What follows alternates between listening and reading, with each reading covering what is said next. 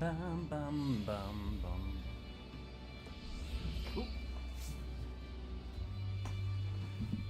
And wait for it. Wait for it. Just waiting, saying.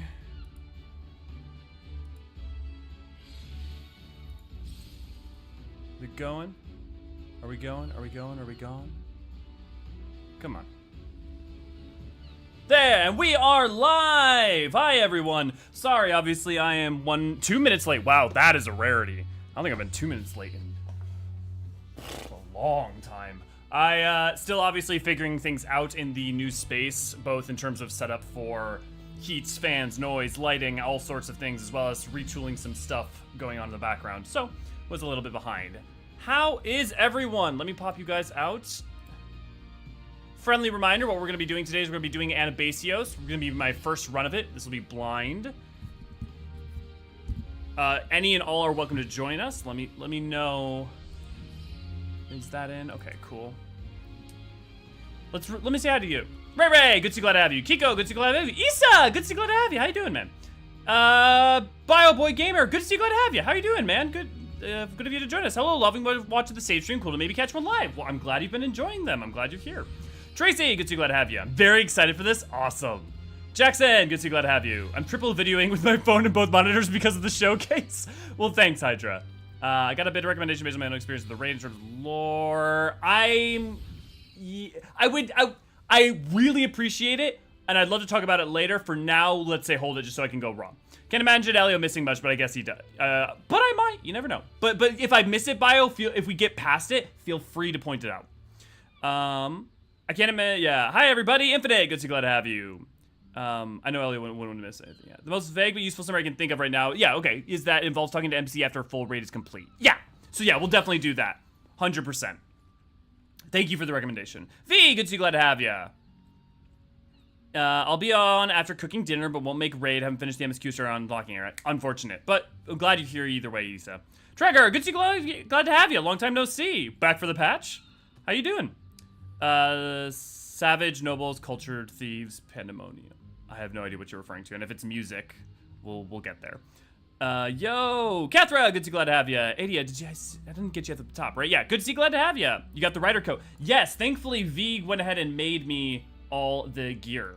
So that, I mean, I'm probably gonna switch back to my normal glam for Lend, but honestly, I really love this fending look, and I'm thinking I'm gonna use the coat for my gunbreaker, because that is a very gunbreaker-y coat. V is showing off her Midwestern fashion sense. V said she's not a fan of this on healer, but I don't know, maybe it's just gonna group the Midwest, but I feel it's very Midwest chic. Missed you guys? Oh, Astral, miss you too. How you doing? Turn up music for it? Okay. Well, we'll preemptively get that going. Let me know if the balance is off at all. Yeah. Good to see you again, man. Hope you have fun with folks today. Yeah! Missed you guys. I'm showing off my Midwest fashion sense. Bio. Cool. Brian, good to see, glad to have you. So, friendly reminder, if you want to join us, you're more than welcome to join us. If we have more than 8, we'll create a second party. Or also, if you particularly wanted to play with me, you can always play with me later. And the second I have time where I am not drowning and still moving in and unpacking and or exhausted, I would love to play more with you guys. So, been pretty good at a rough month, but doing better. I'm glad you're doing better, man. I really am.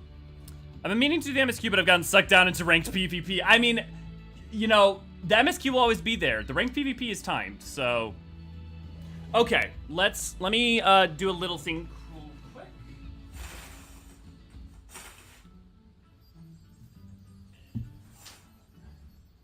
Okay, that should be a little better on the lighting. Let's see.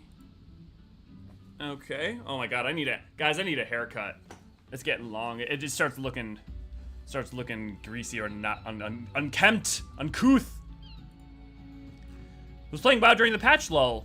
I mean, hey, yeah, makes sense. Switch games between. Thanks, Archer.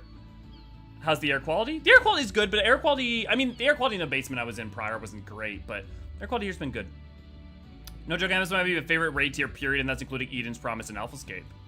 Well, in that case, we should go ahead and get going. V, I don't know if you're gonna want to take care of this to begin with. Oh, we got a couple of you guys already here. If you want to meet up with us, we are on Crystal Curl. You can meet at the tea tree. I'm gonna go get the story started. But if you would like to join the party, I'm sure V can help take care of that. let us get going. Also, Ray Ray wanted me to say, Ray Ray's put out a lot of stuff for the FFXIV archive, which used to be T+, and we've renamed it and have made it more specific for archiving footage from the game. But she wanted me to specifically thank the people that helped her gather some footage recently. Did you... No, she didn't give me any specific names, but to all of you guys who helped out, thank you very, very much. Kathra, thank you for the 9 months. Enjoy your emotes. I'm gonna wait to accept the invite, V. My thinking being that there may be a solo duty, and I just don't want to have to break party. So preemptively, I'm gonna go ahead and just get onto the Aporia and all those guys, NemGG and all those folks. There's no duty though. Okay, cool. Then I can accept it. Kane, good to glad to have you. Might meet up with y'all at Crystal Curl. If I can hack some DC travel from Aether. Would love to have you. Everybody seems to be, so I have heard nothing. The only thing I know about this tier is what was obviously in the trailers and the pictures they put out, and then the title of Mr. Happy's video that this raid tier's music slapped hard, which, you know, so I'm very excited. Honestly, I've been thinking that this was gonna slap, so hearing that it has is exciting. The Eater of Souls. Also, friendly reminder, if you ever need a recap of the Abyssos or the Asphodelos storylines, we have summaries for both of those. Ooh. Ah, Landriel, I had a feeling you would arrive soon. Urgent tidings always seem to carry you in their wake after all, and Master Fortunal recently sent word regarding his investigation. It seems he's uncovered information regarding Professor Claudian's whereabouts and the sudden appearance of Pandæmonium in the Ethereal Sea. We would do well to meet with him at once. If you have no objections, I ask that you proceed to the Aetioscope forthwith. I shall make the necessary arrangements and join you shortly.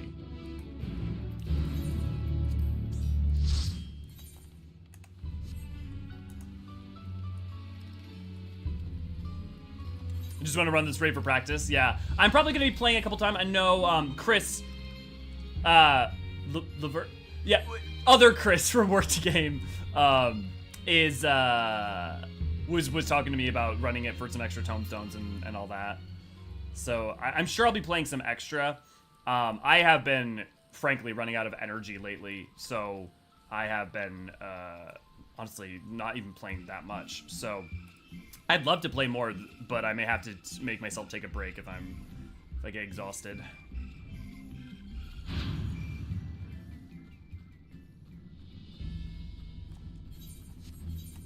Okay, also one thing. I want to adapt. Okay. Sound settings.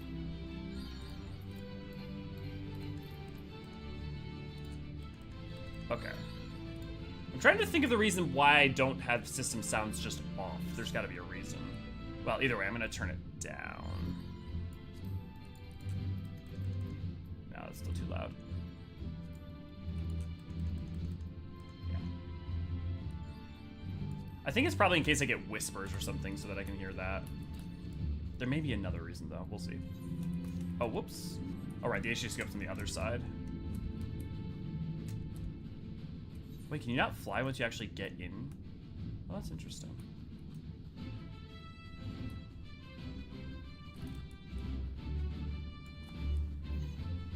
What roles are open in the party? I'm assuming V and Alar are both healers, which means mostly DPS and maybe a second tank, though I will ask to be vainglorious and fucking try to be protagmic, progedy, and say I would like to be main tank, but... Okay, V's gonna off tank. We only need D. Okay. So do we have is Alara and Hydra on healing?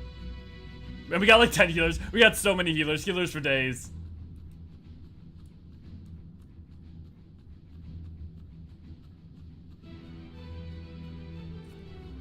Well, you got some time, Kane. We still got to go through the story stuff. The teeny tiny toy boat. Yes, that's definitely what the Ragnarok is.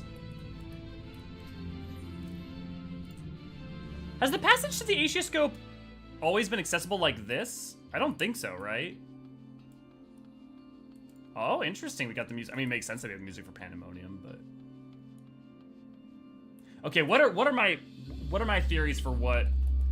Honestly, I feel like everything I'm gonna predict is gonna go not at all the way I'm expecting. Oh, actually, is the glamour gonna even... Oh, okay, cool. Might get answers about the Heart of Sabik. What's his face is either a prior shard of Erechthonius, or at the very least, we're gonna be dealing with the fact that he went to Azisla was a call from La Habrea of some kind, or Erechthonius of some kind, from the past. I don't know, man. The metaphysics of how this all is gonna function is wild. I'm just gonna explore. I'm just gonna enjoy this ride. I ain't gonna try to predict this. It is accessible now. Yeah. Oh, I just meant, like, was it in the past?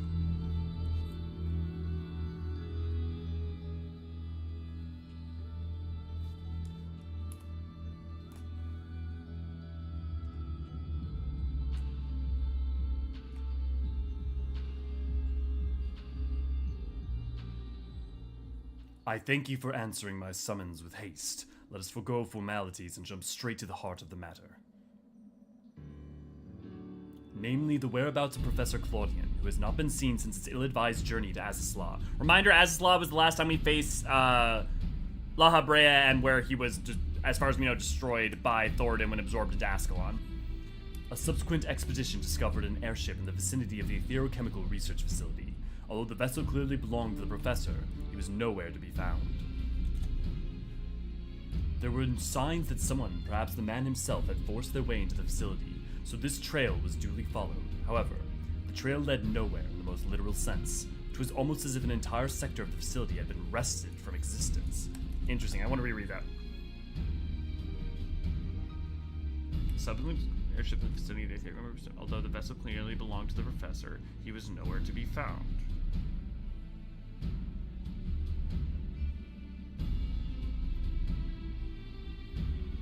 Huh.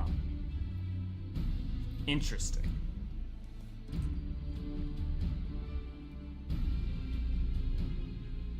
Further investigations confirmed the expeditionary party's suspicions. Now an entire sector of Azisla has been teleported elsewhere. Interesting. I wonder if you can bear witness to that from the outside in Azisla's map.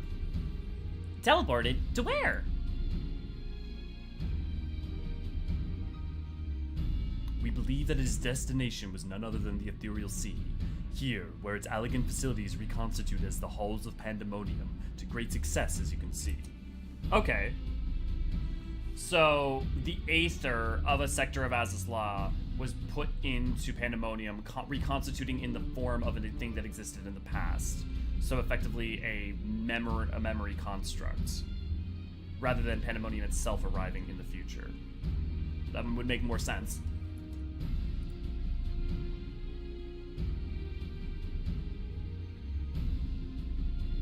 So that means Claudian is in there, in that monstrous fortress. That is our leading theory. We are certain enough, at least, to risk sending you into its depths in search of the missing man. Ray, good to see, glad to have you.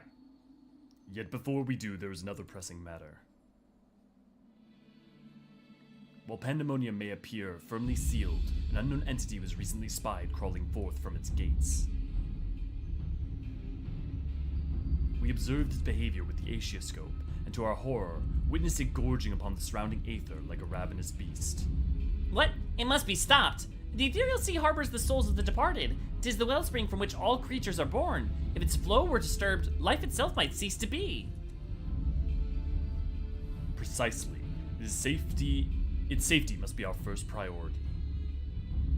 Rid of this menace, Lendriel. Then we will be at liberty to investigate what wicked machinations are afoot. What about at hand? This memory crystal was recovered from Claudian's airship. Take it with you. It may yet provide some insight into the enigma of Pandæmonium. My partner handed me a cookie, so I've got a cookie. Okay, is this the crystal? So this is crystal Claudian had, the green one, the teal one. Without Themis, there'll be no army of phantom warriors. I realize you're more than capable in combat, but are you certain you'll be all right? Zem's magic, baby.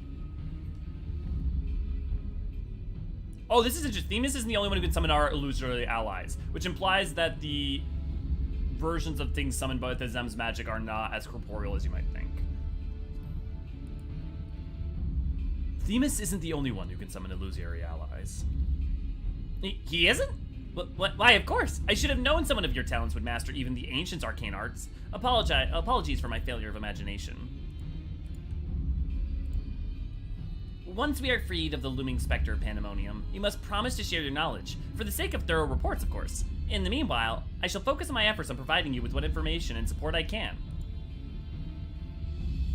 I shall gather researchers from Confluence to construct a means to convey to you to your destination. The rest is in your hands. Being handed a cookie is the best thing. Oh my god, perfect. So, I don't know why we ever did it. Like, once we made chocolate chips, I feel like chocolate chip cookie, like, why did we ever bother making any new cookies?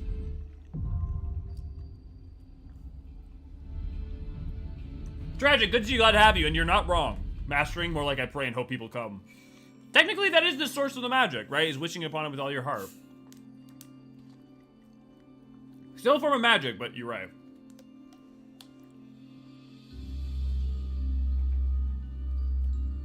Oh, dude, that's the first thing I think I've eaten today, and that's good.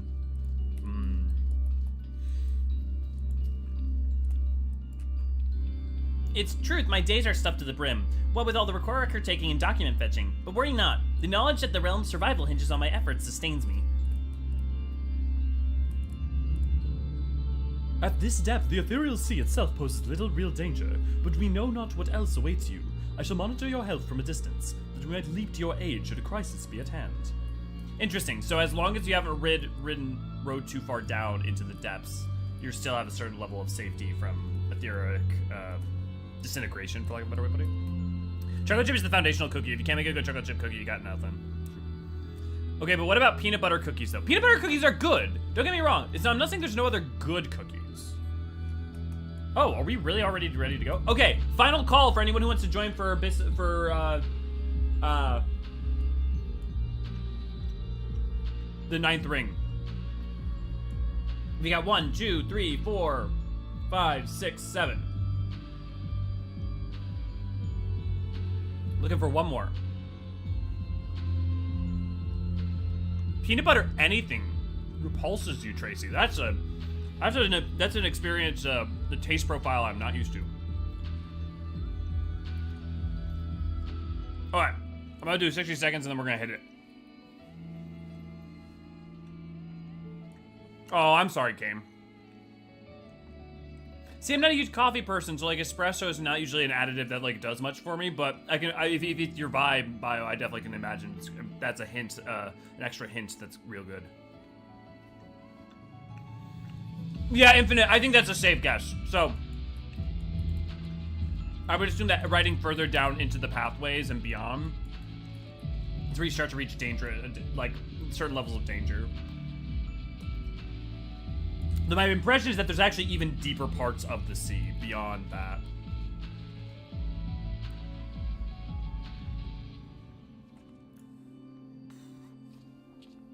Okay, cool. I'm ready to check and we're gonna hit it. Friendly reminder, if you'd like to join us later, we are on Crystal Curl. Okay, don't forget to eat food.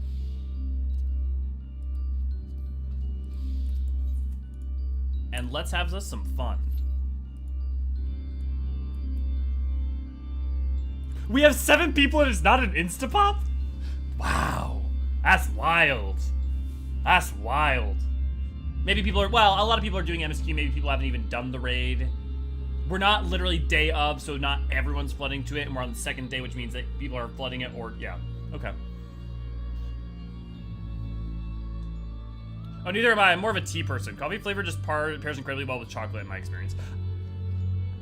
That's one of those things where I agree, but I don't like coffee, so it doesn't make it taste better to me, but I definitely can, you know when something can taste not good, but you can tell it pairs well? Is that just me? Most people are farming 11 to 12. Yeah, that makes sense.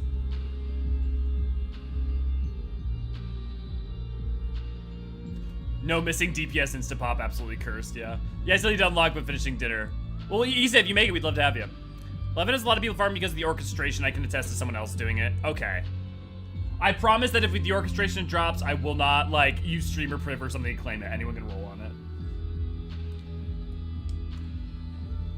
Holy moly. Yo, my. Literally 1 DPS and that.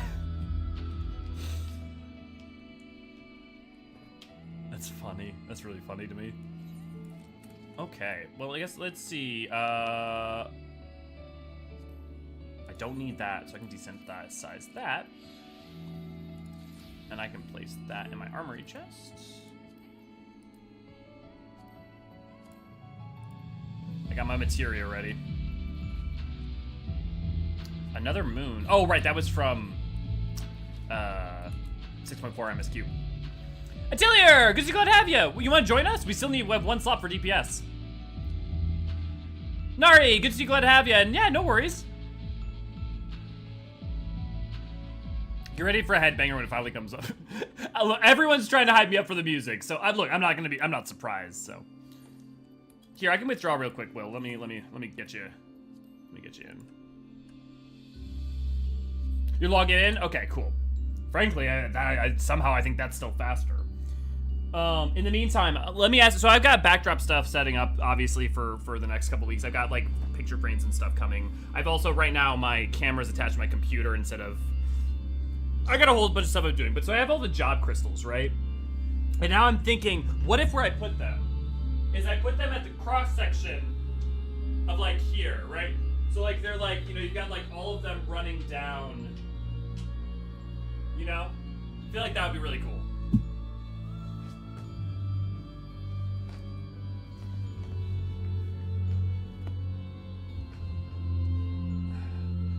Kane, I'm sure someone might end up dropping, so you're more than welcome to join later. My head is stuck on yesterday's stream and keep thinking about Eden. Could they somehow wrangle Eden the 13th? Not likely, because Eden is basically at this point effectively defunct after everything's been... And also, you couldn't... Taking Eden through a gate would be kind of effectively impossible, at least not a gate that we would make. Zeromus might be able to forge one large enough, but what I would suspect instead is something like large quantities of light aether via crystallizing formations, those canisters that we just made as this big part of 6.4, or something else. Like the big problem is like Eden even functioning is unclear and unlikely, but even if it did, its transportation is effectively impossible. Is the NAS hooked directly to some internet now? It will be. It will be, Issa. I actually haven't had a chance to set up because I've had other things, but it's over in the corner now. And also, I won't hear it grind. I mean, not grind, but all the time. I think it's a great idea, though. It'd still be hard for us to see them, but that's not going to change no matter where you put them. Yeah, that's true. If I could get a better camera, I could get better light setup so the light reflects off them, you know? Or something. More than likely, we'll get a reference to the Eden raise, but we'll definitely not have Eden made required. Yeah, definitely. I would. There could be a line where we could be like, oh, here's our solution, and one of your dialogue options, if you've done it, is like, what if we got Eden? And they'll be like, we can't use Eden, silly, because blah blah blah blah. You know. All I hope is that we get cool Sin Eater versus Void Sent cutscenes if things bleed over. Yeah, if that happens, on the assumption that it happens, I don't actually think it will, but if that does happen, Nari, I want that because that would be awesome. I'm just, honestly, I really didn't think they were gonna bother using the first in any way as a resource for the plot here, other than maybe potentially it being a terminus, or like it as the establishment of how we cross between reflections, yada yada yada. But them actually using the light of the first as a countering measure, I'm really happy that they're doing it. I'm kind of surprised. My only worry is if they like are just like, ah yeah, we'll just send Eden in or something like that. I'm like, that's kind of problematic lore-wise. Yep, Will is online. I'm waiting for it to populate. Sorry for getting hung up on the 13th. No, you don't gotta be sorry. That's all good.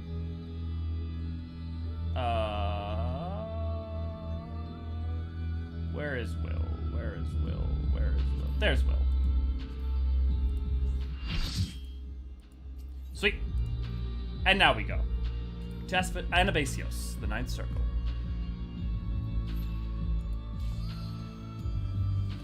Travel back to the 13th? It was Logriff, it was Eorzean, not Logriff, who caused the 13th to fall.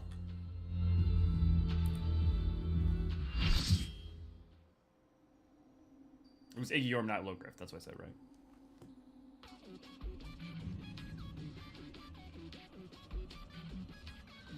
Why was this not in the trailer for the music?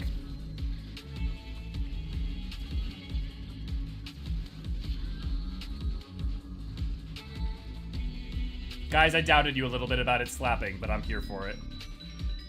I'm sure it's gonna get better.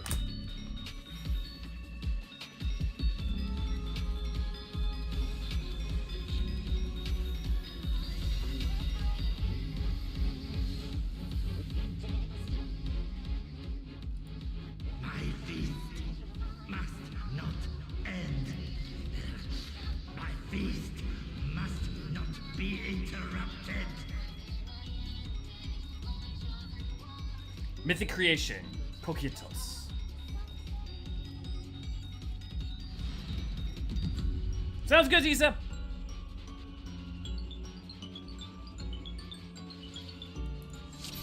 Okay, guys, let's figure this out live. Don't forget to eat if you haven't.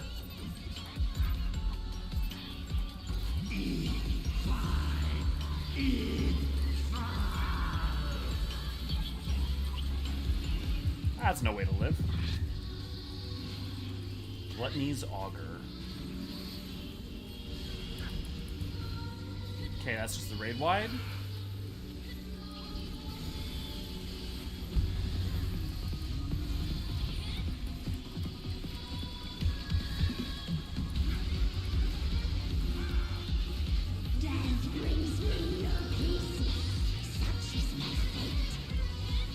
Mage's Laments. I wonder if that's Athena? Or if it's just a random mage. It could just be someone out in the ethereal sea. Okay, fire 3. Oh, they expand! Okay.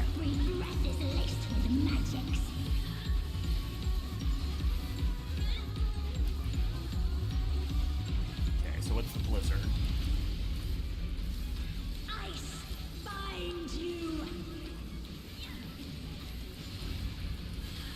This is Reen's voice actress, isn't it? Yeah, it is Reen's voice actress.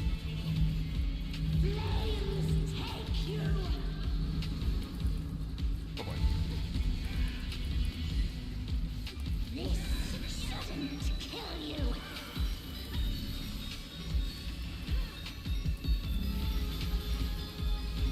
So is this a specific mage or was this...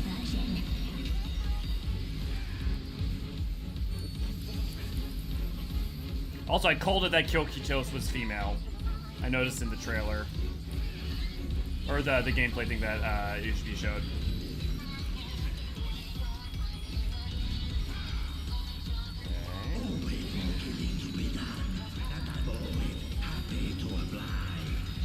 Okay. Or maybe it's not. Interesting. Okay, what's going on here? Maybe it's holding on to multiple souls? Knockback. Don't want to be knocked back. Okay, just gonna cut along those just like Ruby Weapon.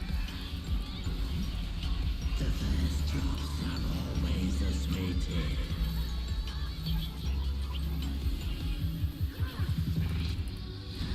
Oh boy, we're gonna lose Will. Man, they're doing a lot more light party stuff than normal, and I love it.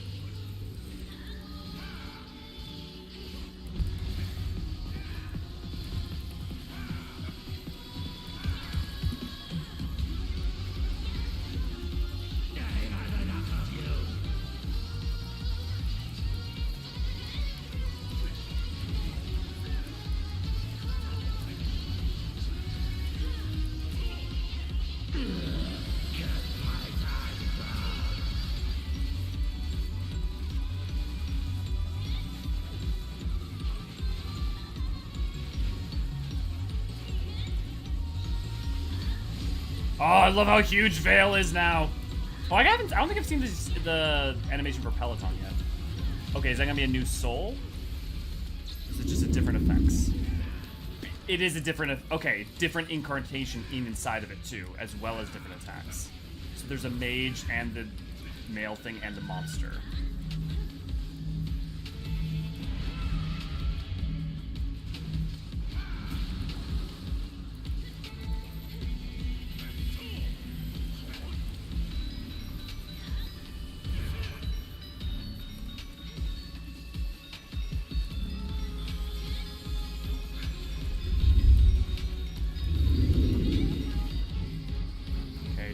Busters. Why the tether, though? Because he jumps.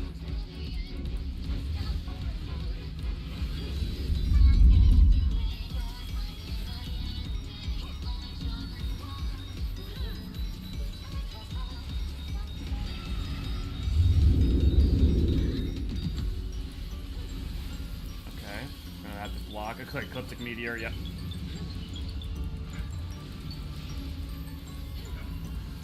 Then move off.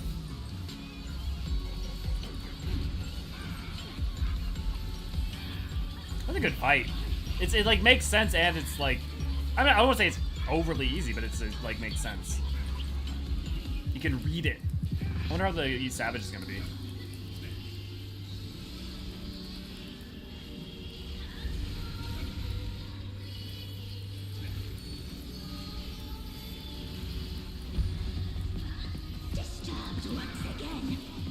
Okay, blue is mage, green is beast, red is man thing.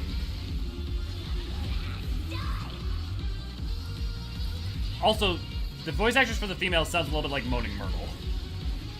Also, has all of its voice lines been voiced? Oh, please let this be the new norm. Got to change element? No. Okay, they just do their thing. That's all. So the one that gets called is the one that expands. Okay.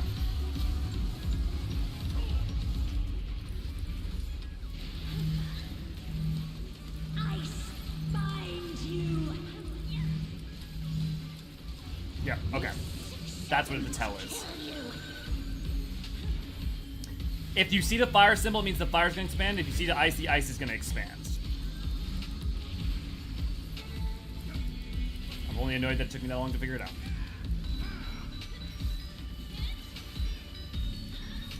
Kind of reminds me of Zervan. What a fucking beautiful arena.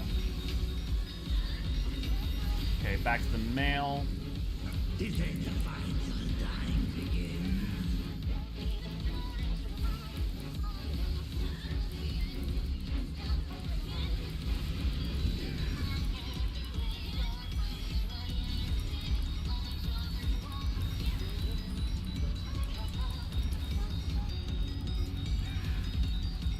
Where they intersect when they explode? No, it's just when they reach the end of their trail. Front combination, I'm assuming he's gonna kick. Yeah, okay. Limit break at will.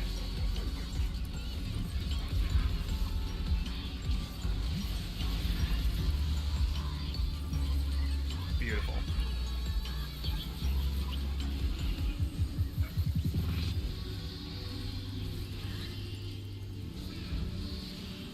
Good clear, guys. Mage, Merciless, and Monster. Yeah. D-Loveless, good to see you, glad to have you. Max, good to see you, glad to have you. Also, I may be intermittently looking at chat a little bit less than usual, just because I know a lot of people are excited, but I don't want to accidentally be spoiled on anything. A lot of souls were... Okay, that looked like... Well, they weren't colorful. Well, we saw color coordinated with souls for the... What was within the monster. So it was almost like it was capturing souls within. That's interesting. Oh, okay. What gear do I want? Sorry, real quick. Let me look. I just need to real quick look at the gear for 6.4 raid gear. Because I don't need any for stats. I'm just curious about glam.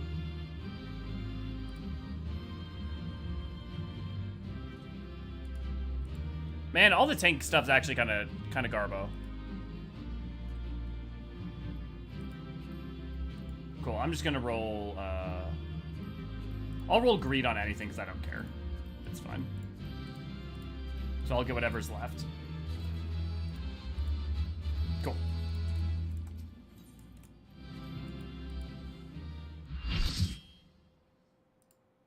Sorry, you guys are talking in chat about stuff, so I gotta turn off chat for a bit.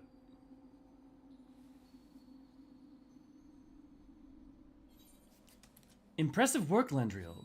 Their memories of your tenacity were not embellished in the slightest. They're memories of your tenacity, but not embellished in size. Interest. So that, okay, Athena's.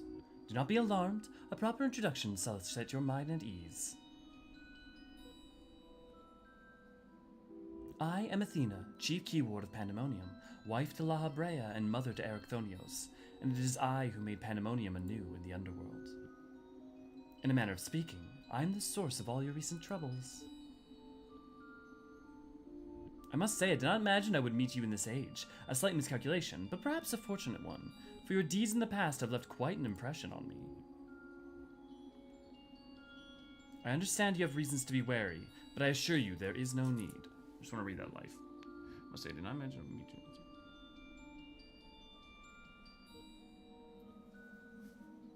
How are you even still? I know not what Hydaelyn has told you of me, but all that I have done out of a sincere scientific curiosity. That does not mean it's good! That appetite yet remains even after my rebirth. Conflict is the furthest thing from my mind, and I ask that you at least hear me out before brandishing your weapon. How were you reborn? Unless you were unsundered, you would have all your shards would have had to recoalesce. That shouldn't have been possible.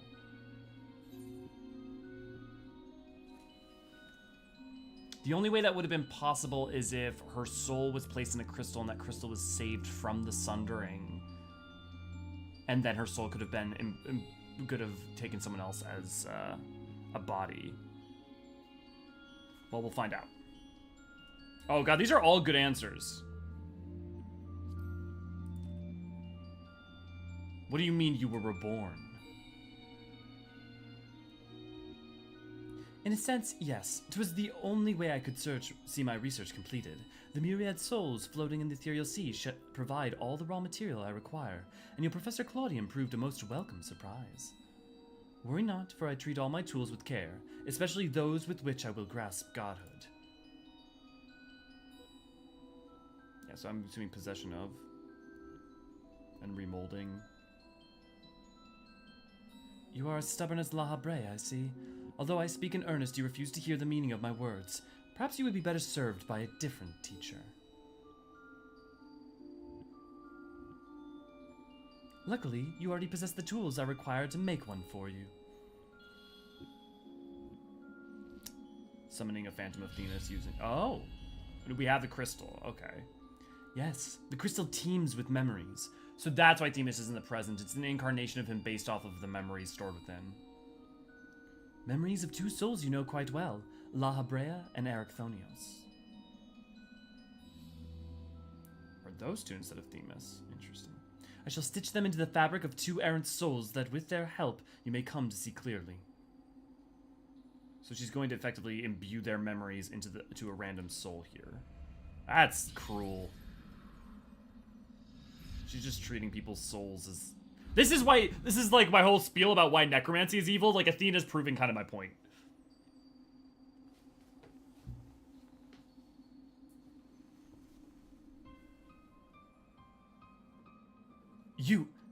How are we? Surely these two have much to tell you of me. I would have you listen. Perhaps then you shall better understand me. My desire for godhood. There is another, but their soul has proven difficult to work with. However, with these memories, I may very well manage to weave together something presentable. You have a place in my plans. I do hope that in time you come to realize that cooperation is the best path forward.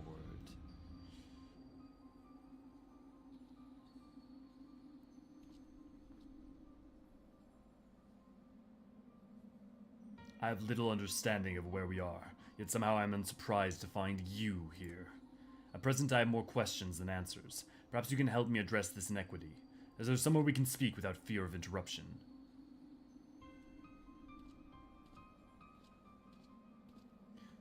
So for context, based on what she said, she has taken the memories of these individuals within the soul crystal, so their knowledge of what exists is only contained with what memories would be within that soul crystal, and then imbued them into two souls that were in the live stream. Now, like what would happen with Grahatia, right, where memories are self, right, in a real sense, while a soul still has indelible etchings upon it, and aspects of disposition and all that. Memories can, the same way that Amon and Fandaniel, right, or Amon and Hermes are simultaneously two very different people but share the same soul.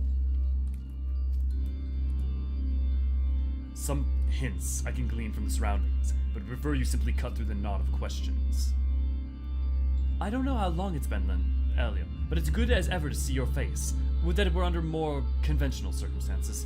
Just where are we, and what events have led to this unexpected reunion?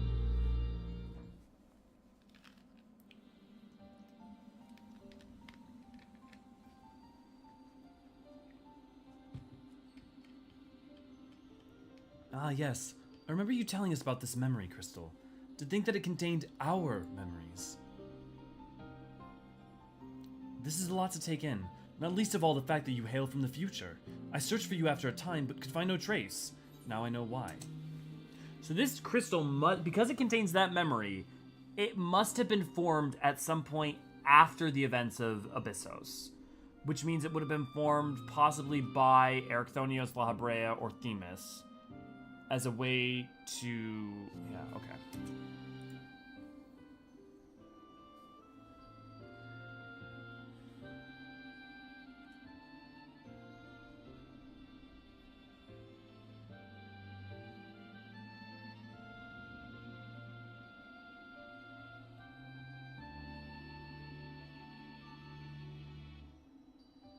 Our age had its share of surprises. If my memories are to be believed, the supposedly world-ending final days came upon us. Yet here we are, in a future where you, at least, exist.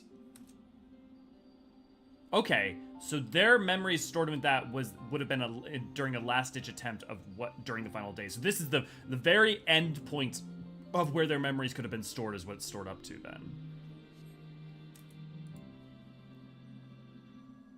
Interesting. So I bet you it must have been Themis. Do we overcome the despair that befalls us? Do we find a way to live on? Even if we tell them, it won't change anything. It's not even them, really.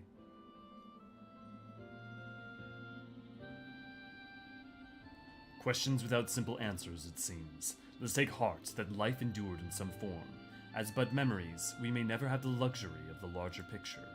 Regardless, now that it has come to pass, this future must be protected from Athena's scheming. Let this conviction guide our every action.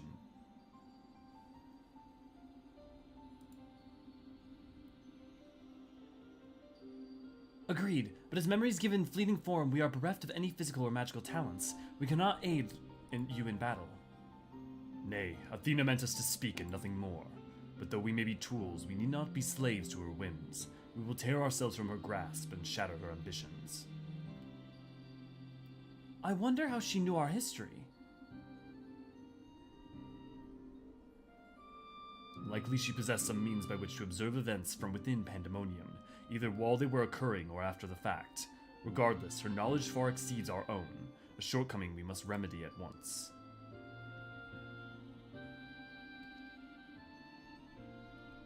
We would do well to learn more of Pandæmonium, now dominating the landscape of souls. Your colleagues will doubtless prove to be of value in that respect.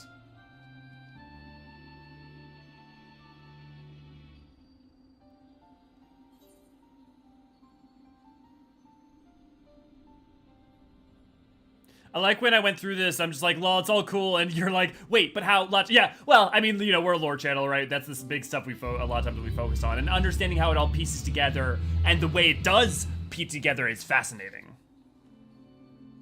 They spooked by the man with a very familiar mask. Yeah, would the Charlatans have ever really encountered? I mean, they would know by reputation, but would they ever really encountered La Habrea? Not really. Are those two over there researchers from this area? We must share what we know at once, that we might piece together this vexing puzzle. How unexpected! I do hope we can consider them allies. Oh, one with an aura of overwhelming authority, another that seems uncomfortable in his own skin. I believe I understand just well enough to be thoroughly intimidated.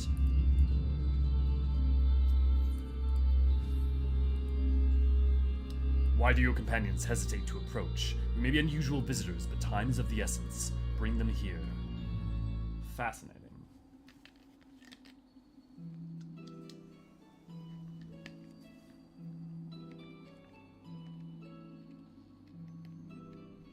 Although you may be of a confluence of memory, it is an honor to meet the personage I've only read of in Elio's reports. As a researcher, this is beyond exciting, but I admit to no small measure of fears as well.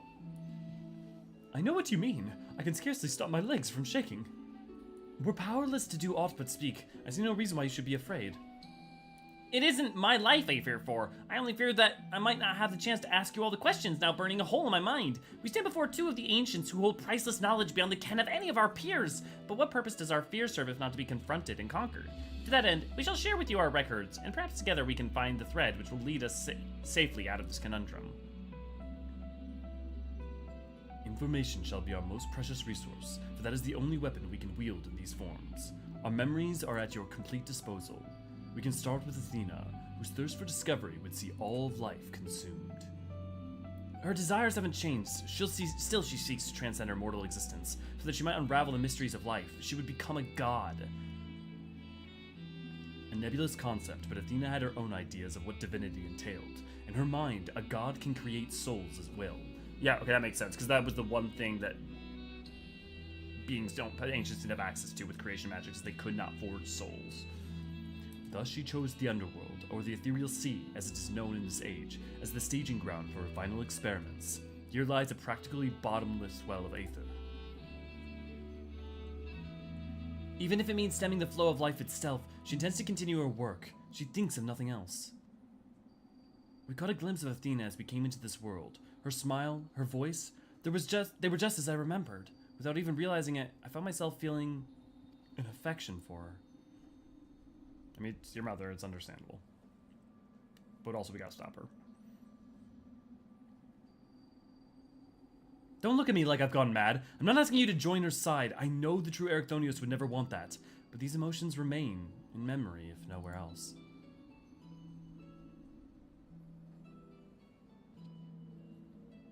We shall remain here to compile what information we can. You must infiltrate Pandæmonium and seek out Athena. Leave it to me. I would ask that you leave the Mother Crystal with us. Memory Crystal with us. It may hold secrets which have yet to be unveiled.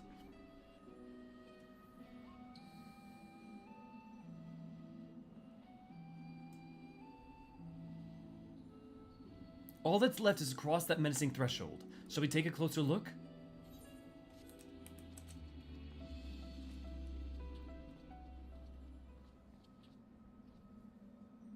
I have one question for you. Does the word Eorzean mean aught to you? Oh, yeah, baby! Come on. Mean aught to you. Eorzean? Well, yes, there are few records of existence. It mainly makes appearances in legends of Evilise and the tales concerning the Eorzean Laha. The Heart of Sabik. The Black Eorzean Sabik. Well, in tales concerning an entity known as an Eorzean, the personage associated with Black Eorzean known as the Heart of Sabik, a source of considerable power. Yeah! I see. So time has not buried it. Yes! We're getting the answers, baby!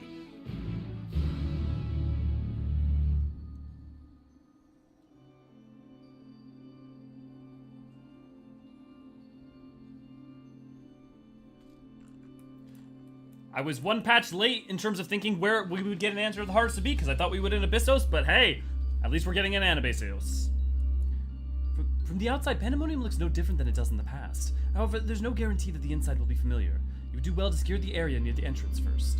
Once it's cleared of threats, Lahabrea and I can approach, and we shall begin our exploration of the interior. The portal should convey you to Pandæmonium's gates. I hardly need to tell you to keep your weapon at the ready. Ah, frick. I meant to talk to... Ah, crap. Baskets. That's fine.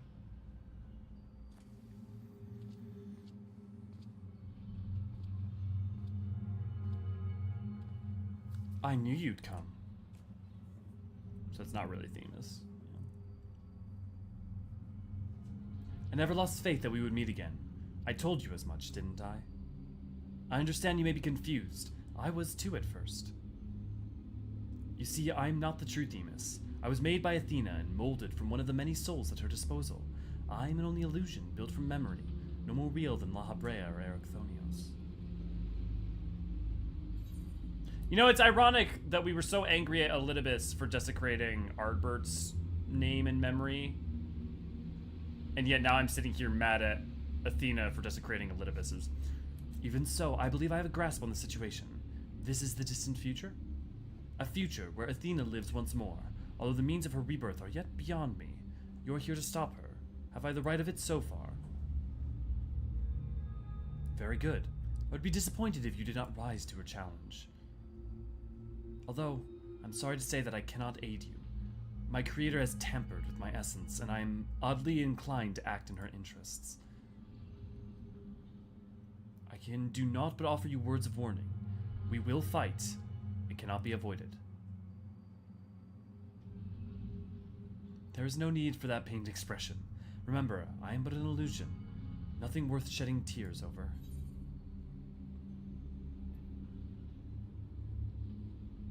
I'm not putting that in. I'm not putting that in, but boy do I wonder what happens if you do that. Perhaps we can free you, like we did with Abyssos. I thank you for the sentiment, but I am afraid that is quite impossible. Athena's grip on my mind is unyielding. Still, I would ask that you listen carefully to the advice I offer you now. Athena has prepared a new vessel to replace Eorzean, so that she may become a god. By gathering the souls readily available in the Sea of Aether, she tempers her own essence. Yet the souls are faint, diffuse. She doubts whether they are sufficient for her goals, so she has turned her gaze to you. Despite your thin aether, you managed to lay Hephaestus low, and Athena would know the secret of your strength. Right, she doesn't necessarily understand Dynamis. To that end, she has prepared an experiment for her observation. Fight for your life against Athena's creation, and in doing so, give her the knowledge she desires. Oh, that bodes what? Does not bode well. Paradisical predicament. Why must you always play? Giant creature boy with baby face, ceramic face of evil. Yeah.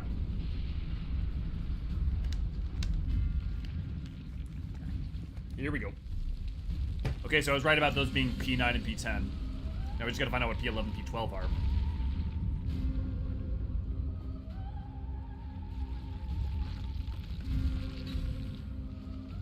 No like.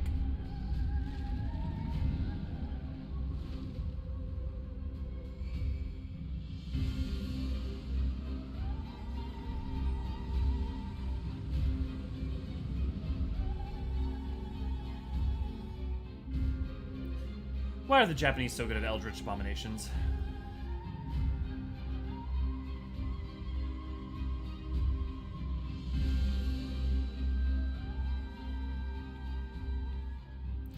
What's happening?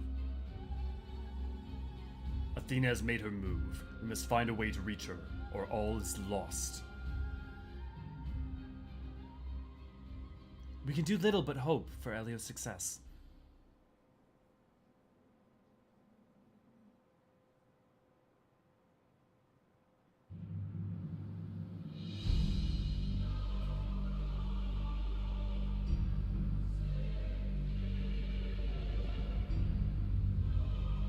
Trying to even figure out what that's an inspiration of. Honestly, those background things almost seem like worlds from Kingdom Hearts. Pandæmonium, once a mass of lifeless stone, now imbued with a soul. Athena has grown much since her death at La Habrea's hand. Although the souls she creates are imperfect, they act with absolute obedience. I know you shall cut your way through this monster, as you have so many others. Then you shall come before me. So he's 11 and then Athena's 12, I'm assuming. Do not hesitate to do what you must, for that is the only way to stop Athena.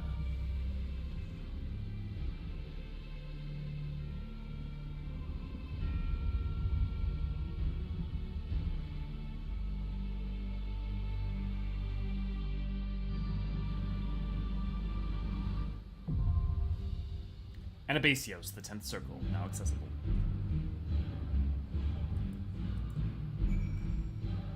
They definitely wanted some Eldritch Horror in this game, that's for sure. Takes inspiration from your nightmares. Black and white boss arena are so cool. Definitely agree. It's all the seafood they eat. See, Bio, I don't think that's Persona's not the first person to do that. Persona's riffing off on a lot of this, but very similar, yeah. They read a lot of Lovecraft. Sweet man-made horrors beyond my comprehension. Yeah. Okay. Let's get a ready check.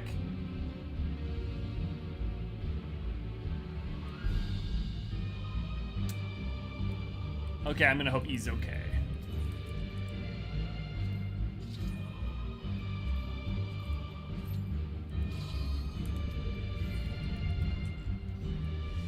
Great. Sides of the arena with poison. That's always what I want to see.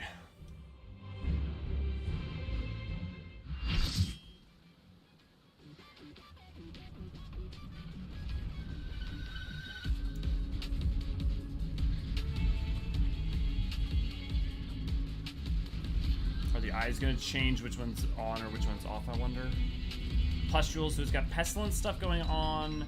Mechanical, angelic, building, and stone. I wish upon it with all my heart and let's summon you guys to my side. Let's go, tea drinkers. I am Pandæmonium.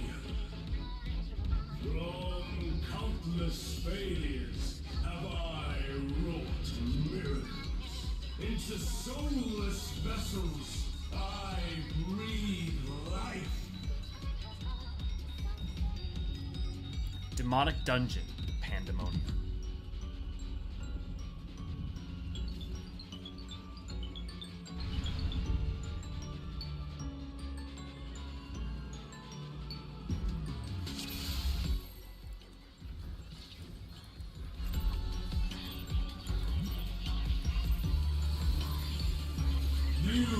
Let's get him. No further. Like a spider, I spin my web.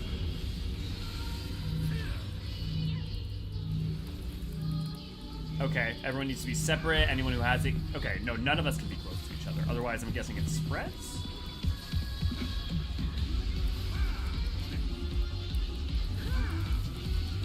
This prison offers no escape. Man, they're really liking towers. We had towers going on with Golbez too. Okay, that's interesting. Ultima. Okay, so it's got Sabik within. Either a creature or the Aurosite. I mustn't disappoint Lady Athena.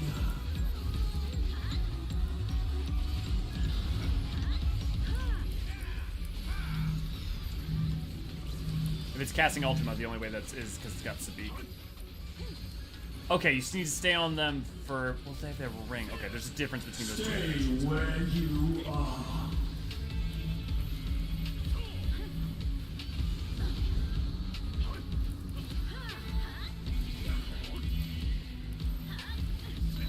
Oh, that's interesting.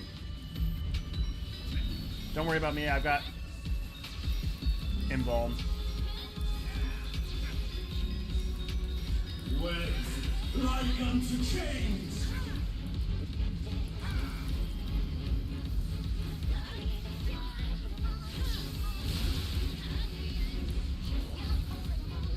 A tangled morsel awaiting death.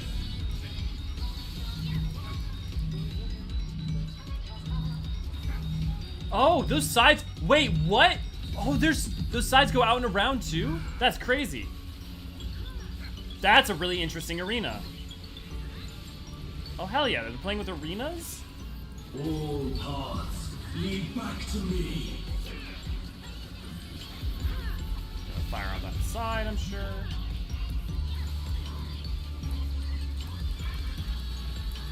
I offer a glimpse of Lady Athena's power.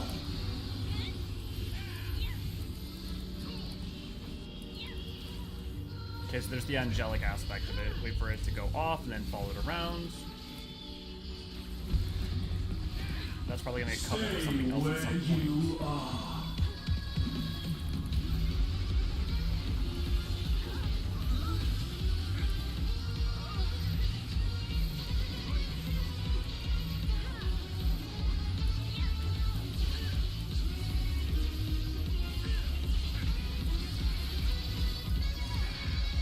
A tangled morsel awaiting death. Okay, webs again. Simple enough. Webs give firm ground to stand upon. Interesting.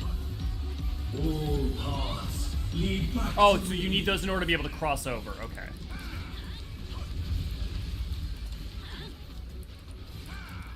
These bars are unbreakable.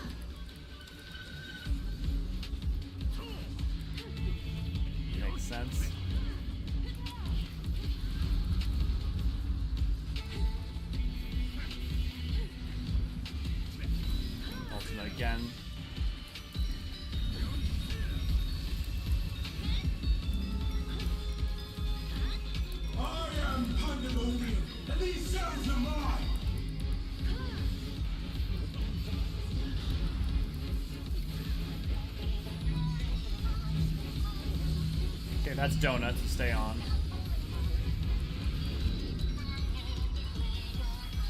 Stay where you are.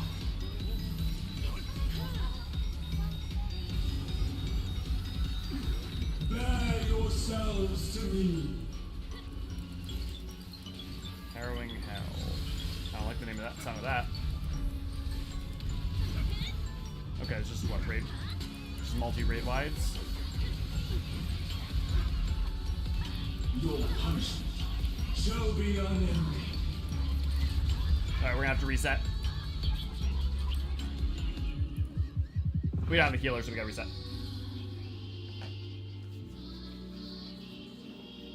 Yeah, so can we get more shielding, like more like shielding and healing for that?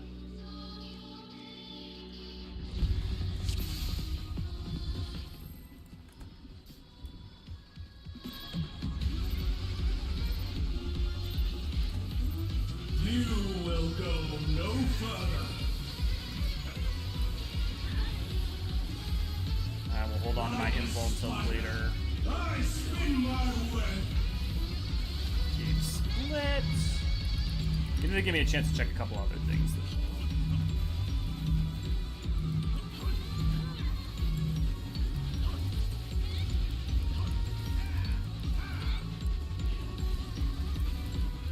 This prison offers no escape.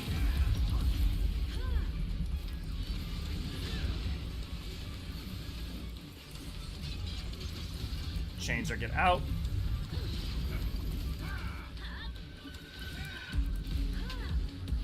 Ultimate raid wide.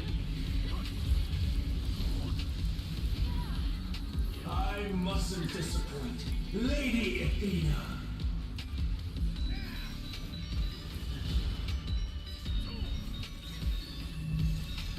Okay, is it laser or chain? Laser is donuts.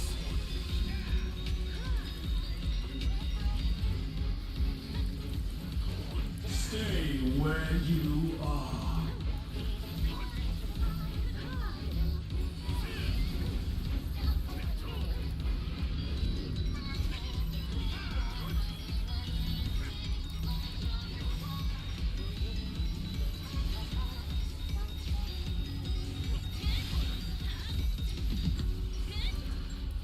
Webs like unto chains. Tangling webs. Just gotta avoid. That's gonna set up the sides, and then we just need to pay attention to what between eyes or the other mechanics. A tangled morsel awaiting 6 death. bits. We need to split up.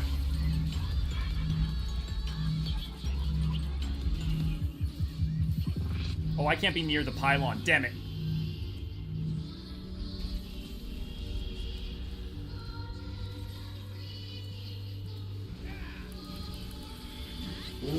Yeah, but you can't be near the pylons either.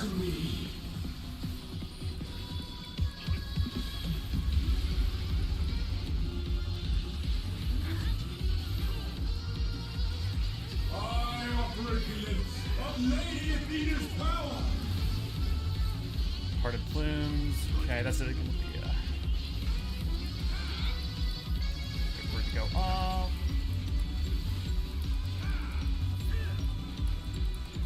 Stay where you are. Let's get a veil.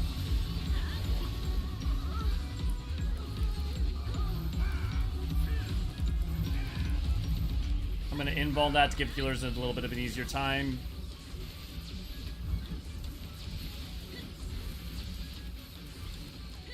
A tangled morsel awaiting death. Okay, that means that we can only go to the right side. We need to travel over.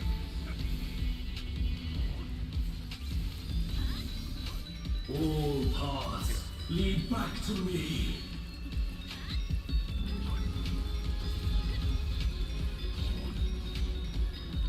These bars are unbreakable.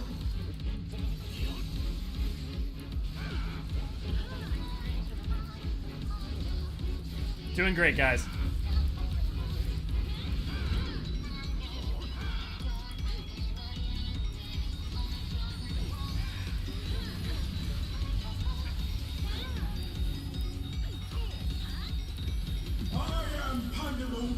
and these cells are mine.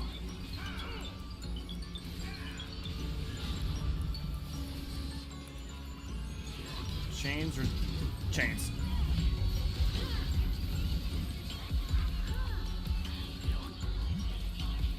Stay where you are. Stacked up, veil out. Bear yourselves to me.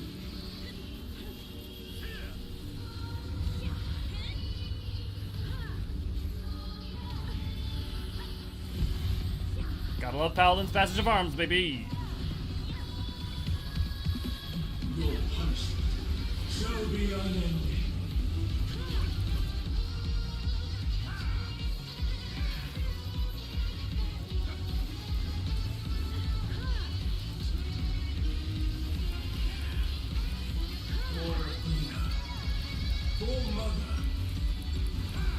Well, I guess she was creator, so I guess that makes sense. DPS limit break at will. I'll give you special cells.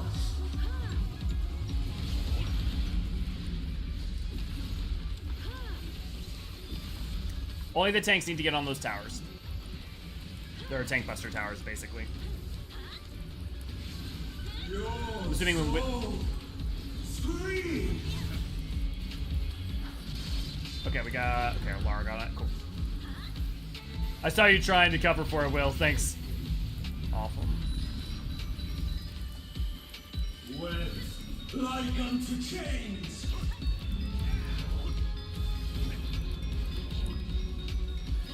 Okay, only right side's got webbed walkway. These bars are unbreakable.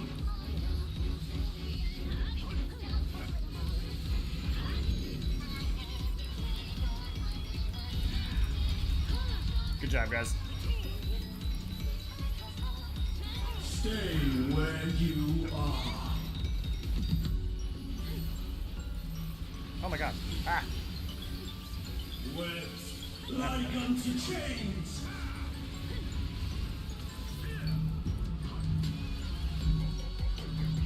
Oh, that pylon's like, come on, come on, come on. Yeah.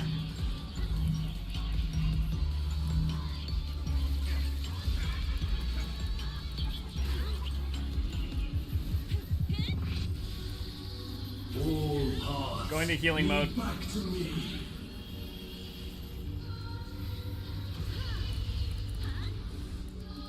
For Athena.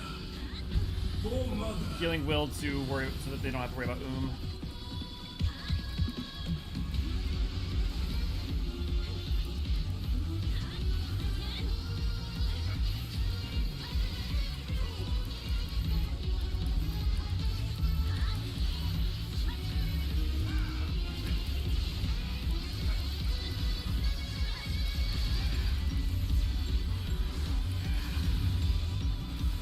Oh, ooh.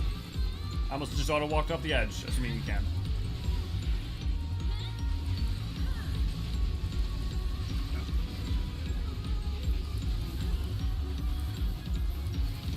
And clear. Good job, guys. Good job learning from the mistakes of the first round.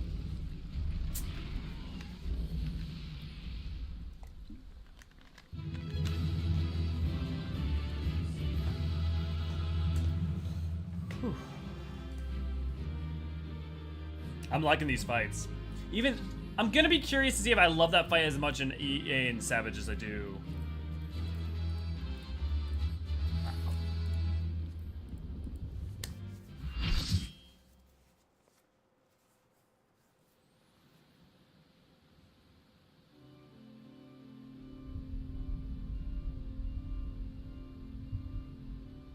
Why was it casting Ultima? Why was Sabik within it? Was it a creature within it? Was it the soul used? Was it...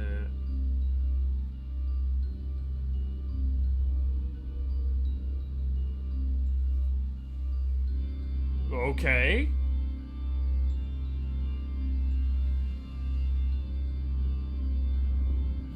The battle was a beautiful display as always. I stand enchanted by the grace in your grace in battle.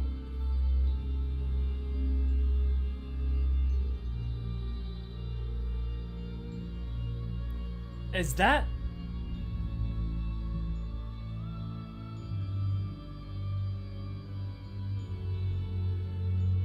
Pandæmonium's final gate has been cast wide. I shall await your arrival beyond.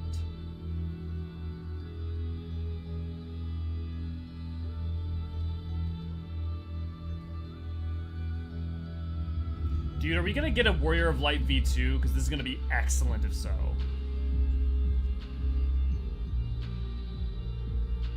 Apologies for not coming sooner. The space is enveloped by some fell energy, and we couldn't risk venturing through it before taking due precautions.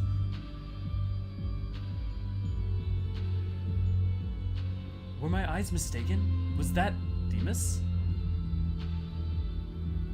Tell us what you know. We must consider our next course of action carefully.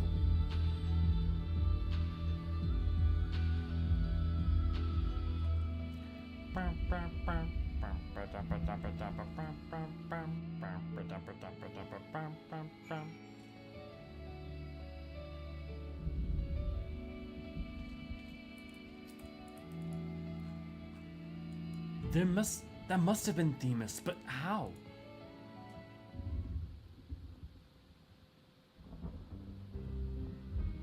Ray, if you're here, don't forget to grab footage of this when you go through, if you could.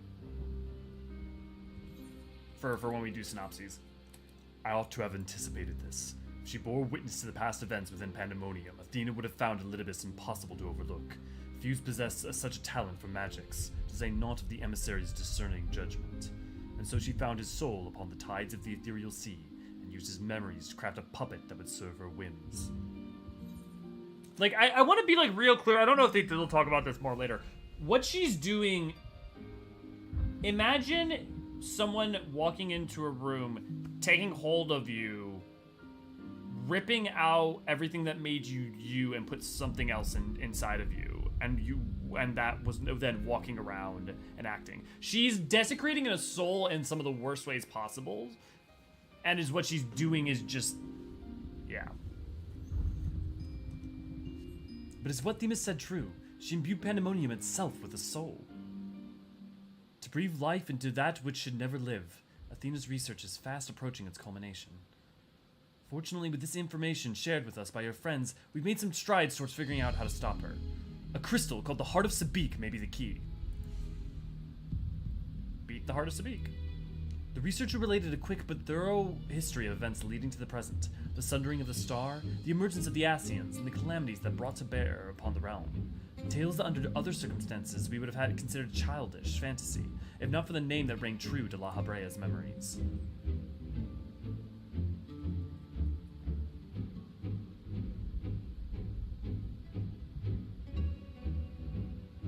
The Heart of Sabik, to you, the secret of the Ultima weapon's might, not least the spell known as Ultima, and the source of enduring mystery. You can say that again, La Habrea. We are told that the general from the Garlean Empire was gifted this Orisite by an Ascian, that the ultimate weapon might be perfected.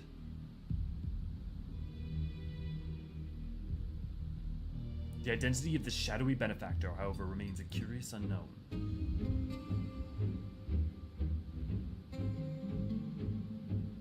You seem to be a veritable trove of uncommon knowledge. Is there aught you are withholding? Just tell him the truth. It's a phantom. It's not going to change anything. It's...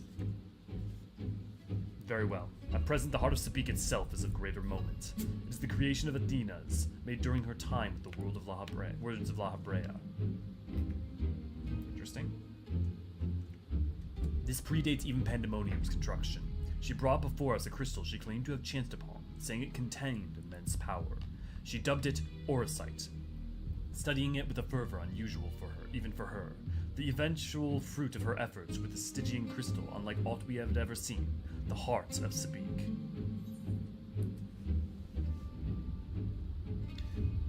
Interesting. It could be Ultima, it could be any other extraterrestrial, it could be something from without Atheris rather than from within.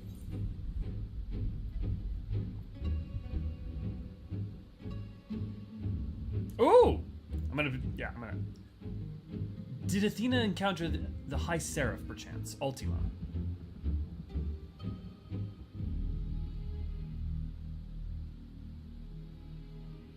An unexpectedly specific question. I gather the Heart of Sabik is not the only Orisite in this era. Regardless, I know naught of this High Seraph. Athena was never forthcoming as to how she found the crystal, though we came to suspect that it was not of our star. Called it, yep! Much later, we discovered that the Eorzean magnifies the desires of those who come into contact with it. That would do much to explain Athena's actions following her recovery of the crystal. Alas, this realization came too late. By the time I moved to seal the Eorzean and its insidious influence away, Athena's plot had already been laid. So what became of the Heart of Sabik? I took it from Athena's laboratory after I had ended her life. The density of the aether within was unlike anything I had observed. I knew its capacity for destruction, but further analysis proved impossible. I elected to safeguard it myself. It is impossible that Athena herself observed the crystal's contents, even were her memories stored within. I would have remained in ignorance. Actually, I want to read that real quick. It is possible that Athena herself obscured the crystal's contents, even were her memories stored within. I would have remained in ignorance. Interesting. She included some mechanism by which to give these memories form, as she did with our own. She would be reborn. Okay, so her memories stored within it. But then it would have still had to preoccupy someone where that's where Claudian comes in, potentially. Ironic that I should have protected those very memories in the name of safeguarding the star. Fate is loath to see mistakes go unpunished.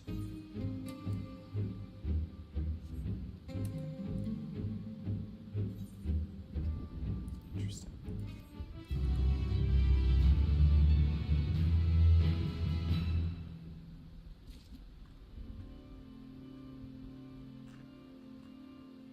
Further analysis proven possible to safeguard myself.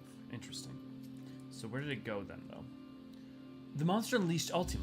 I can only guess that it was Athena's hand that placed such magic within the heart of Sabik. If so, it's only natural she would gift her own creation with such terrible power. That's interesting. Are those the seats of the convocation? I have told you all I know of Athena, and that many secrets she kept hidden from the world.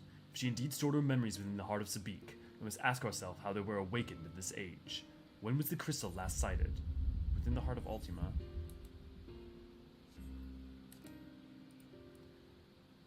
During my fight with the ultimate weapon, in which you triumphed but failed to recover the heart, yet according to your colleagues, there was another on the battlefield that day, an Ascian, and the selfsame Ascian was later struck down at a location known as the Etherochemical Research Facility. I've heard that name, and recently, the site of Professor Claudian's disappearance.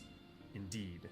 He was tracing an ethereal signature resembling that of the memory crystal in his possession, a signature that may well have belonged to the heart of Sabik, in which case it is no coincidence that Athena's awakening followed. But what reason would he have to bring her back to life? Was his mind not his own? Yet more questions without answers. Unless he was... Although Athena's essence is that of memory, her magics have not suffered for lack of a physical body. As the world is now, it would not be possible, but she must have found a suitable vessel. If Elidibus is to be believed, she readies this vessel for godhood, and is perilously close to success. If Claudian was a sundered aspect of Erechthonios, it would go, seeing as Erechthonios was set up to be the vessel in the first place, it would go to, it's possible that he could be an extension. Well, we'll see. It beggars belief, as you well know, you were the linchpin of her ambition. Yours was the only form that could contain the immense power Athena required, and has long since turned to dust.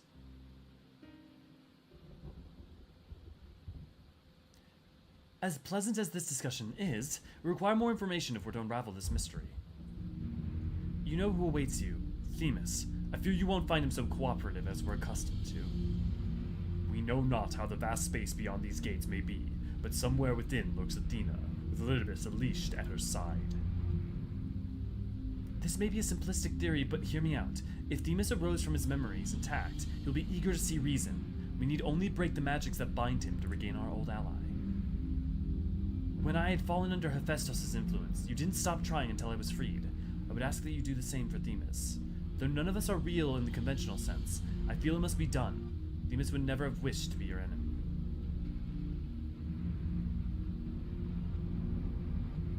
While Erechthonios' perspective is a sentimental one, Elidibus may possess privileged knowledge. To question him, unimpeded by magics, would be ideal. Aegdistis broke free of her bonds in her final moments, suggesting that Athena's hold weakens under the weight of combat. You might use the same principle to unshackle Elidibus' mind. It's also probably a byproduct of similar, like how when someone's close to death and their soul is returning to the sea, they're free from their tempering.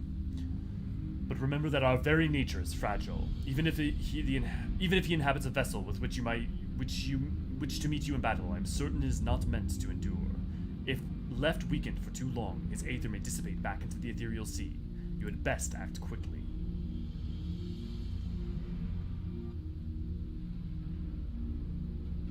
I love that design. It's a very Final Fantasy design, both from like Tactics, 10, like that, like Anabaseios of the 11th Circle, now accessible. Like some sort of like statue or sentient thing or eye or thing surrounded by a glowing circle like that.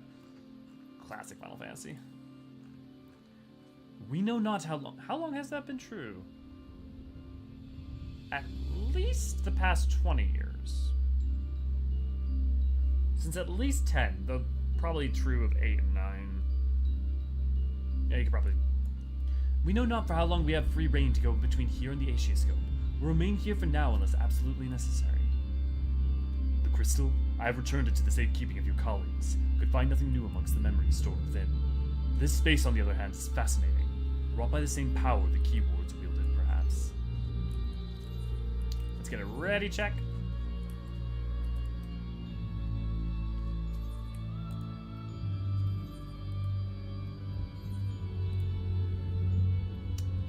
I'll give it a second. Hope you're doing okay, Archer. Don't forget to re-eat food if you need it.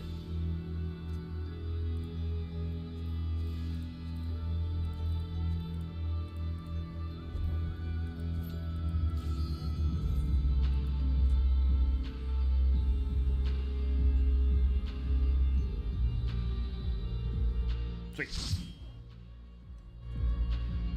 So that looked like the chairs. I bet you the chairs of the convocation. If the background is Amaranthine, yeah, the background looks Amaranthine.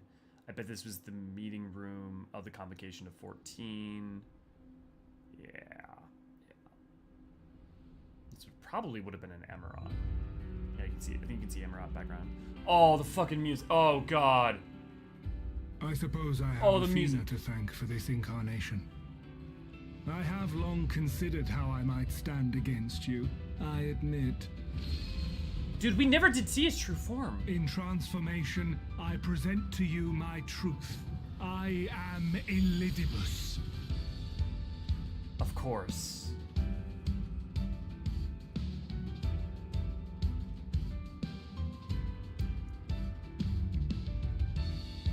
The Scion of Light.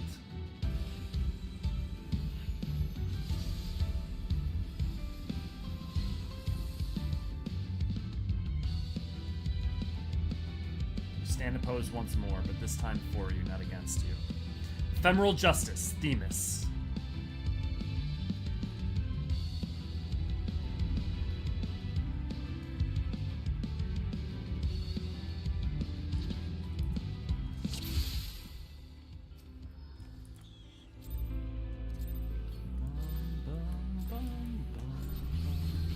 My heart quivers in anticipation. God, it really adds a lot to have them voice acted. Okay, Eunomia, Braid Wide. Okay, yeah, it's bleed. Or darkness consume. This is ruling. Okay, then it separates these same kind of. So be ready to move. Okay, it's gonna happen again, and my angling him really matters. Oh! Okay. The darkness, it flips. The light, it's the same. So it's darkness again, so it's gonna flip.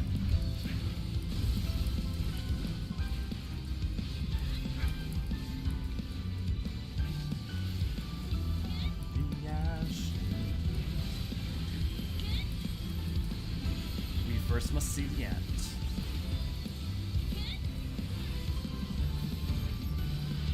Submit to the emissary's judgment. The balance must needs be maintained. Okay, I'm assuming we're each gonna get a Aether polarity is tilting dangerously towards light, failure to restore the balance. Okay. Opposite then.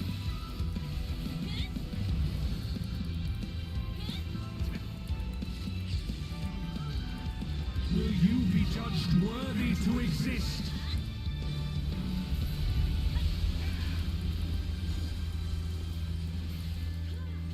Just in case anyone didn't catch it, for that it's opposite. For you to wield.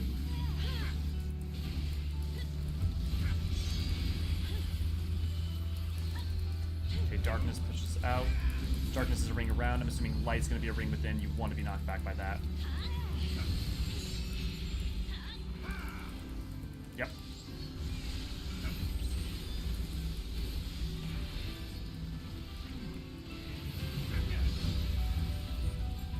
Doing good, guys.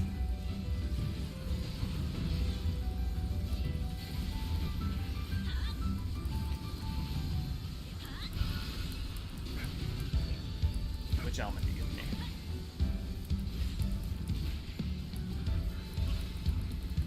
Okay, listing towards light again. The balance needs to be redressed. Will light embrace or darkness consume? Okay, you want to be knocked back because that's a light. So it's ring.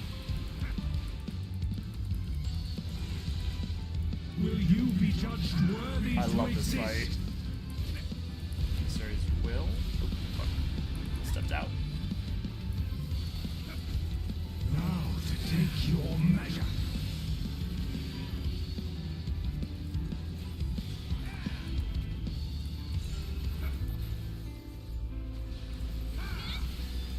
That's okay. So that for that tank buster, if it's dark or light, you change it. Light again. So get away. Get away.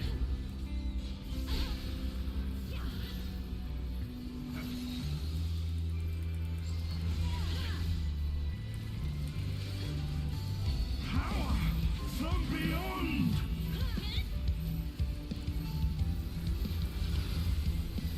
Please, if you have a second.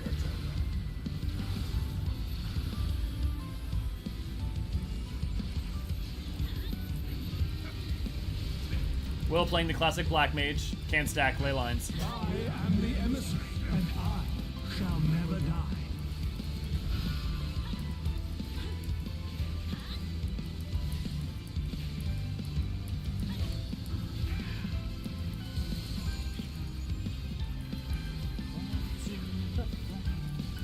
Rise from the ashes. Okay, the element is light. So we're gonna move away.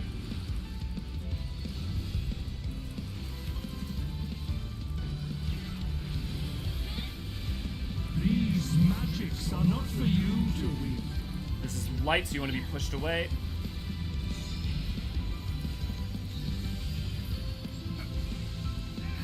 Will you be judged worthy to exist?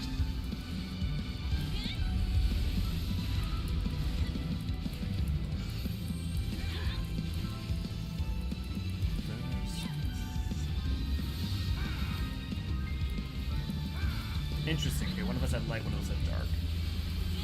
Doesn't seem to affect the mechanic, though. I want to bet it does in Savage. Did he use that before? Okay, no, that's new. Will light embrace or darkness consume? Okay, dark, so get ready to flip-flop.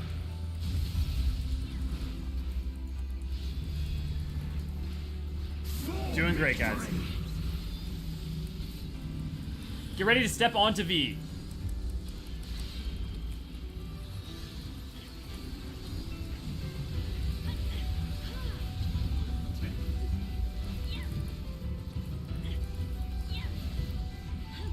Great wide.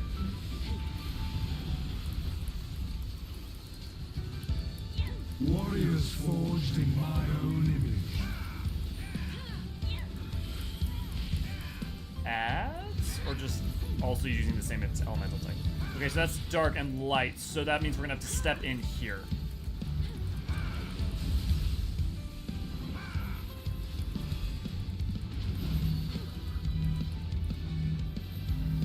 These magics are not for you to wield. You wanna be in and you wanna stay close. Power from beyond.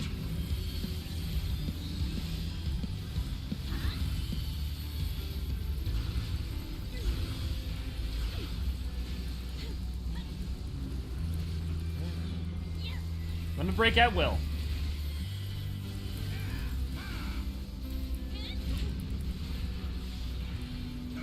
Now to take your measure.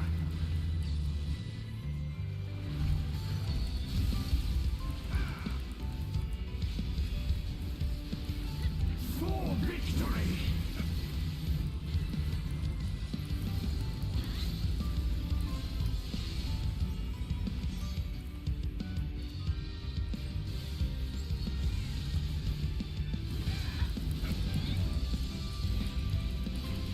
Raid wide.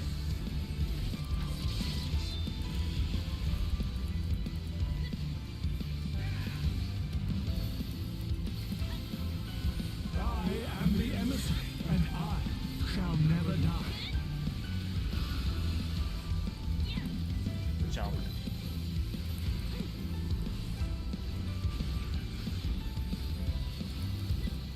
Time light.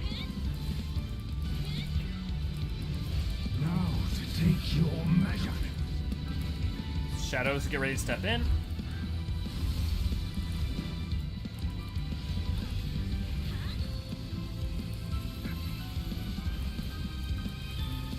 These magics are not for you to wield. Lights, you want to be pushed back? Will you be judged worthy to exist?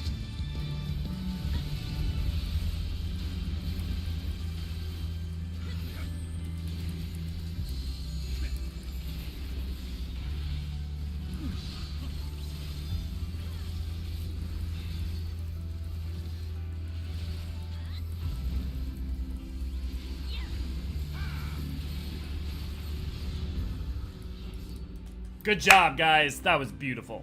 Well done.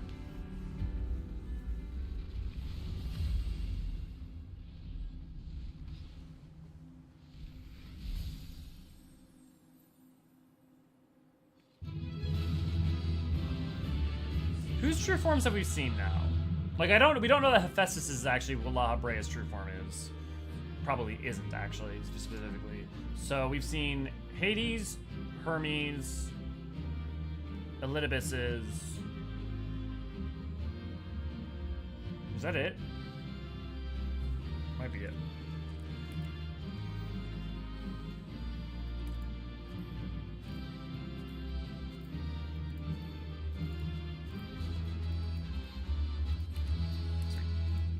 Good job, guys. We'll get a picture all together at the end, I promise, for the final one.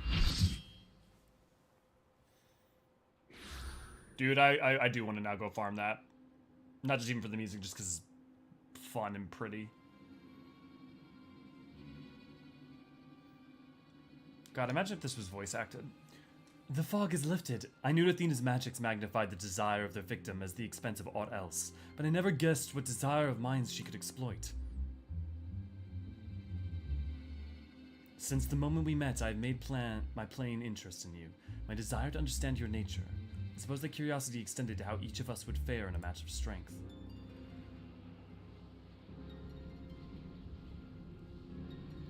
What is this?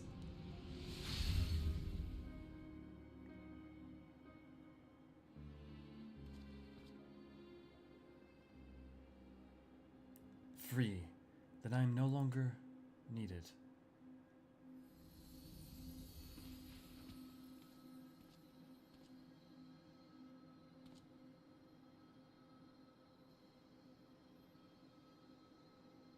Please let us give him some kind words.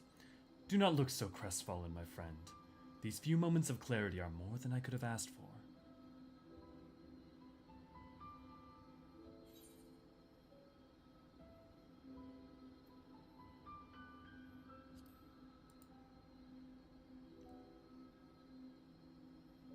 We need you, Themis. Your work isn't over yet.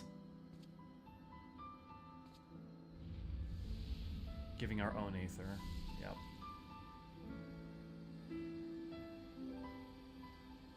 This warmth.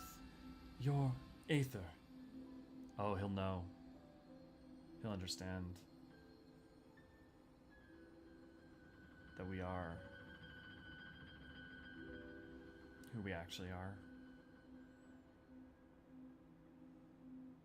You've grasped the fraying strands of my being and tied them together with your own. Nevertheless, I fear that I am here on borrowed time.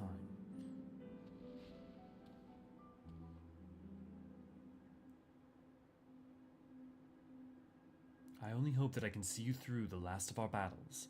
Until then, I will cherish every moment.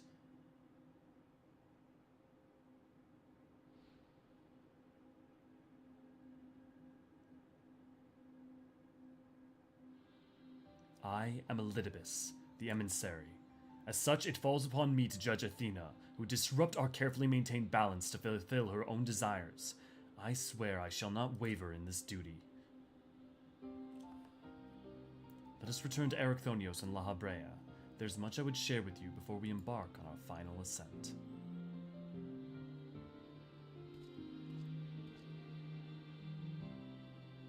Man, if we don't get to say something like, I'm glad we were here to see it with you, or so, like something to bring this full circle, even if it's an echo of him, to give him some comfort in the end, I'll be mad.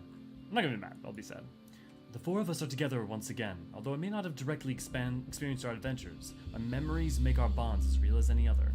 This is interesting though, because if his memories were claimed from the same point during the final days that theirs were, it would mean that Themis, or like at least nearish enough, means that Themis, why Elidibus does not remember the events of Pandæmonium have to be something else. Maybe just a byproduct of having forgotten over the intervening millennia. As I surmise, Elidibus was constructed with the strength to see your battle done, yet I fear his aether may not sustain him through another.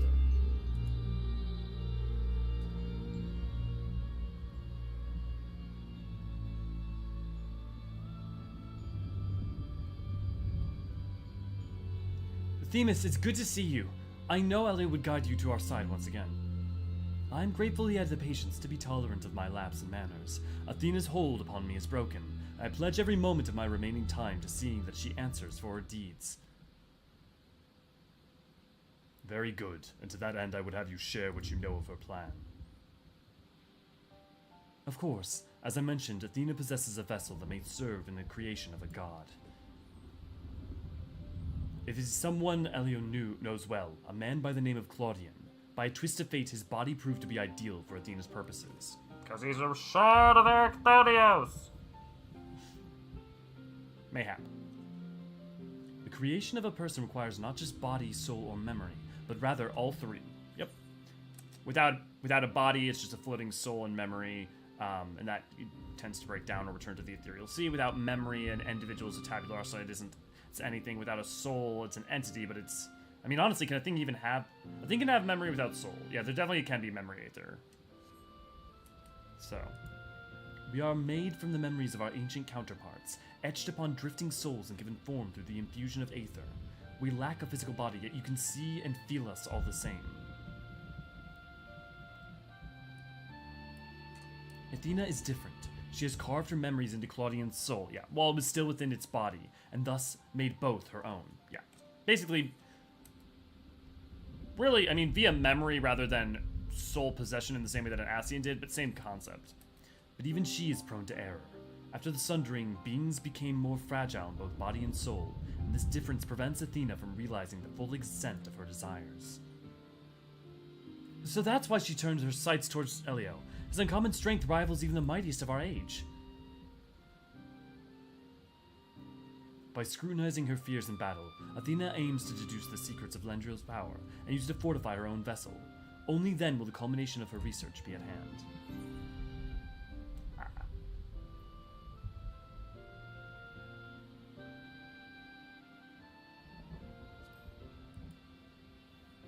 Can't we simply remove Athena's memories from Claudian's body? It doesn't work like that. An arduous task, but not impossible. Oh, it does. Well, I guess as long as those memories can be... Yeah, no, because so memories can be withdrawn. I meant more... based on their thing, the etching it into his soul. That seems to... Usually when they use etching as a term, it's a permanent inscribed on a soul. But if it can be extracted, that's good. That's good. Athena can inscribe herself upon another's soul. Okay, but she cannot erase its will. If we awaken Claudian's spirit to the reality of his bondage, he might be compelled to wrest his body from Athena's clutches. Okay, so the fight for identity the same way of like Amon. Yeah, okay.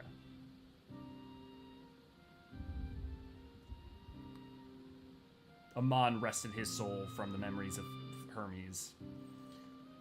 We still don't know why she chose Claudian. What makes him more suited than anyone else? Because he's a shard of Erechthonius. Okay.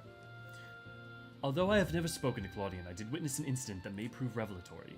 When instructing the vessel to do her bidding, she called it by a familiar name, Erechthonios. Surprise! Surprise!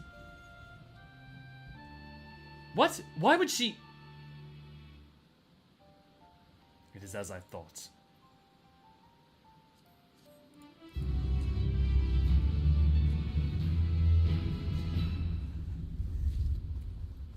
I'm trying to think now. It's interesting because we have quite a few examples of sundered versions of an ancient ending up looking like them, but I also feel like we have example. I'm trying to remember which ones I'm thinking of but there are also examples of that not being the case. Also, the Warrior of Light's a weird case as well. I mean, Gaia does look like Eorzean or Logriff.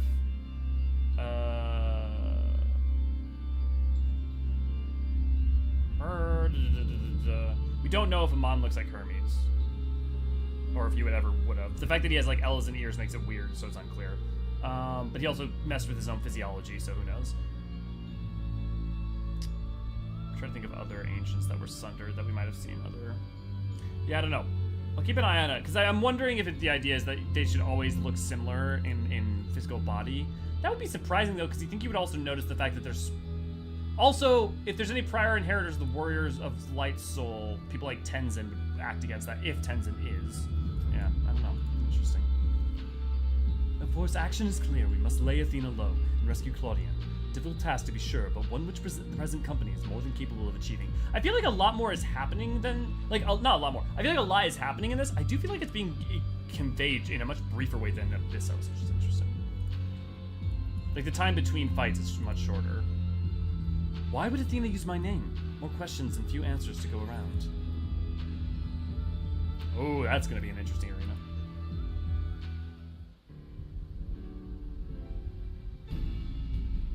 Themis, you may have just handed us the key to rescuing Claudian. You know, the interesting thing about that, though, is if he is an incarnation of Erechthonios' memories that are incarnated here, in theory, could be transplanted to him the same way a la something like Graha, right? Or, I mean, basically what effectively the Ascians were doing with Convocation Stones to begin with. Like the Unsunder were using to ascend people. But if that happened, Claudian may be subsumed by Erechthonios, so that would be a problem. Unless they found a way to make it work. But then we also have Erechthonios in the present, which would be cool.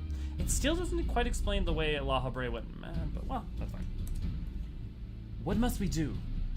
First and foremost, we must confront Athena. She must be made vulnerable, as Elidibus was. Yet our opponent stands on the verge of godhood. As we are now, she would unmake us in an instant. Have I missed something in terms of them conveying exactly why she was able to forge even the limits of what she... Like, making souls is supposed to be impossible, and so far they've only been like, well, she has figured it out and then used the Ethereal Sea as her perfect testing ground, which is like, okay, fair enough, but I don't know. The implication seemed to be like it's a more metaphysical law rather than a problem of like just limited test subjects. Elio, we have no choice but to place the burden of our fate and the fate of many more besides squarely upon your shoulders. I trust you have no objections.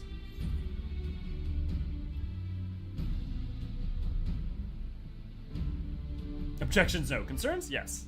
It's a burden I'm used to carrying. God or no, I will cast her down. It's a burden I'm used to carrying. I have faith in your victory, then so... If you have faith in your victory, then so do I. And we all appreciate Elio's willingness to fling himself in an unknown. However, we have yet to hear how this will liberate Claudian. I have a plan. Do not trouble yourself over the details. The same goes for you, Elio. You must focus the entirety of your attention on Athena. She will not be easily bested, even by one of your prowess. Then let us trust in La Habrea and prepare for the battle to come.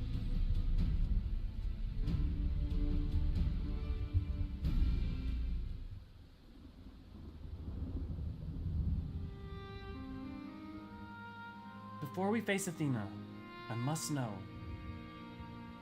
If she had never discovered the Orsite, I'd never fallen under its influence, would she have lived a normal life? Would she have been a mother to me? I've asked myself the same question. Questions with no answer, I fear.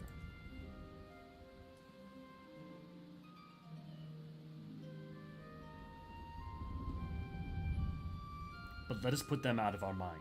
There's something we must discuss, and I would do so not as La Habrea, but as father and son. More than truth.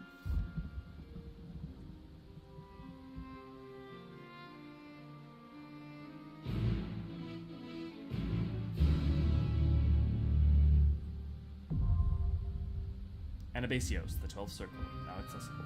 Man, they just zoomed us through that. How long have we been even going? We've only been going 2 hours. Not even. Jesus. Also, we're definitely probably going to have a post-discussion after we finish this if people want to talk about it. Athena maintains absolute control over the space. Beyond the gate, she has doubtless built herself an abode worthy of a god, and now awaits the arrival of her supplicants. I get that she has the capacity to be able to, but also she can draw ether to. Her vessel should limit the capacity of her power. Why is she so powerful?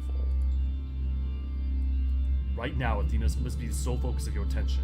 She shall not hesitate to exploit any weakness she can sense. For now, we must place our trust in you. The rest must wait until we have Athena before us.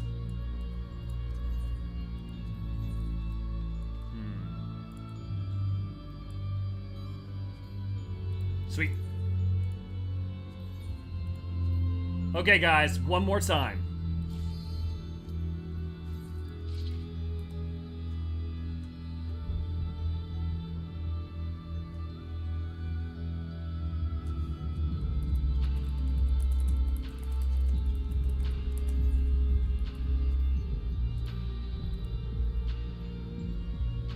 I got arm and leg.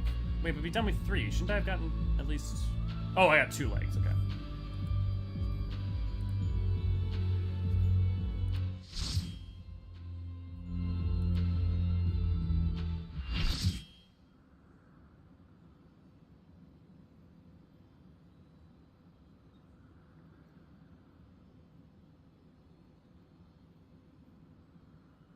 You have done well to reach the seat of godhood. Now, bear your souls to me.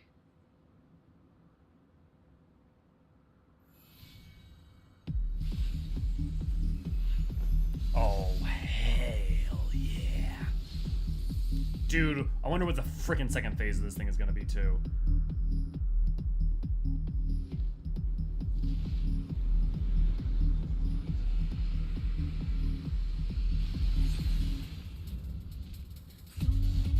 Theos, Athena.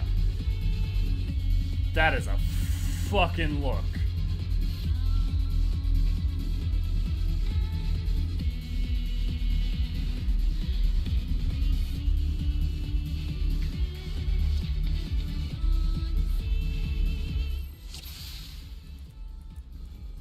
Don't forget to eat food.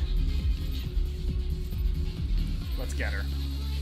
Show me your all, that I might become divinity manifest.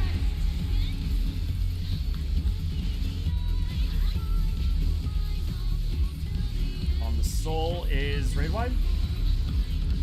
Raid wide. You cannot escape my eternal gaze. Trinity of Souls. Okay, she's casting something on her wing. Then left wing. Then right wing. So is it going to be right, left, right? Yep.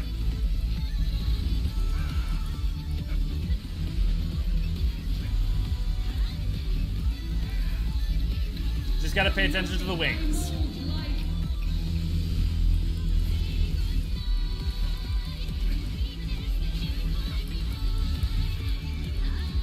Okay, interesting. Okay, the different colors have different effects. You cannot escape my eternal gaze. Just look at the wings.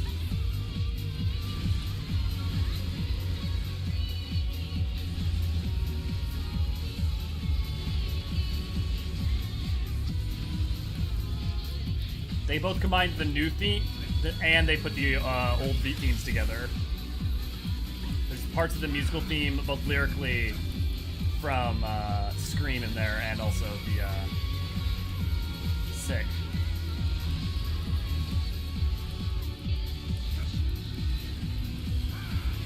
These chains are forged from the fabric of creation.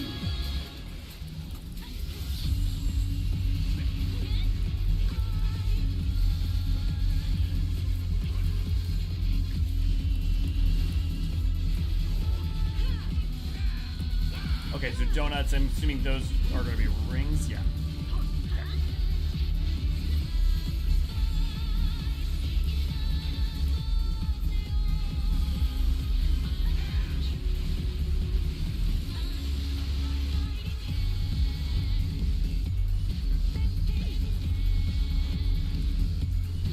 We hit this one, and then the longer one goes off after this one goes off, so we move into that one.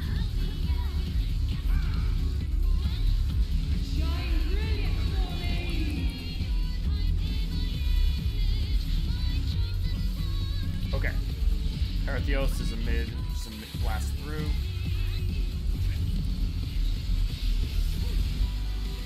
God, it's so nice having Divine Veil, so huge.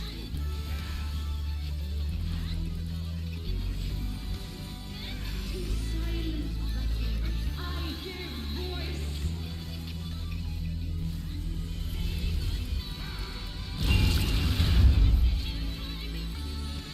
Hot damn. Open down, no. I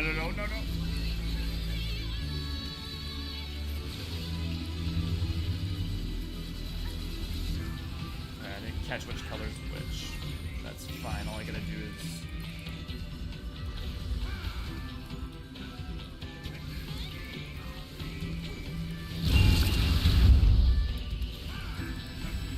That is some restriction of movement. Escape my eternal gaze. Okay, left. Right.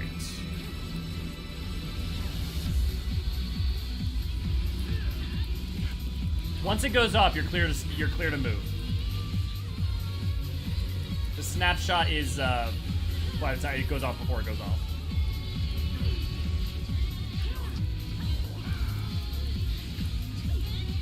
This is but a glimpse of the god's strength. Honey, I fought bigger gods than you.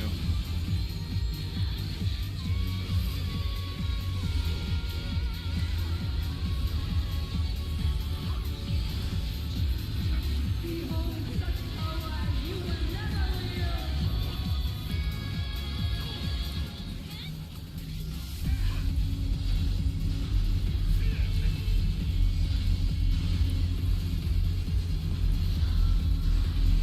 Embalm. Okay, I still took the embalm stack.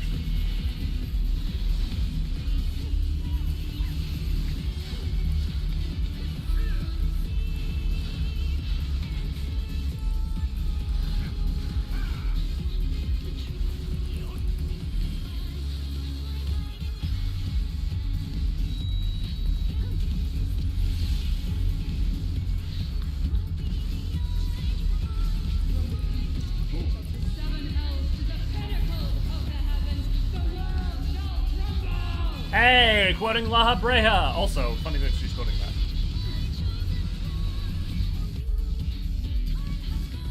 Such a singularly resolute soul. Limit break at will. These chains are forged from the fabric of creation.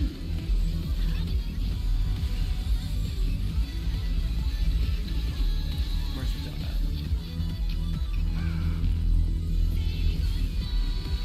Shine brilliant for me. Oh boy.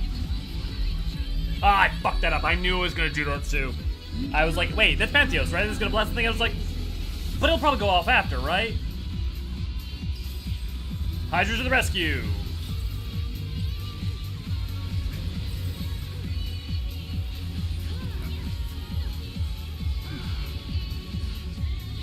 Oh, we didn't do the wings. Can we recover? We can.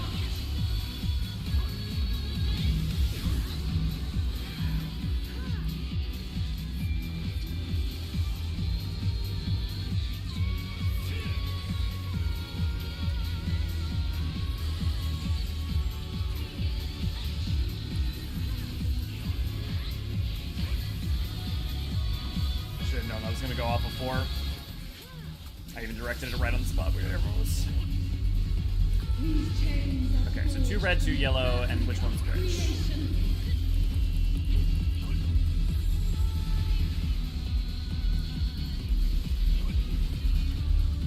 Okay, red is lines, yellow's blast.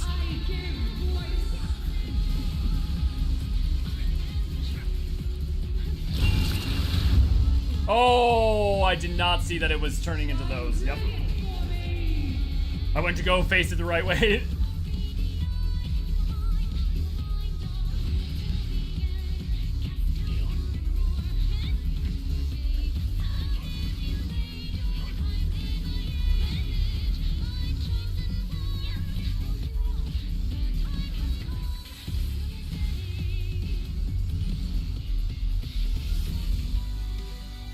Today, my theory shall be proven as fact.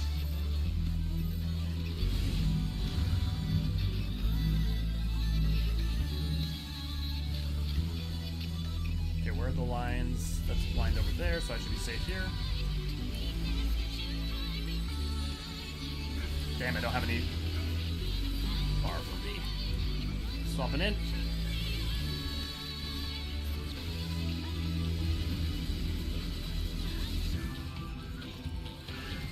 Switching into healing mode. These chains are forged from the fabric of creation. Out of mana. We got this, guys. Okay, do we have any donuts? Yes, we do.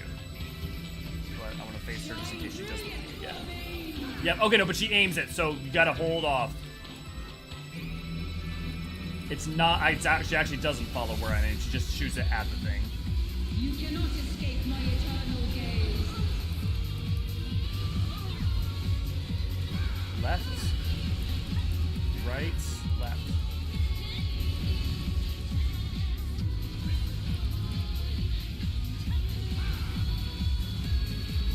Cool. Today, my theory shall be proven as fact.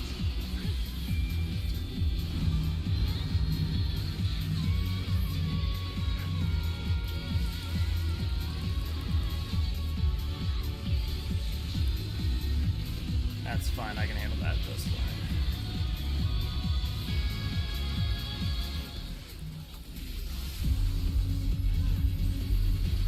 I can heal myself, so yeah, you can focus mana on rezzing.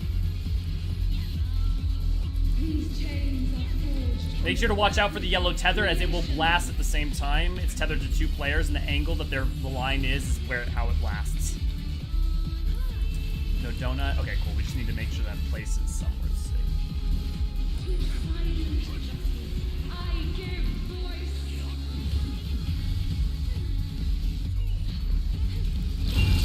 Make sure you're off glowy platforms.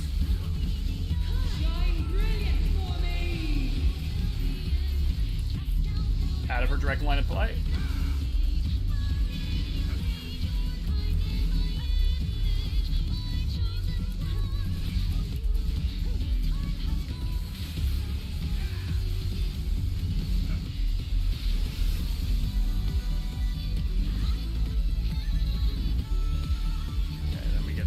Crystals. Yep. Today, my theory shall be proven as fact.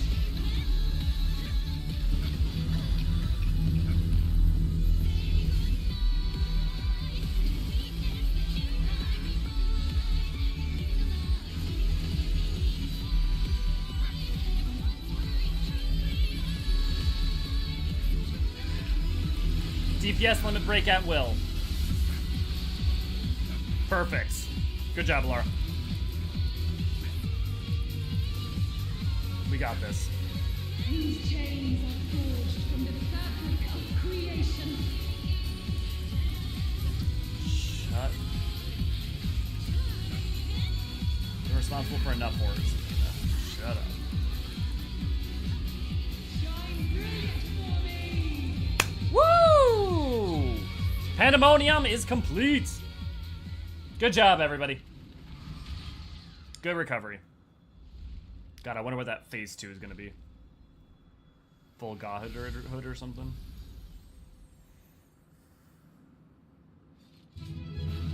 Honestly, I'm gonna be a little sad if it was Sabik that corrupted her. Just because, like, I thought it was kind of compelling that, you know, it's just like, no, she just was motivated to find out truths. But also, it matches what we know with what the Ultima, it's Orosites, the Luca V and all that. Oh, little thing. Wait, so was it a, with the 3 minions? No, because the minion was a bat for the first one, wasn't it? How many legs do you need? I'll go ahead and just... Let's get a photo, everybody!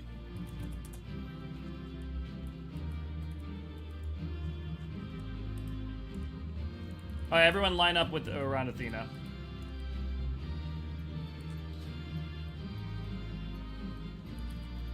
And please do /sit.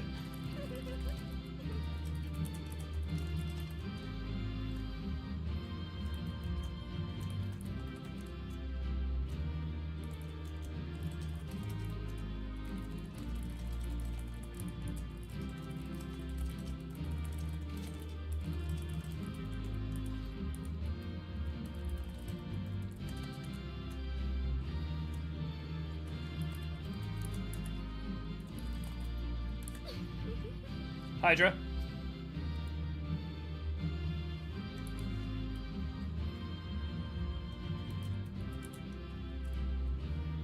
Sweet.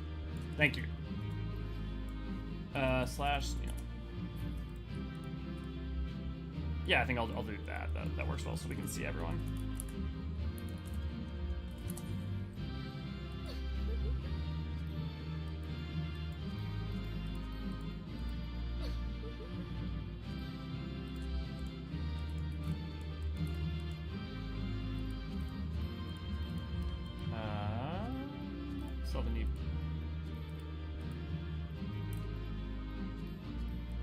Why did the chest still count? Well, that's stupid. Oh well, that's fine.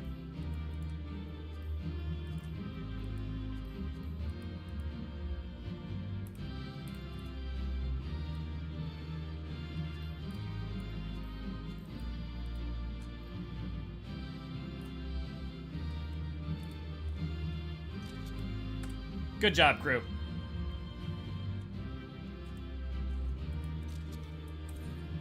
Okay, thank you everyone so much for doing those fights with me. So we got to finish the story now, and then we're going to talk about it afterwards. I'm also probably going to do some more running of these afterwards off stream if people want to join together.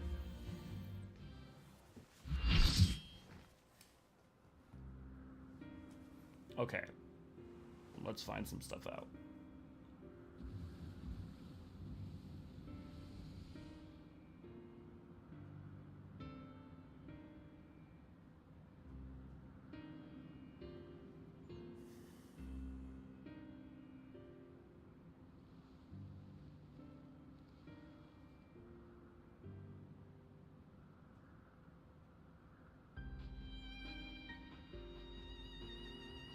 Countless years I've waited with this stifling crystal, within that stifling crystal, and now when my dream is finally within reach, you stand in my way.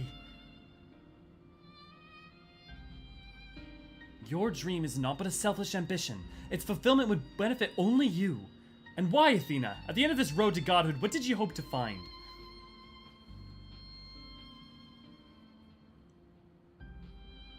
It matters not. The fact remains that she worked against the interests of the star. Even so, I would hear her answer. I would know why my mother cast us aside.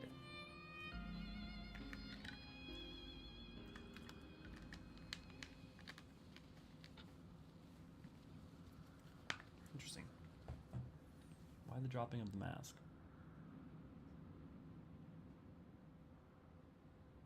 How unlike you, Erechthonios. You were never so inquisitive before. Having struck upon a hypothesis, there is but one thing the wise woman desires. This doesn't feel right. Irrefutable proof.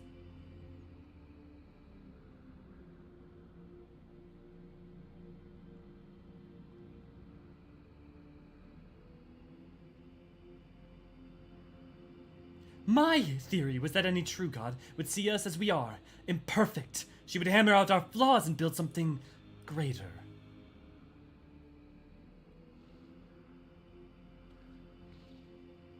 To prove this could not be but benefit the star, I would give it the perfect stewards, that it might shine brighter than any other. And you would destroy the lives already upon it? In that, I am no different from our peers. Over the course of eons, how many creations have we wrought? Such creations cannot but usher their inferior predecessors into oblivion. Even without our meddling, nature would take the self-same course.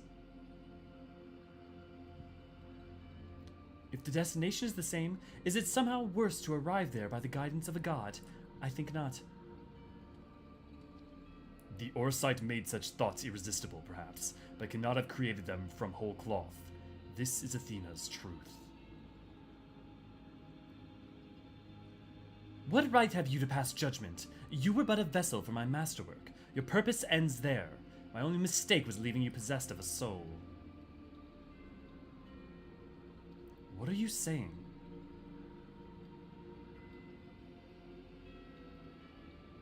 Poor Eorzean, always the last to arrive at the obvious conclusion.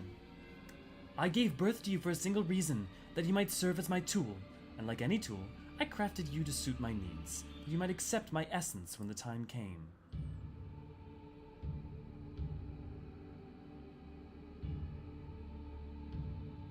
Of course, I also made you more amenable to my demands, and ensured that you would feel a cloying affection for your dear mother. However, it seems that my tinkering was insufficient. My very feelings were your design.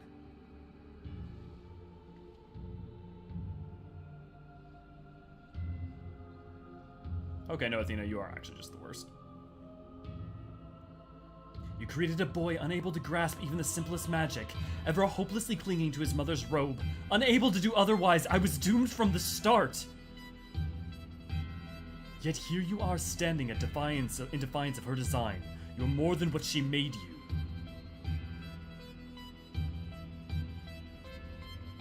I still feel the sting of it, but with pain comes clarity. You ill-deserve to wear the mantle of a god. As stubborn as you are, witless, if this star will not be mine, then it serves no purpose. Oh, she gonna fucking spirit bomb this shit.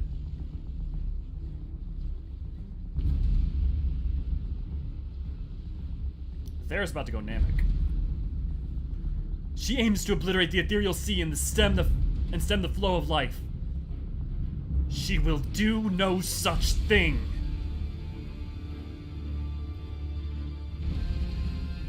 Before the battle, Lahabrea told me I was the key to finishing this. Although I am but an illusion, my soul has crossed eons to find its home in another, one whose body Athena has seen fit to purloin as her own.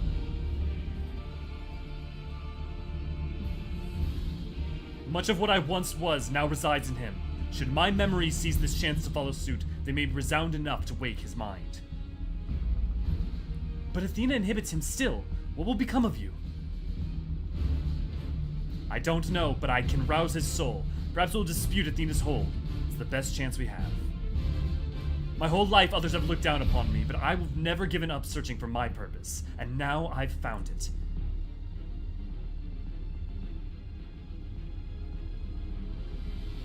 This decision is yours to make, and yours alone.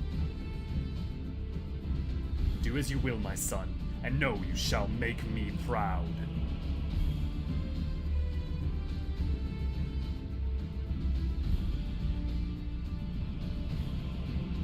Eorzean, do not dare!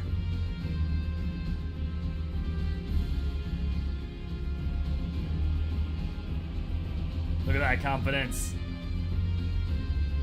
No! Stop this!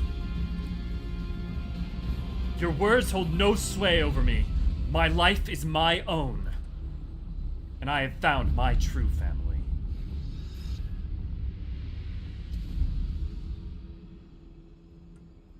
Ah!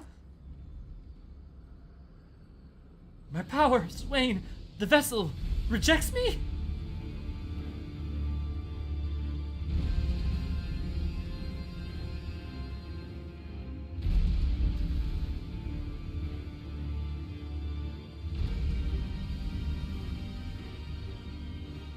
I'm surprised his physical form was separable.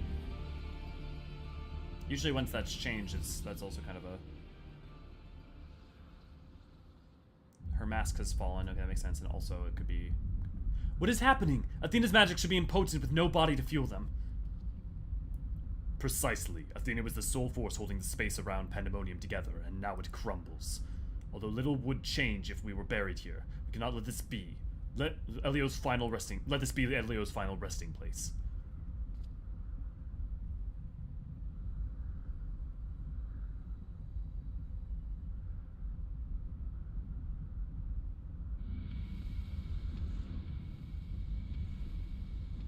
Oh, okay, they didn't take the mask.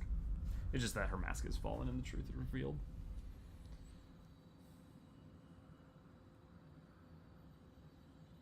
Of all my miscalculations, to think that you would be my undoing, that you would even be capable of defying me.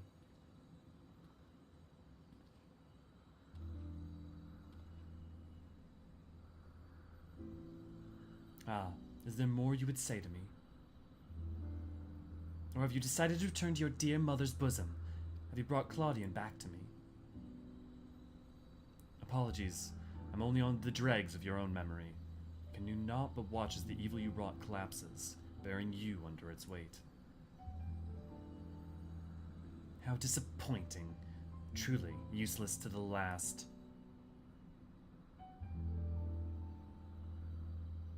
And who made me that way?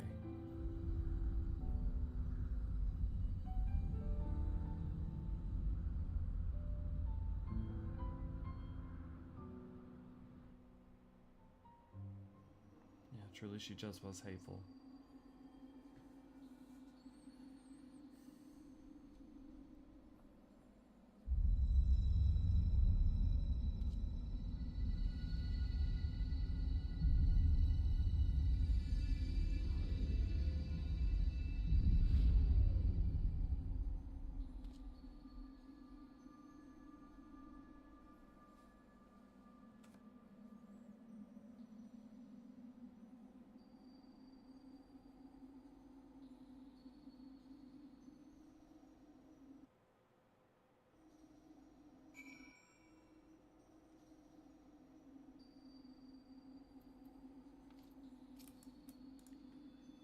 Questions, and more questions. Why did Claudian set out by himself? What did he see?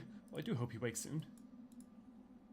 At least on the surface, Professor Claudian appears unharmed. We must wait for him to regain consciousness to judge anything beyond that, I fear.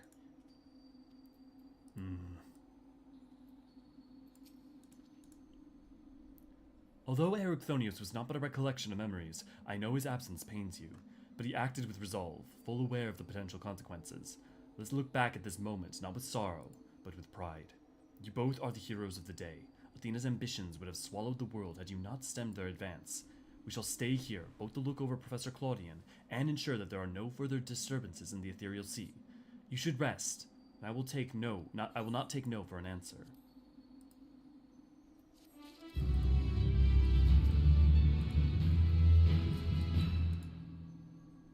We shall stay here and wait for Claudian to regain his senses. Pray, rest while you can. It seems we can do naught but wait.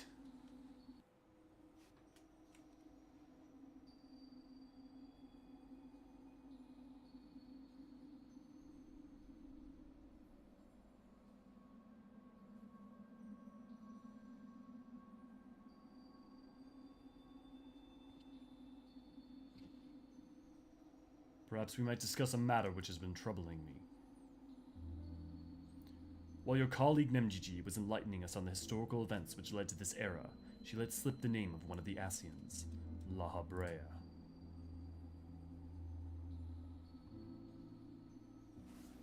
Although she knew the figure only from her research, she was most insistent that there is no evidence connecting the Asian to myself.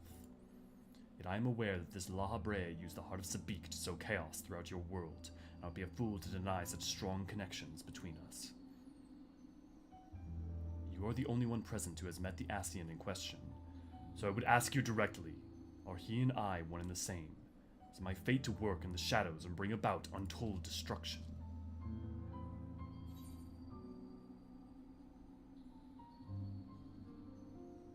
I can't be certain, but the truth is, yes.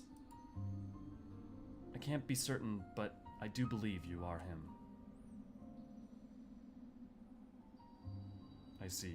If you say it is so, then there's no reason to disbelieve it. These Ascians, or Paragons, I'm told, were ruthless in their schemes to rejoin the sundered worlds. I have heard but a small number of their deeds. Still, I find it difficult to comprehend the depths to which they were willing to sink. To choose a path of evil, all for the sake of the star. I admit, 'tis a decision I would make under the right circumstances. Although the ages may take their toll, my devotion to my duty will never waver.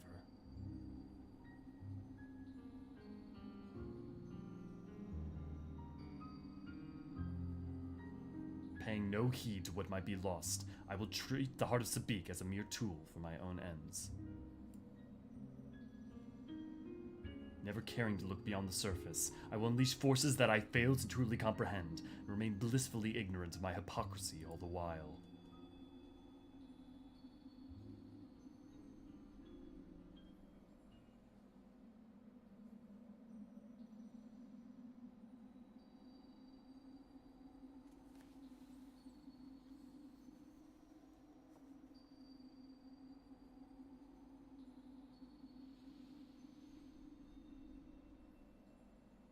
Ah, it appears Claudian has awakened.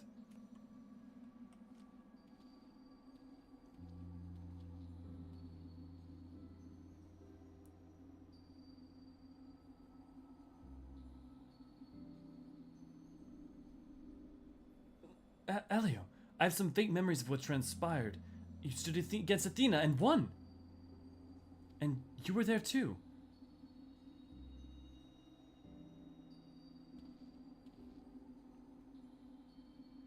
La Brea, Erechthonios' memories of you dwell within me still.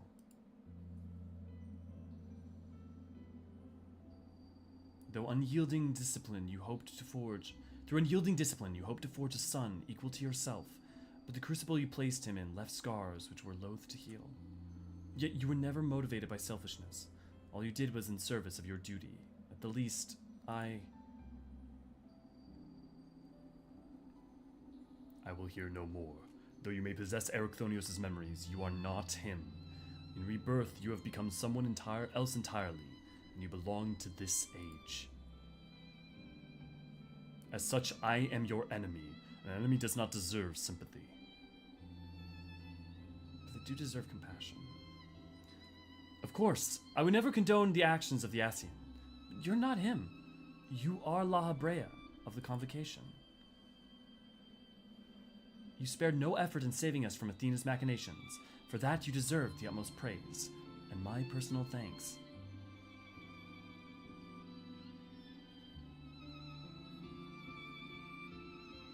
If you insist on deceiving yourself, then so be it. My stance remains unchanged. The most difficult of your trials is behind you, but you may find that Pandæmonium is yet to relinquish the last of its secrets. Among them is the identity of Hephaestus' liberator, who set the very first wheels in motion. There's but one place to find these answers: the past. However, I must insist that you keep silent about Athena's fate. While I doubt it would change the decisions I make, you should not tender us information we could not uncover ourselves.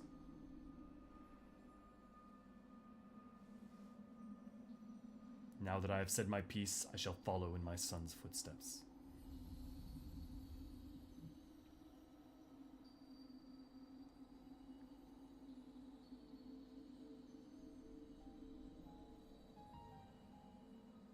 These odious memories will fade to nothing, as was always their fate. Farewell.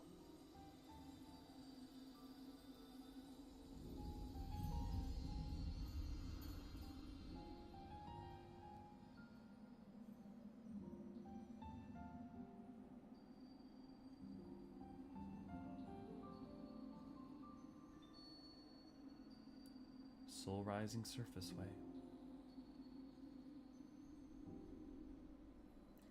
My time too draws near, but I believe I can stay long enough to see this matter through. You shall journey to the past to seek out the truth of La Habrea's words, yes?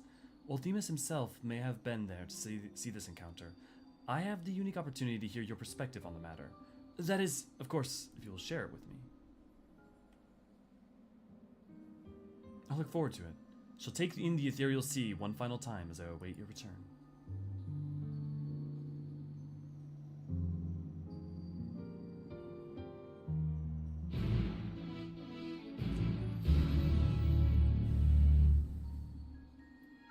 Still so many things left to be answered. Rosnod and I shall remain in the Aporia and make our reports to Master Fortunal at once. Oh, where to begin? I believe we have yet to see the full effects these events will have on the ethereal sea. Once Professor Claudian recovers, we must conduct a thorough investigation. I too shall stay here and await your return. I could use the rest, and there's a matter I would discuss with you and Themis before we say our farewells. Now all that is left is to return to Pandæmonium and ask La Habrea to shed light upon its few remaining mysteries. I look forward to your return. To Elpis!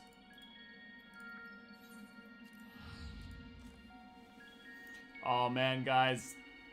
This has been very good, but there's still lots of questions I have left. It's also like, I don't know if this is ever not true of the other expansions, but I gotta believe that the template for what the story they're gonna tell is laid out from the get-go. Here, I'm just gonna leave for now, just so I can enjoy the music. I feel like the story is told from the get-go, like this laid out from the get-go, but there's ways in which they're like tonally feels like a very like shift from Abyssos and Abyssos, which is, I mean, not surprising. It's not in the Unsunder world. It's not really in Pandæmonium even per se. It's a very different thing, and maybe it's also I'm just so used to those things being the bedrock of like my understanding of the other thing, and now this is new, so it feels different, which feels weird. We'll see in time. Very good. It's very good. All the rules are, you know, using the conventional rules that we understand them. And anything that was even pre-guessed was, like, still excellent. I wish there was a little bit more time for, I don't know, like, cutscenes between some of the characters, a little more characterization, like, not characterization, that's wrong. Character dynamics, like a little more time between Athena and us, or, you know, just a little more. Just a smidgen. The bosses, all 4 fights were awesome. I'm trying to think, did I like all 4 fights more than prior? Liked it better more than 1. Liked it more than Abyssos. Yeah, I'd say so. We'll see with Savage. That'll definitely color my view. Oh hey, look, there's other. Are those keyboards, or are they just other people investigating things? Hey, Hegemon, she's doing better! Yeah! Ah, you must be Alio. I am Hegemon, keyword of Abyssos, but I suspect you may already know that. We did meet once before, after all. Although I was not entirely myself. Thanks to you, however, I can rightly say my faculties are mine once more. At present, I am taking stock of the damage done to the facility. I'm glad she got to be... Usually physical corruption is hard to undo. I guess the Unsunder world probably has more capacity to do it, seeing as the transformation of bodies itself is... Okay, that also would make sense for what happened with Claudia. Well, I guess not necessarily, because her power should be limited, but...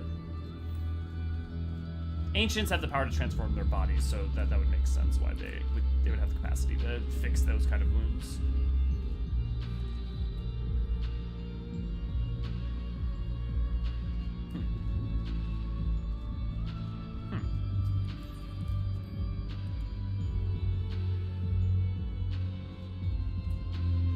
Oh, here we go. Into Tartarus.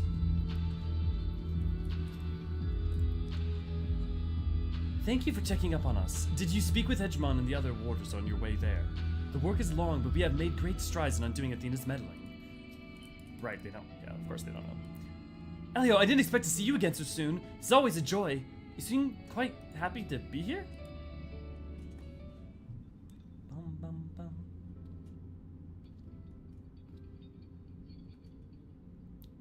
Elio, truth be told, I thought you would have little reason to ever visit this place again. It seems I was wrong. I wonder if this is where the crystal... We have the crystal, they put their memories in the crystal here at this point.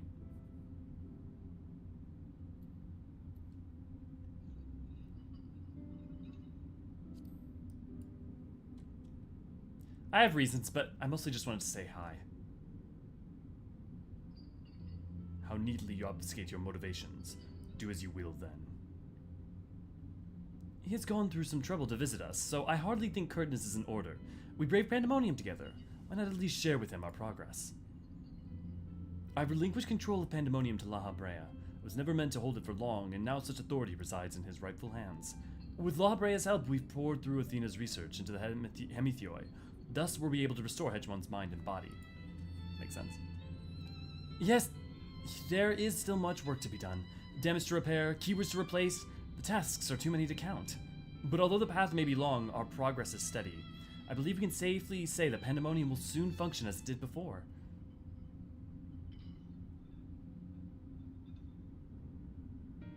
Indeed. Before we reach that point, however, there are some matters which must be put to rest.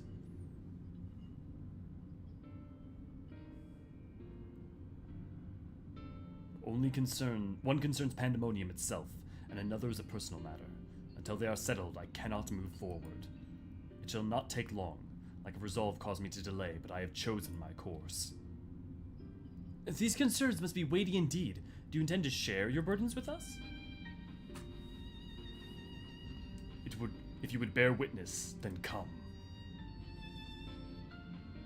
Your arrival at this very moment beggars belief, but I shall not ask you to leave. Simply ask that you do not interfere, no matter what may happen. I'm gonna guess the destruction of Pandæmonium. That's might be never put to use for such use again.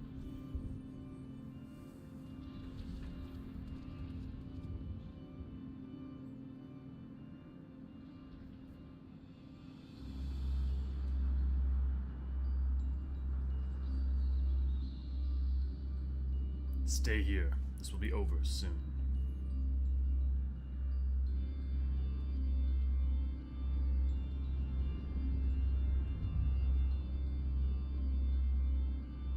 Why did you call me here, Master La Habrea? There's still much to be done. If the wardens are to be freed...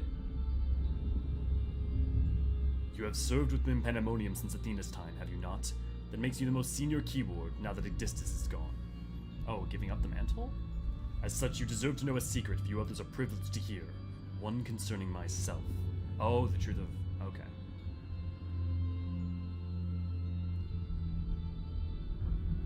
Separating Hephaestus from myself required removing part of my soul. Yeah, the truth of Hephaestus, yeah.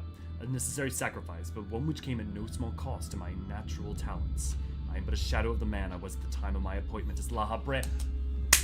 That's why La Habrea is so much weaker! Not only was he running himself ragged, but the removal of Hephaestus made himself weaker. That's why La Habrea is so much weaker than the other Unsundered. That makes sense. It's also why he's never been fighting. I could never hope to wield the same magics that Hephaestus used to bind the warders' minds, let alone break their shackles. The tone of defeat does not befit your voice, Master La Habrea. Do not give in to despair.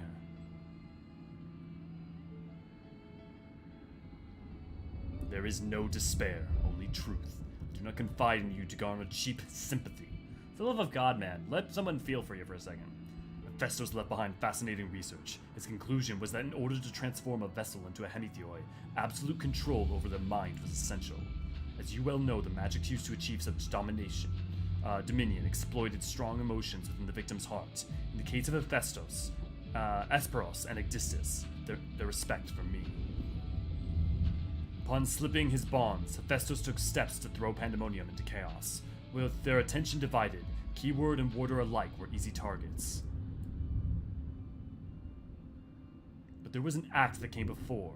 Regardless of Hephaestus' prowess, he could not have won freedom on his own. He was the one person that didn't have a cause. For long days and nights I pondered who might have released him. I could only conclude that Athena's plan was set in motion long, long ago, when she claimed the mind of one of her admirers. That's how Athena survived. Hegemon, none would question your pride in your position, your devotion to Pandæmonium. But you do not believe I am the one fit to lead, do you? Your loyalty lies not with my vision for Pandæmonium, but Athena's. Master La Habrea, whatever has spurred this sudden accusation, I assure you there is a proper explanation.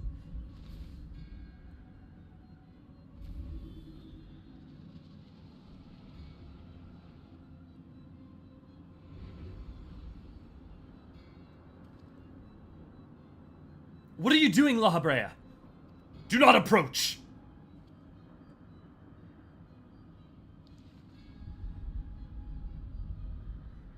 As I have already stated, even should I detect Athena's tinkering, I am currently powerless to dispel it. And so I have come to the decision, one which is made with the best interests of our star in mind. In order to build a better future, I require the strength I have lost. Oh, so he's actually going to restore his strength. I must embrace these odious memories, which is but why he led down that path. Okay. If he embraced the memories of Hephaestus, why La Habrea would be not only bound to speak at the same cause. Interesting.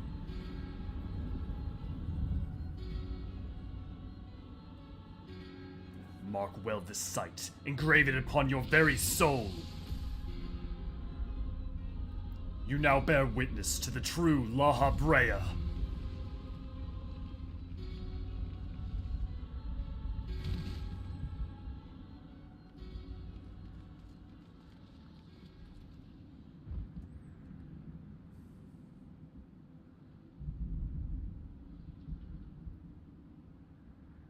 I cannot imagine this was an easy choice, but it is done. Is she alive? Yes, you shall remember this lesson well.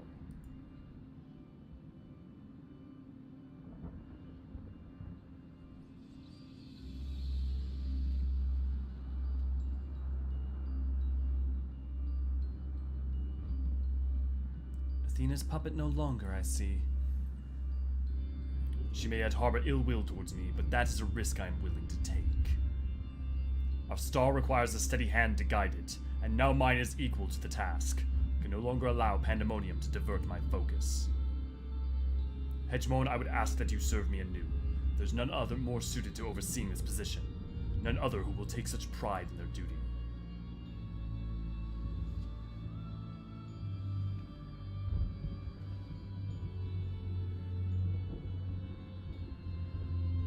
My loyalty to Athena led me to betray you once before. Why would you allow me to keep this position of keyword?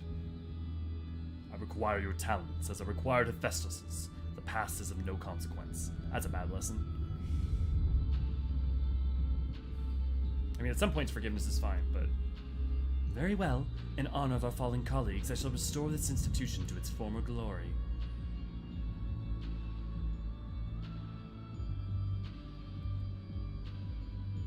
La Habrea is himself once more.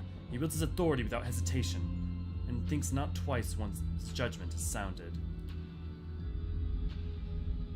Yet he is different from Athena. He thinks only of the betterment of the star. So long as duty guides his actions, he shall not share her fate. Athena thought she was doing best for the star. And should his convictions ever waver, the emissary will set him back on the proper course. As the emissary forgets. Good. If this is the path he chooses to walk, then I will walk it with him. I'll allow our bond to fray no further. As his son, I will support him in the days ahead.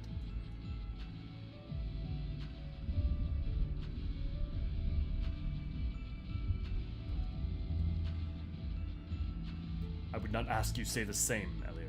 You and I stand on peaks separated by vast chasms. Our perspectives shall never align.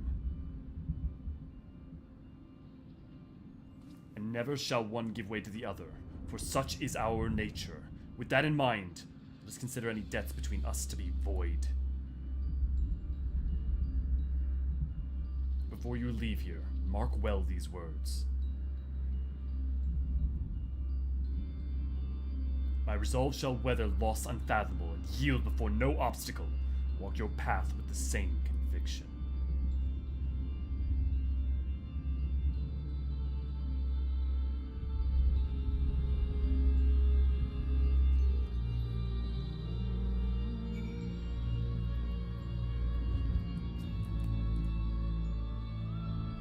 Master La Habrea saw through me long ago, but now my mind is unclouded by doubt, and I shall not fail him again.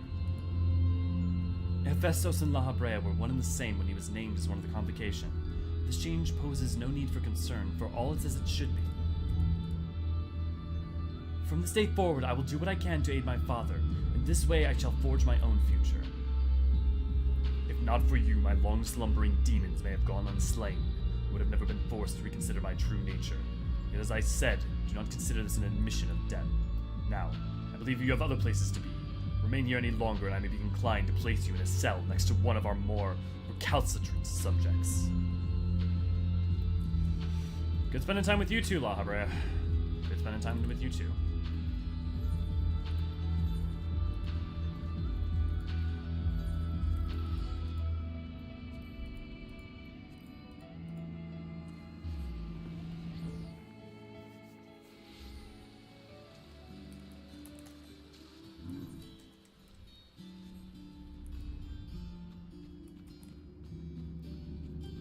Oh, I need to go around.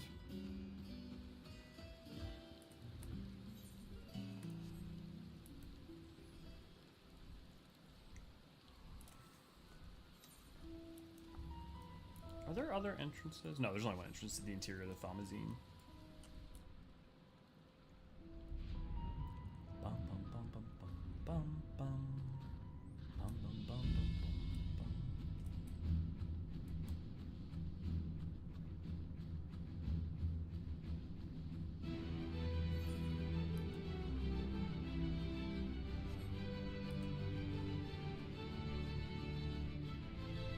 There's got to be a reason they don't let you fly. Probably so you can't soar down to the bottom there.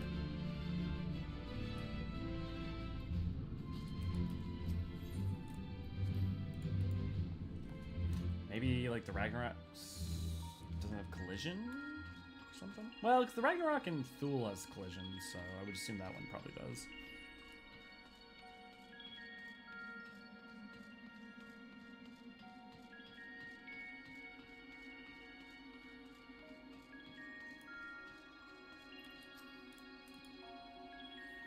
Ah, you've returned. I should like to hear what you've discovered, though I believe your friend has business with us first.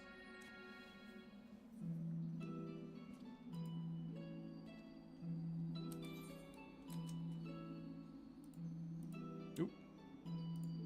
Oh, see, okay, I got your message about Steam lagging a while ago. I mean, that was like an hour ago, but cool. Everything else seems good. Yeah, so the internet here is actually way better. But still having periodic, like, spikes issues that I'm working on figuring out. There you are. While you were away, Themis brought me up to speed on all that happened while I was held prisoner. His story shone light upon any number of questions that were niggling at my consciousness, namely those concerning the ethereal signature emanating from Azysla. Doubtless its source was Athena, reaching out as far as she could from her prison, ever grasping for someone to take Eorzean's place, grasping for the body his soul resided in. I wanted to ask, when you first found the crystal, were you able to hear the memories stored within? Indeed, it was only after our research was well underway that I could hearken to its whispers. Contact with the crystal should have awakened the memories, but the passage of time likely changed Eorzean's soul in subtle ways.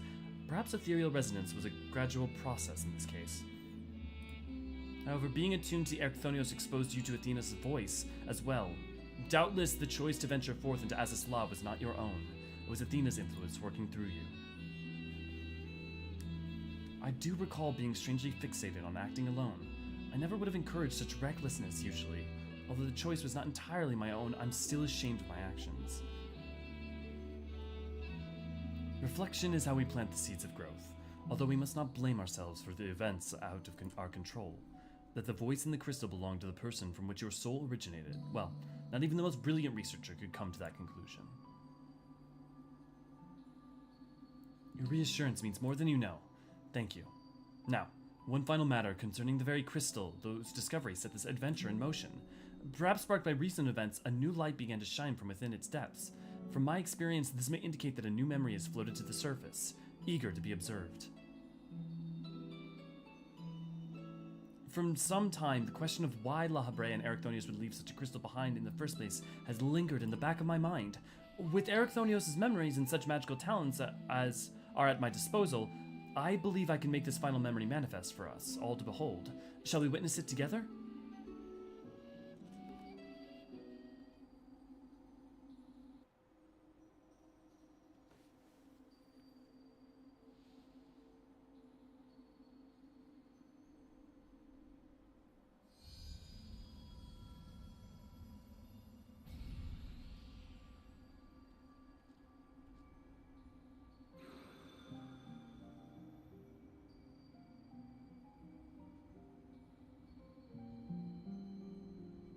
I leave this memory for you, the future of our star. The final days have come, and the creation magics we have relied upon now hasten our downfall. But despair is not won out. La Brea and the others at the Convocation are working to stem the chaos which threatens to engulf our star. Their plan requires great sacrifice. Elidibus Themis has already offered to give his life for our salvation. Yet there's another problem which must be dealt with. Pandæmonium, wherein are confined our most vicious creations. Even should we survive the final days, it will take time to restore order. If Pandæmonium's cells were breached and the prisoners set upon the star, our hard-won peace would be obliterated in an instant. Someone must stay behind to ensure that never happens. With Demas and La Brea otherwise indisposed, that responsibility falls to me. And that is why I must defy the directive of the Convocation. My soul will not be offered to manifest the will of the star, but instead consigned to eternal vigil. I know that in doing so, the final days may take me. I may not live to see my duty upheld.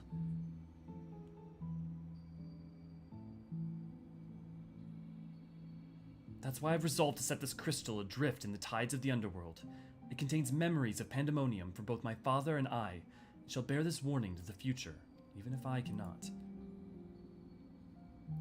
I've imbued the crystal with magics that will attract it to my essence. Even should I journey through the underworld and be born anew, this message will reach me.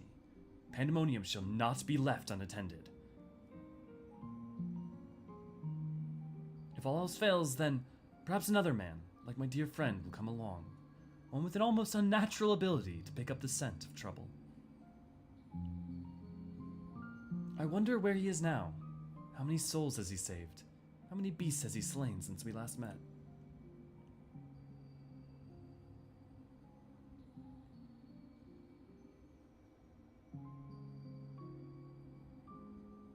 Alongside my warnings, this memory shall carry a wish. Elio, may we meet again. Now listen well. If anyone receives this message, you must come to Pandæmonium. Please, make haste. I repeat. The message that we've discovered at the beginning, like when we first found the crystal.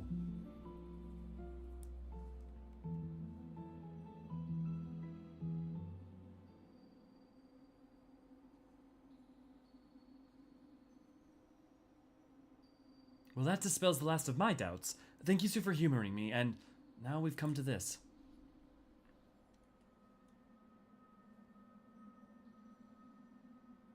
It survived. The Heart of Sabik, the Black Orosite.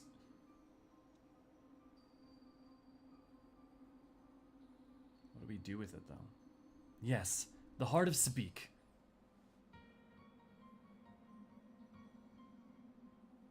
The tie that bound Athena's memories to my body, no doubt. When I regained my senses, I found it on my person. Now it appears your efforts have left it bereft of memories. No trace remains of Athena. However, its power as an Orsite yet remains, and it may prove to be a valuable trove of knowledge in the hands of the right researcher. I feel that fate has left it with me for a reason. I shall take my leave, but on behalf of my colleagues, nay, the entire star, I thank you both for putting an end to Athena's wickedness.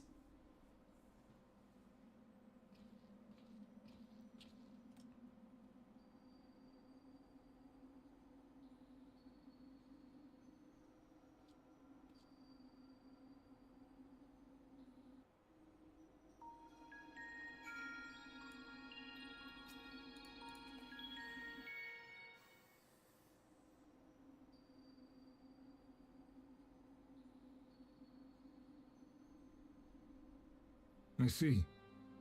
Then Hephaestos' Its voice! story has been laid bare. Hephaestos is how they're saying it. Hi, it was right when we first streamed this. The nature of our mysterious crystal. The questions which led us into Pandæmonium are answered, and soon I can't believe I'm order gonna shall be restored. I can't believe I'm saying this, but the fact that this is voiced is so huge and means actually a lot to me. This is really cool. I hope this continues to be the trend going forward. Also, I want to say fuck you to anyone who corrected me for saying Hephaestos.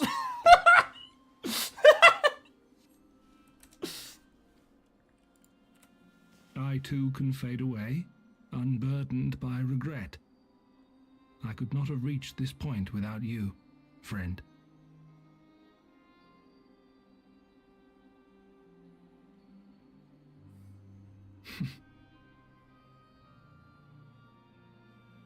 So many revelations. But there are more, if you would dig a little deeper. Elidibus's soul was plucked from the ethereal sea, and from it I was wrought.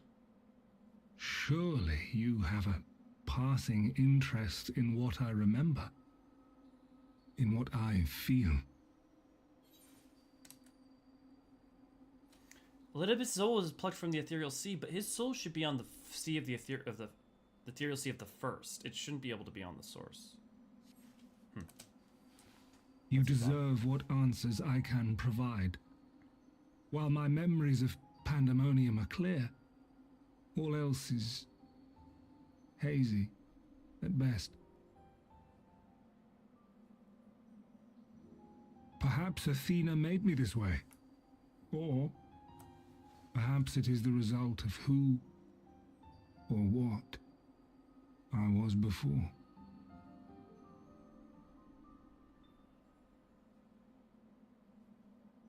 Still, I can recall vague figures, scenes from my future and your past. At the Crystal Tower's peak, we clash. And later, from that self-same spire, I send you forth into our age, into Elpis.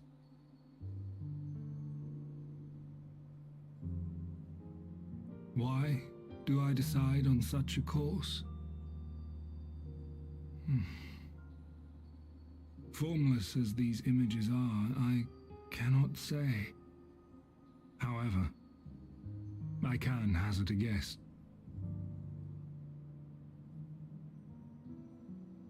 Somewhere within my fragmented memories, I catch a glimpse of our journey into Pandæmonium. A glimpse which shows not the path we took or the destination where it led us, yet by its very presence demands that you are required in Elpis. Yep, it's fixed loop, it has to happen. And even if that act is but one link in the chain of events which ends in Atheris' salvation,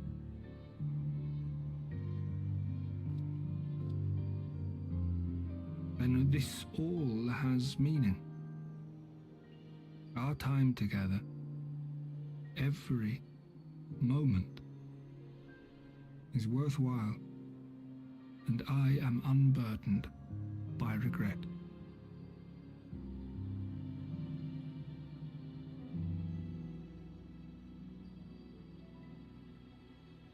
That said, it is possible my motivations become something else entirely.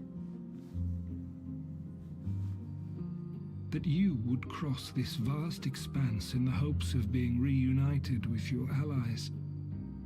A devotion that once would have baffled me.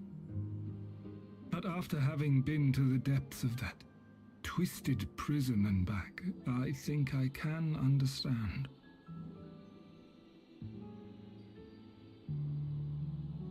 Now, I have pulled back the curtain as far as I dare. The people of your age call this the Ethereal Sea, a name I quite enjoy, for it teems with life, each star a soul on its journey. And among these uncountable stars, it was yours that crossed my path.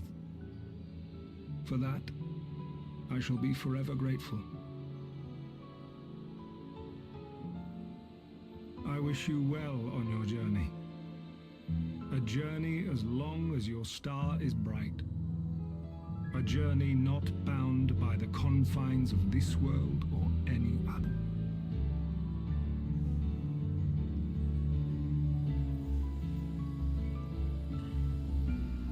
I'm glad I was here to see it.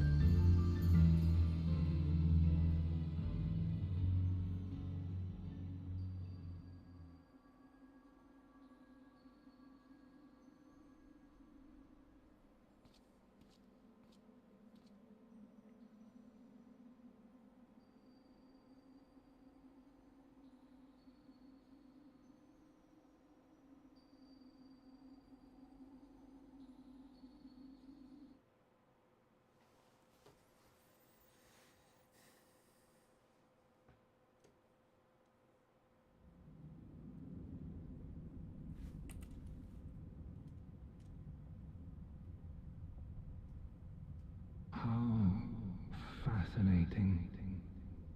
The truths that dwell at the edge of sleep. Because he would be fading away, so it would be restored to him. The course of history is set by its victors. It is immutable, and yet should this star continue upon its path,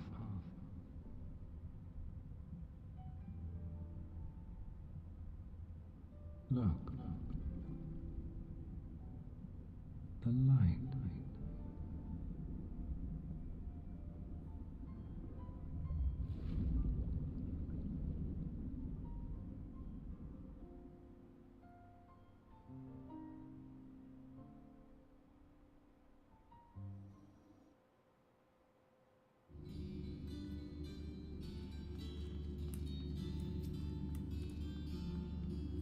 Welcome back. I hope you said farewell to Themis for me.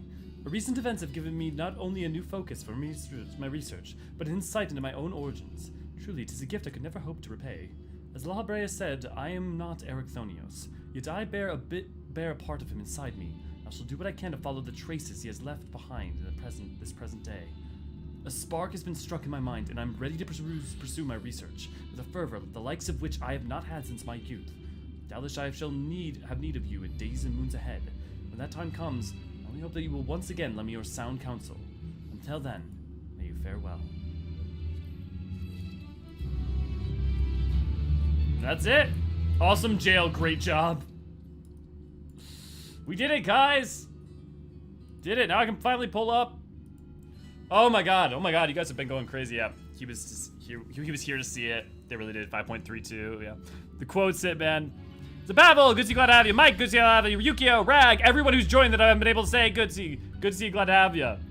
Talk to him. With both the ethereal sea and the heart of Sabik to keep my mind occupied, I feel that it should never again lack for fascinating discoveries to motivate my work.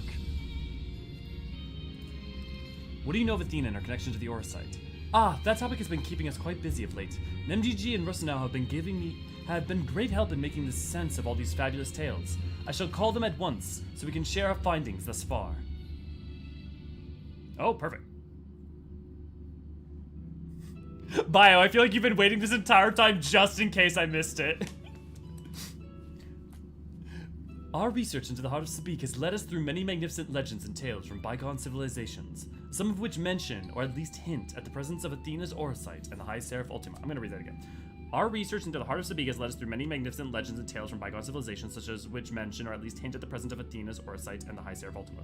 Yeah, no surprise there. While we have formed an operating theory based on our findings, it's impossible for us to confirm its feasibility. Given your experience with the High Seraph, however, I can think of no one better with whom to discuss it.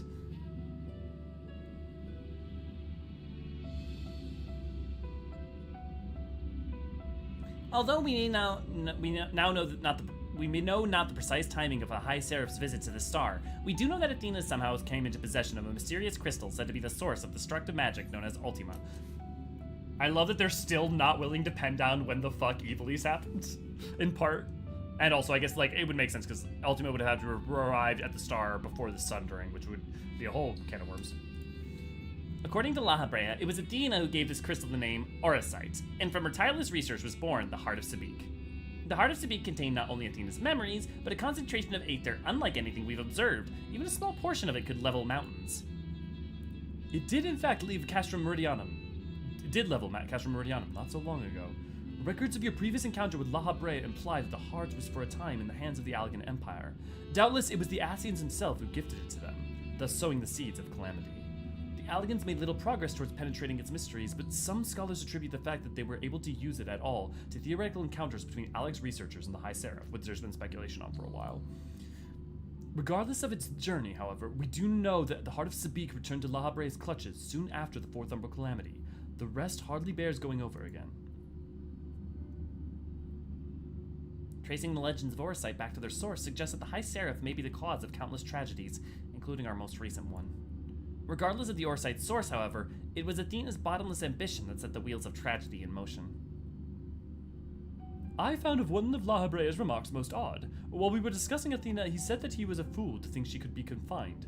He didn't elaborate on the statement, but I think there's a possibility that Pandæmonium was built not as a prison for failed creations, but to contain his very own wife.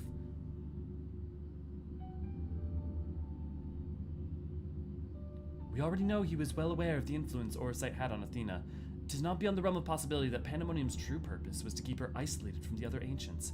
Even so, she had freedom enough to continue her research out of La Habrea's purview. Perhaps it was his love for her that kept him from tightening his grip on her activities.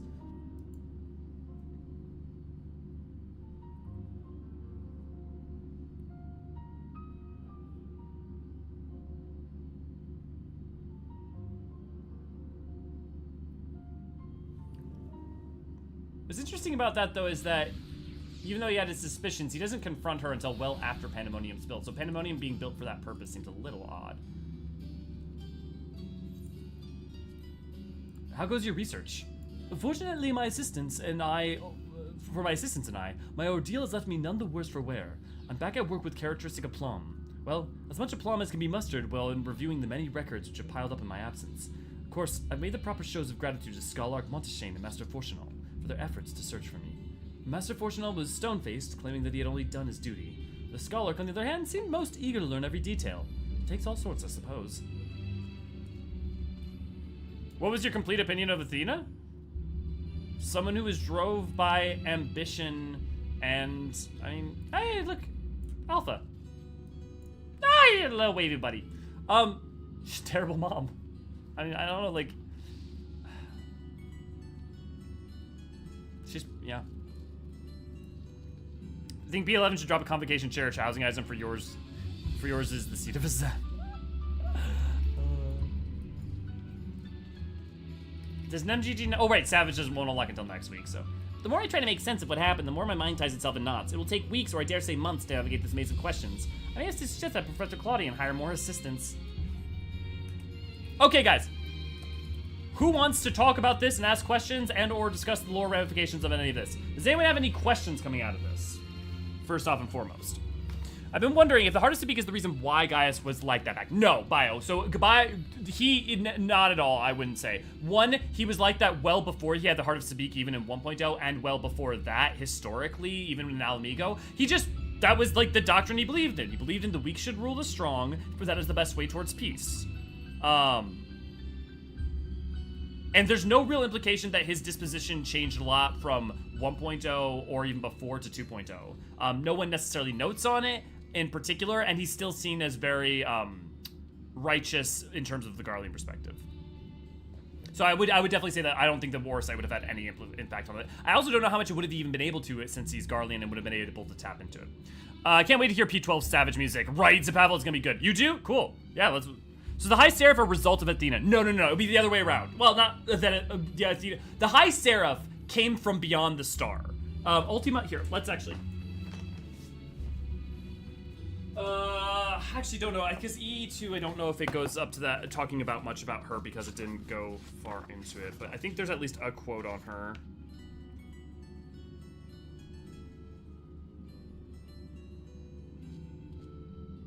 Well, I'm just going to write while I wait for you guys, I'm going to just read the Orsite on the history of the Orsite during the time of Evilise. The Zodiac Brave story tells us that Daelita, acting at the behest of the Church of Galbados, set out with a company of knights to recover 12, in some legends 6, lost Zodiac stones, holy relics created by the gods of Evilise.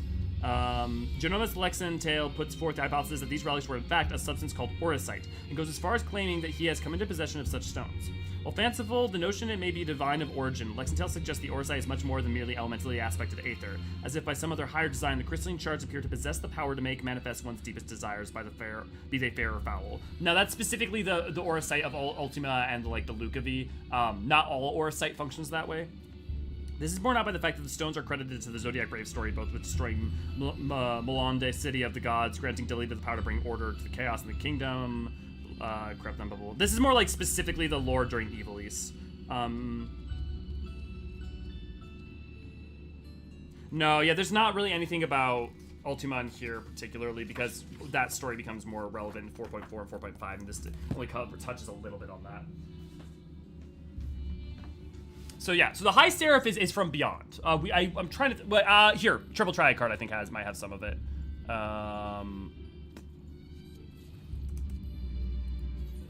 Gold Saucer card list.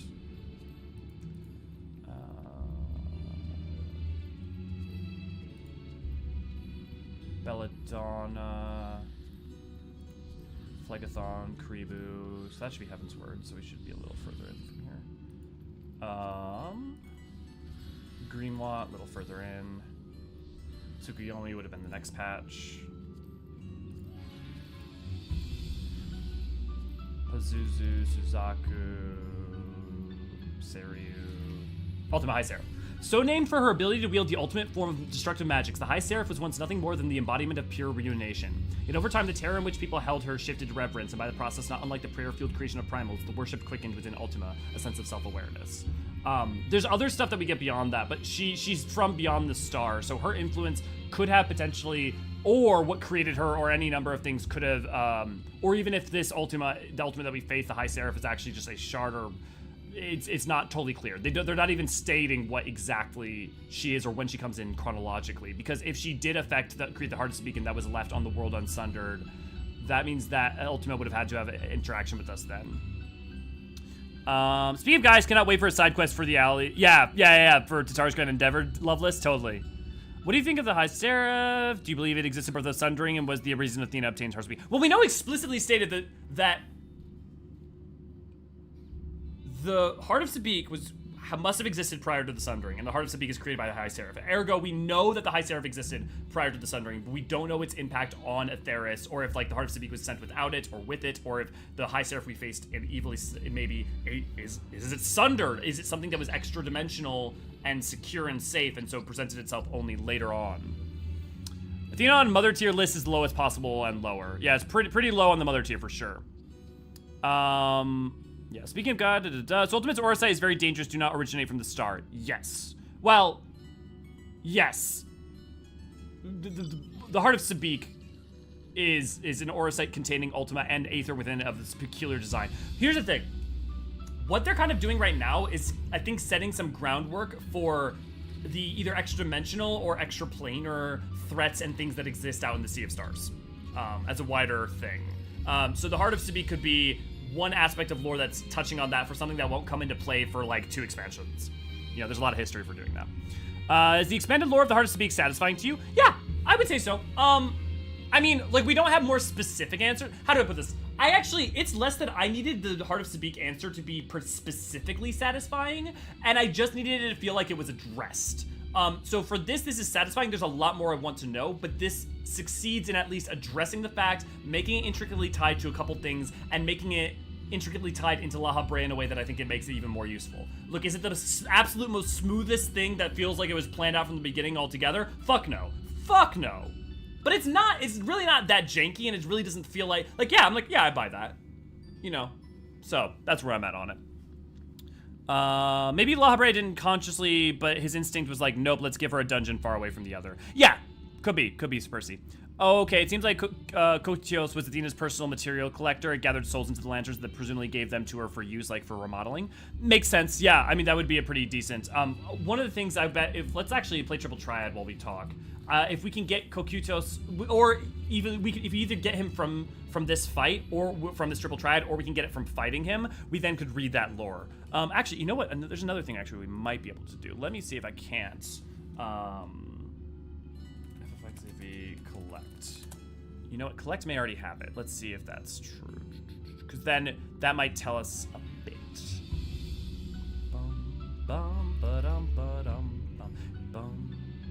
Athena was a card. Themis was a card. Carbuncle, Octomammoth. No, just like not look like Hokutos was a card. However, let's see if Athena's. Athena's card says, Pandæmonium's first chief keyboard, Athena used a man named Claudian as a vessel to house her memories, traversing eons and coming within an ilm of godhood. I still don't understand how she would have necessarily pulled that amount, like, the requisite amount of aether in a way that the vessel could have contained. Like, that seems odd. Luckily for the whole star, her ambitions were cut short before they could be realized. Yeah, I don't, like, understand exactly how she would have attained godhood other than... the argument is accruing souls, right? But there still should only be so much that container can contain.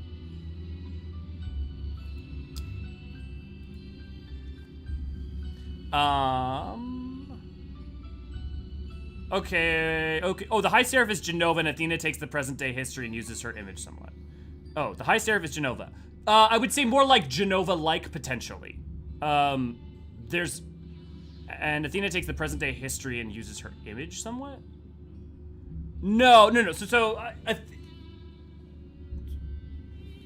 There is an extraplanar thing that, to some extent, influenced the star pre-sundering, resulting in the Heart of Sabik arriving on it. That is probably the High Seraph. The High Seraph continues to exist at some point post-sundering, but it's extra-dimensionally sealed away.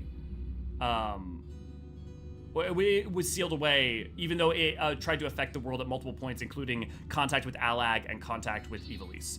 Evilise probably takes place post-Alag rather than pre-Alag, but it may take place before it. Yeah. So our ultimately unknown when the High Seraph arrived, or even if the Eorzean arrived at the same time. Correct, Gavin. That's what they. So like if you listen to the dialogue, that's specifically what was being stated here. Like they're all positing their theories on that. Like let's rewatch this one more time because I think this will actually help answer this quandary that seems to be up.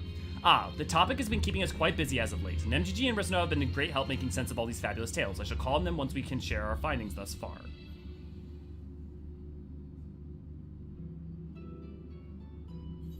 Yeah, but Zapavel, the problem is that its molding doesn't matter. At some level, a physical ethereal construct can't contain unlimited ether.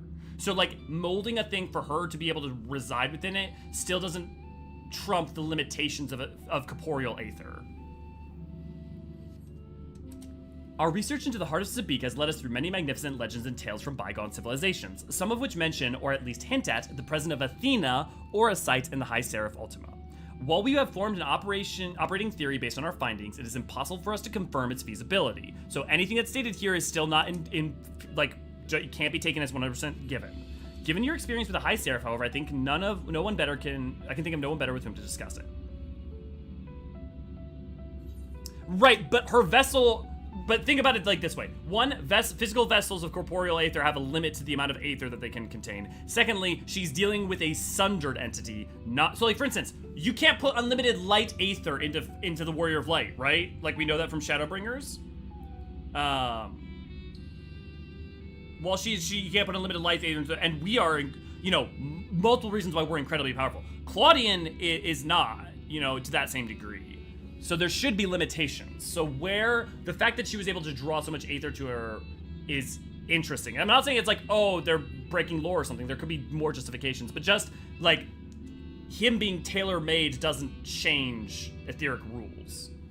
And like the rules of the soul, where you apply too much aether to it and it breaks down. Although we know not the precise timing of the High Seraph's visit to the star, we do know that Athena somehow came into possession of a mysterious crystal said to be the source of the destructive magic known as Ultima. So, like, specifically, we don't know when the High Seraph the timing of the High Seraph's visit to the star. According to La Habrea, it was Athena who gave the crystal the name of Eorzean, and from her tireless research was born the Heart of Sabik. So, she was given the Black Heart at some point, and then the heart of Sabik and the naming of Eorzean, all that came to be from Athena's research around it. The Heart of Sabik contained not only Athena's memories, because she put her memories in there, but a concentration of aether unlike anything we've observed. Even a small portion of it could level mountains. So that aether was there prior and what Athena was studying. It did in fact level Castrum Meridianum not so long ago, at the end of 2.0. Records of your previous encounter with La Habrea imply that the heart was for a time in the hands of the Allegan Empire, meaning that at some point it was doubtless it was the Ascians himself who gifted to them, thus sowing the seeds of calamity. The Allagans made little progress towards penetrating its mysteries, but some scholars attribute the fact that they were able to use it at all to because they created the ultimate weapon and proto-weapons, right? So they never really were able to fully access its power within, but they were able to use it to some limitation. And some people have theorized it to be due to an encounter between Alag's researchers and the High Seraph, which I don't remember where that's mentioned, but there is something either in the Eorzean story or somewhere that has in the past nodded at that as a hypothesis. Regardless of its journey, however, we do know that the Heart of Sabik returned to La Habrea's clutches soon after the Fourth Umbral Calamity, so after the fall of Alag. The rest hardly bears going over again. Which is interesting, because the ultimate weapon must have been left without it then. And then he must be given to Gaius by La Habrea, which makes sense for what they've said. Tracing the legends of the Orisite back to their source suggests the High Seraph may be the cause of countless tragedies, including our most recent one. So she may have been part of, in some ways, pushing things towards the Fourth Umbral Calamity because, you know, by the product of the technologies that that Alag was able to get through the use of the Heart of Sabik. The tragedies of Evilise and its fall, Delita and all that stuff. You know, many things that the High Seraph had a hand in that would have happened post-Sundering as well. Regardless of the Orisite's source, however, it was Athena's bottomless ambition that set the wheels of tragedy in motion. So Athena's plan probably would have happened with or without the Black Orisite. It just fostered it. I found one of La Habrea's remark most odd. While we were discussing Athena, he said that he was a fool to think she could be confined. He didn't elaborate on the statement, but I think there's a possibility that Pandæmonium was built not as a prison for failed creations, but to contain his very own wife. Now, he could have been thinking something was he could have already noticed the truth within her and built it to preoccupy her and thus contain her in that way, and then it became a literal containment too. But instead it just allowed her to keep focusing on her aims. We already know he was well aware of the influence of Orisite had on Athena. So, again, she had it prior to Pandæmonium, and he knew that it was having an influence on her.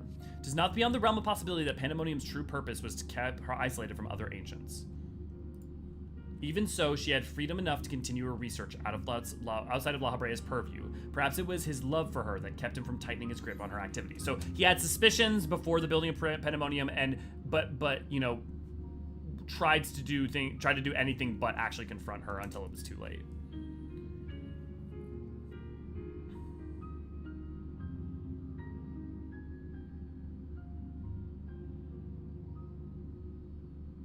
So is there a void version of Ultima like Zodiark? Sorry, there's like 6 things to unpack with that. Okay, so the 13th, so we don't know that Ultima, or that the High Seraph would have been sundered. We don't know that.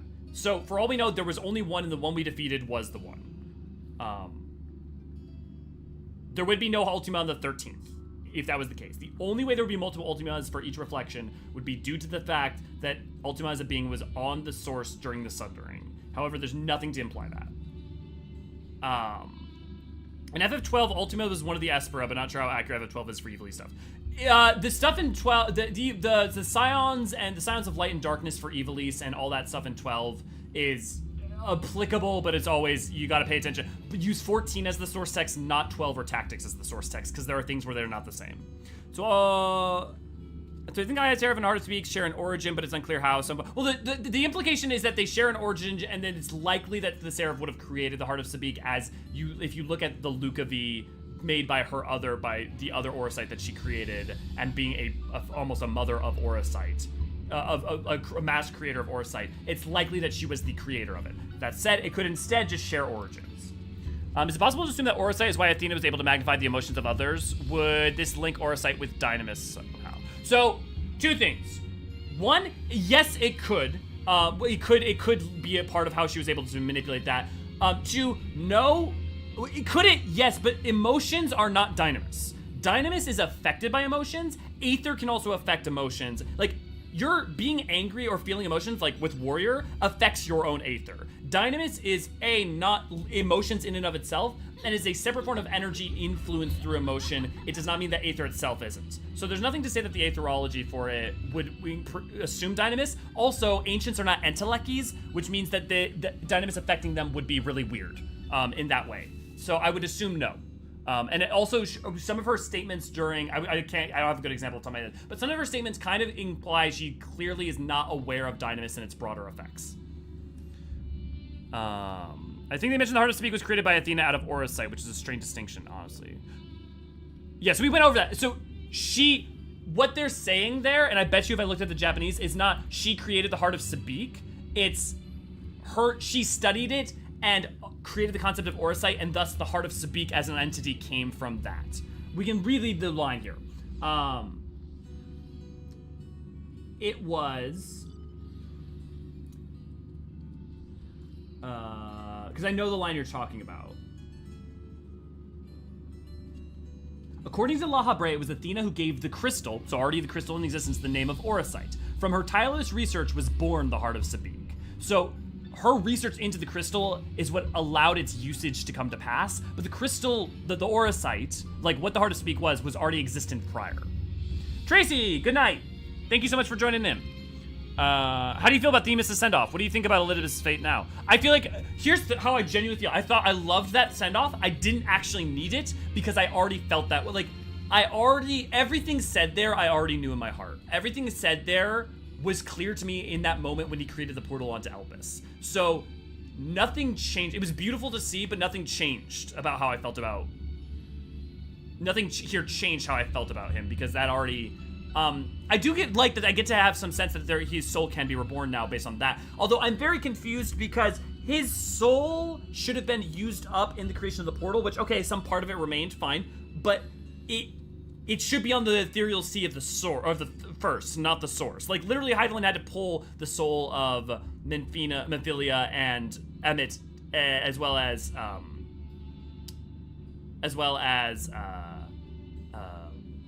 Hythlodaeus to the source, right? But perhaps she also pulled his soul. Or perhaps she also pulled his soul. There may be something with that. Or Emmett pulled his soul later on when he was around for a short period of time. Or, like, there's a lot of ways to hand wave that in a way that's, like, not really problematic. But it was just weird, like, to think about that. Because they went out of their way to point that out, that ethereal seas are different between reflections and source. Like, they all have their own, and you would return to the one of whichever one you're close to, not just whichever one you were born on or something. The card said the gain of mind again because of the faith. Yes. So of the High Seraph, yeah. So the thing is that could be referring to the fact that the High Seraph gained sentience because of the interactions of the people during Ivalice, and it had been sundered or destroyed or wrecked or whatever, and maybe during the sundering it survived in completeness, but it was broken. But the prayers and faith of people ended up helping to restore it.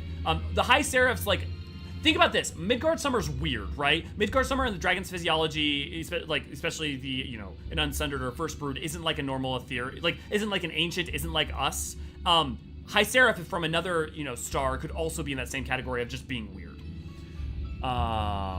That's an interesting idea. Perhaps the Seraph as it was in the world unsundered was not sentient, an Aurosite generator, and only after the sundering and prayer gained awareness and became evil. It's possible. I don't know that that's my read, but it's super possible.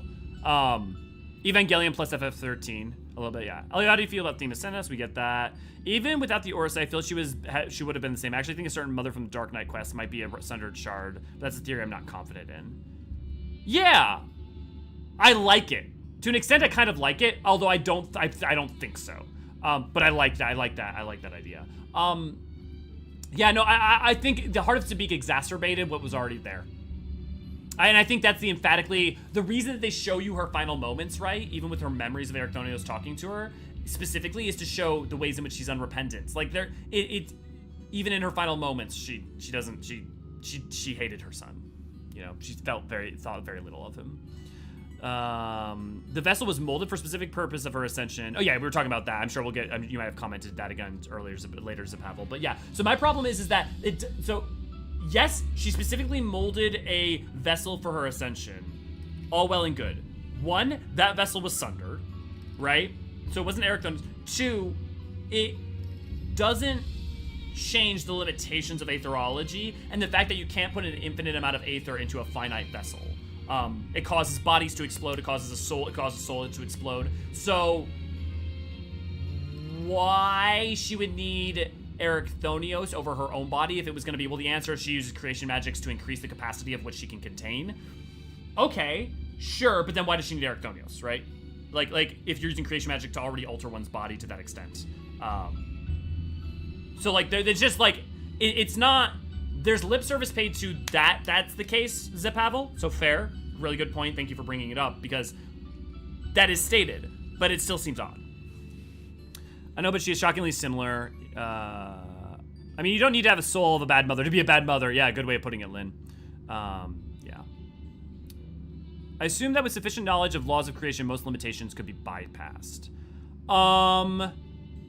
So here's a couple things. This would kind of support retroactively that point, because she did create souls to an extent, or at the very least collected them to imbue them into a being. I'll definitely replay and pay very close attention to the points being made there, right? But like the creation of the soul that she imbued in Pandæmonium, right? The fact that she could create souls goes against everything we're told about the fact that you can't create souls. Ergo, okay, hey, it can be done within certain confines, but it wasn't done or couldn't be done without breaking certain natural laws that no ancient would ever do, or some such. Yeah, we'll keep going. Aether is a physical substance. There's only so much of the stuff you can put inside something until it's full, right? Like if you put too much in a soul, it causes the soul to break down. You put too much in a body, it causes the body to break down.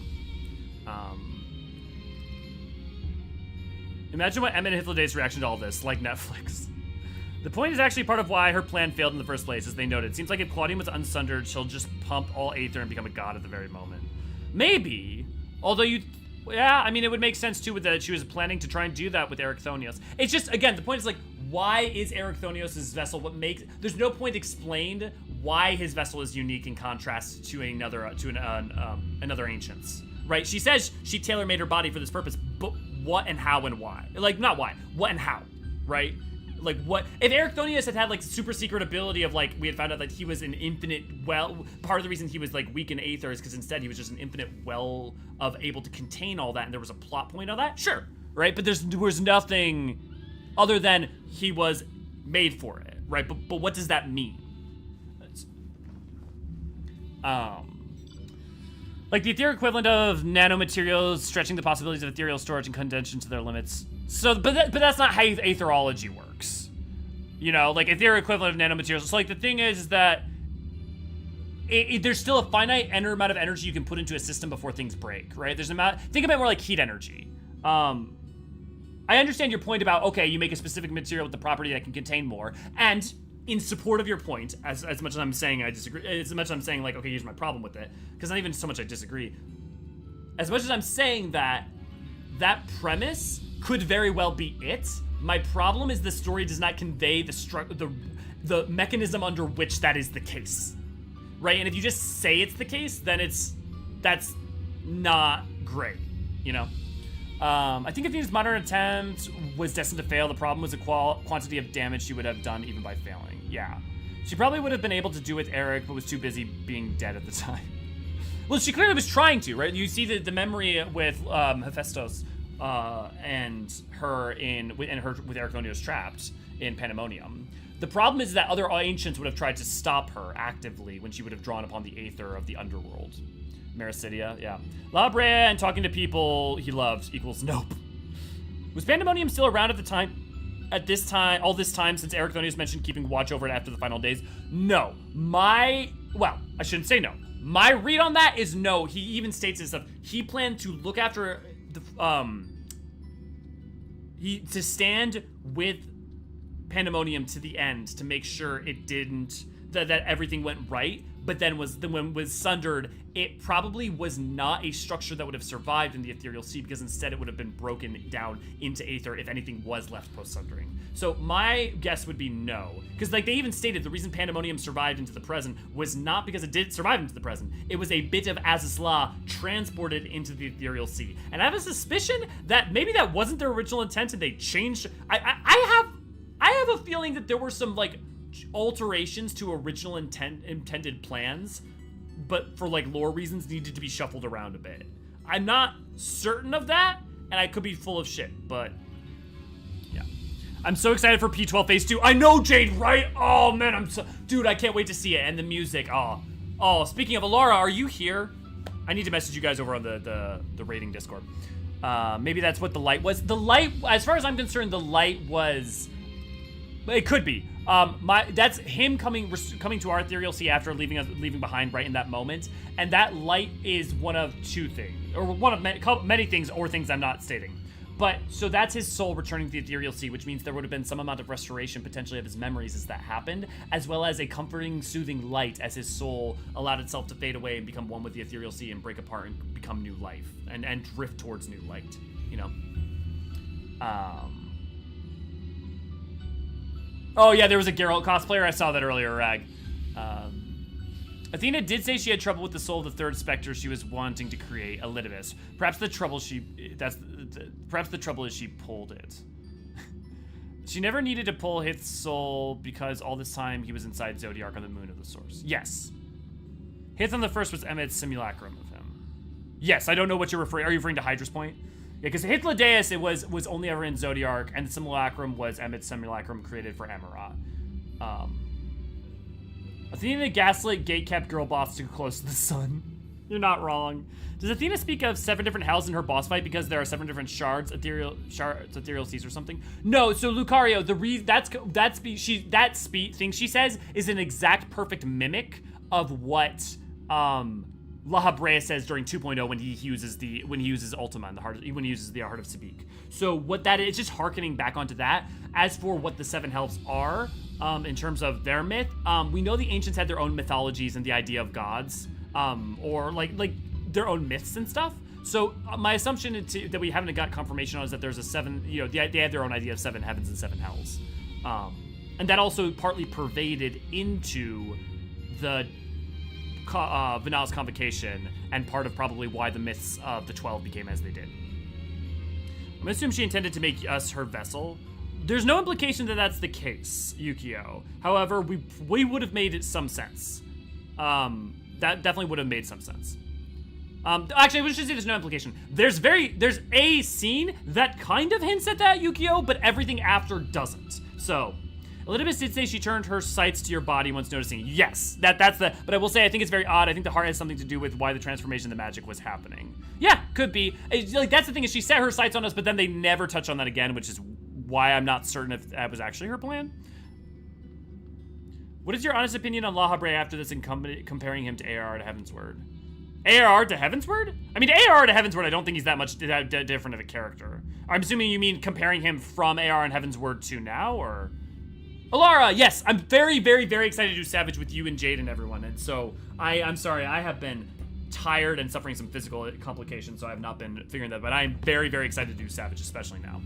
Yeah, that's fair. It's very much like, felt like a big theme was pushing the boundaries of science and knowledge. Totally, 100%. Same with Hemi Theoi. It's not, my problem is if the justification is Claudian by proxy of being the sundered shard of Ericthonius, and Ericthonius has a very specific capability to contain limited reserves of aether, which would have allowed her to do her plan. If that is the reasoning, and if there may even already be more justification within the game that I just somehow managed to miss, but if that is the reason, I'm fine with that. My problem is they didn't convey that, so it's like, what is that the case? Like, it's saying it but not explaining. Read the 7 Hell speech. I just assumed that was an incantation to cast Ultima. Yeah, Lynn, that's a great reading to of it too. Got it, thank you. Yeah, no worries, Lucario. Glad to help. Referring to you saying by accident that Hydaelyn needed to pull Emmett and Hith's soul to the source from the first. I didn't say that on accident. Hydaelyn did need to pull Emmett's and Hith. And Hith's soul. I see. Sorry. Yes, Emmett and Sorry. Yeah. You're totally right. Because Hythlodaeus was in Zodiac. Yeah. Thank you. You are right for that correction. Thank you for correcting me. What I meant was Emmett and Minfilia specifically, and that Hythlodaeus. I should have said that Hythlodaeus was in Zodiac the whole time, so it did not need to be pulled to the source, and naturally came back to the source's ethereal sea when Zodiac was defeated, as we see in 6.0. Thank you, Infinite. If Athena wanted to be inside us, she would need to get used to the company. Arbor is taking up a lot of space already, and maybe the other as Charlotte joined World. You know, there's also the aspect that our soul would have fought back pretty viciously and not let her taking control of us, whereas the reason that Claudian would work is because Ericthonius was tailor-made to like allow for her to take him over. Your honest opinion of La Brea after everything that has happened from ARR to Endwalker Elio. Yeah, okay. A man devoted to duty. A man devoted to what he thought was best, absolutely thought best for the star, and who not so much lost his way, but over time lost himself. I mean, it's the same. His story is essentially made much more close and much more in line with Elidibus' story. You know, like Elidibus' story and Lahabrea's story are very, very similar now. All of the Unsundered now, instead of having two that are really compelling with complicated stories and understandable motives and justification, and one who's fucking is now three people with, you know, you feel like you understand much better how Lahabrea got to where he got. I am sad because Lahabrea being weaker than the others really would have made a lot of sense if he had remained with half of his power torn away. That said, his madness makes far more sense since Hephaestus is now brought back to him, right? 10,000 years of that part of his persona still influencing and affecting him. It's understandable how it leads to the point that it does. And that him burning the candle at both ends already still works really well as a justification. Azem, Ardbert, Esteem, yeah. Could be that Eric was uniquely a mostly blank slate in some specific sense for Athena to construct whatever mechanism would allow her to accomplish the goal. Exactly, Bio. And so, like, that's what I'm proposing. My problem is my problem is not that if it is the case, doesn't work. My problem is that if the case is not explained as the case. Miss perhaps the Void Sent we made a pact with. The Void Sent we made a pact with is not within our soul. It is a separate entity that comes through the void with its aether that we help manifest. Though, how much it can have converse with us through our soul could be an interesting point, Loveless. Yeah. Frey would be slammed to the door and say, no solicitors, especially after Xenos. I imagine in the future we'll get an opportunity to summon all our gathered Azem shards for one fight. We do have almost enough for a full 8-man party. It's a cool idea. Let's think, right? You've got...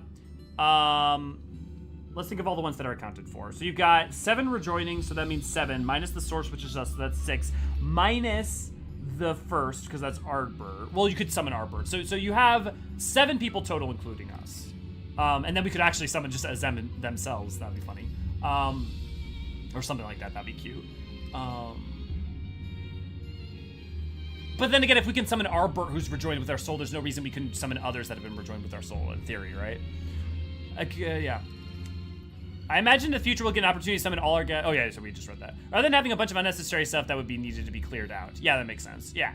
Like, again, I think that can work. I just need them to, like, convey how that is the case to some extent. I don't even need them to fully explain it. I just need to say, like, this was her plan and this is what we did and this is how we messed with it to some amount. And look, if they don't do it now and I'm kind of like, but they do it later, that's fine. That's fine. It's like the hardest to speak, right? The hardest to speak, we've been like, we really should know what the fuck is going on with this. It's kind of important. And we spent 10 years waiting for an answer. So, you know, hopefully it won't be 10 years for an answer on that. I mean, the same with the mists over Ilsabard, right? The cloud cover of Ilsabard is we're gonna get rid of it. I bet in 7.0. I wouldn't be surprised if we go to Corvos in 7.0 as one of the maps. And then Mericidia for the rest, to either the rest of it, like 2 maps in Ilsabard, or like the rest in, you know, I could imagine Corvos and then like Nalmask, Landis, or, you know, something else. Just because that could be relevant. Corvos, we would deal with a lot of Allegan stuff. We may find out.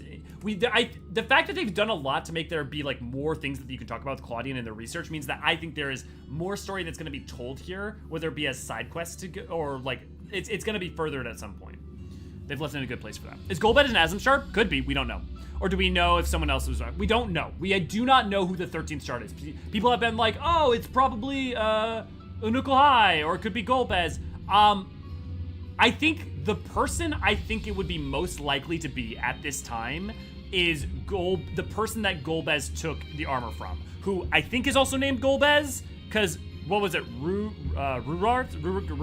I forget what the fucking name for like Golbez's when we saw him in the vision was. But whoever is trapped in that Memoriat crystal, that is who I think is most likely to be the 13th Reflections shard. One, it makes sense because it would be someone that hasn't been turned into a void sense, so someone who could be rejoined with us.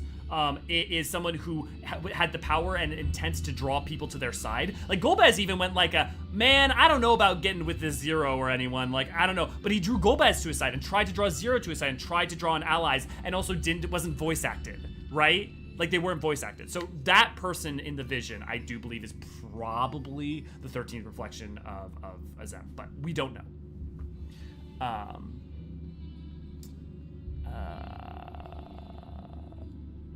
If Athena actually wanted to make use of a new vessel, perhaps this speaks a bit about her designs with manipulating Eric. Yeah, like maybe the purpose of her tampering is the soul's ability to manipulate Aether. All things considered, the battles we've won and the things we've battled through were pretty up there.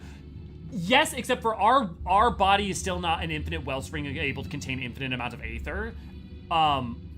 Now, because of how primals work, creation magics in theory could be applied. Like think about Tsukuyomi, Shiva, right, or Vana. They, even though their bodies are not infinite, hold infinite amount of Aethers, that magic would still be able to summon in and around them. The problem is that they didn't convey that what was being used was creation magics to bring into a vessel in the same way as those other metaphysical examples we've seen so far. So that's why it's again little unclear which direction and what they were meaning.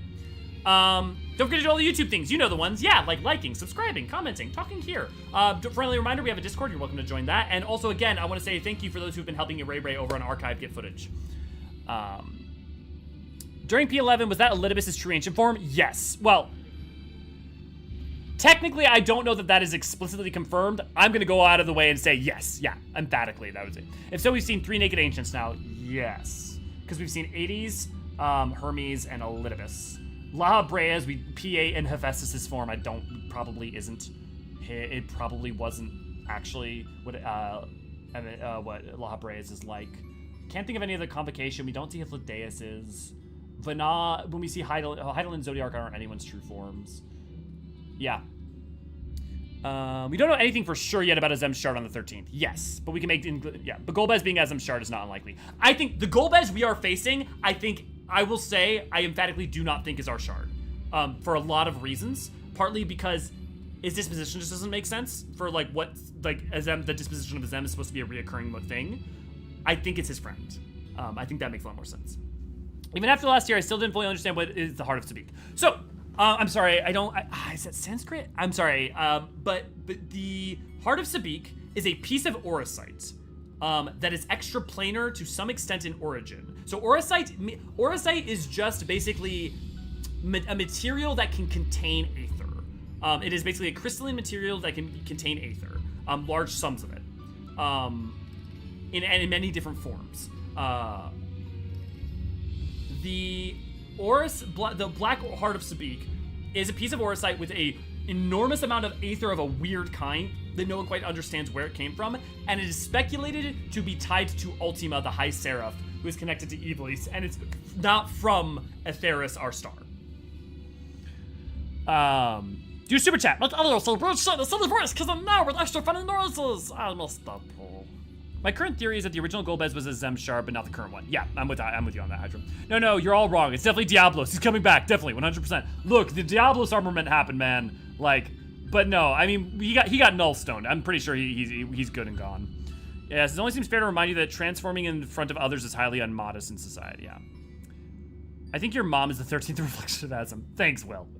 The vision of past Golbez was also in first person, which is kind of yeah. Yeah, I thought so too when they weirdly had Golbez not voice acted during that scene. I don't remember the other first person Echo Vision.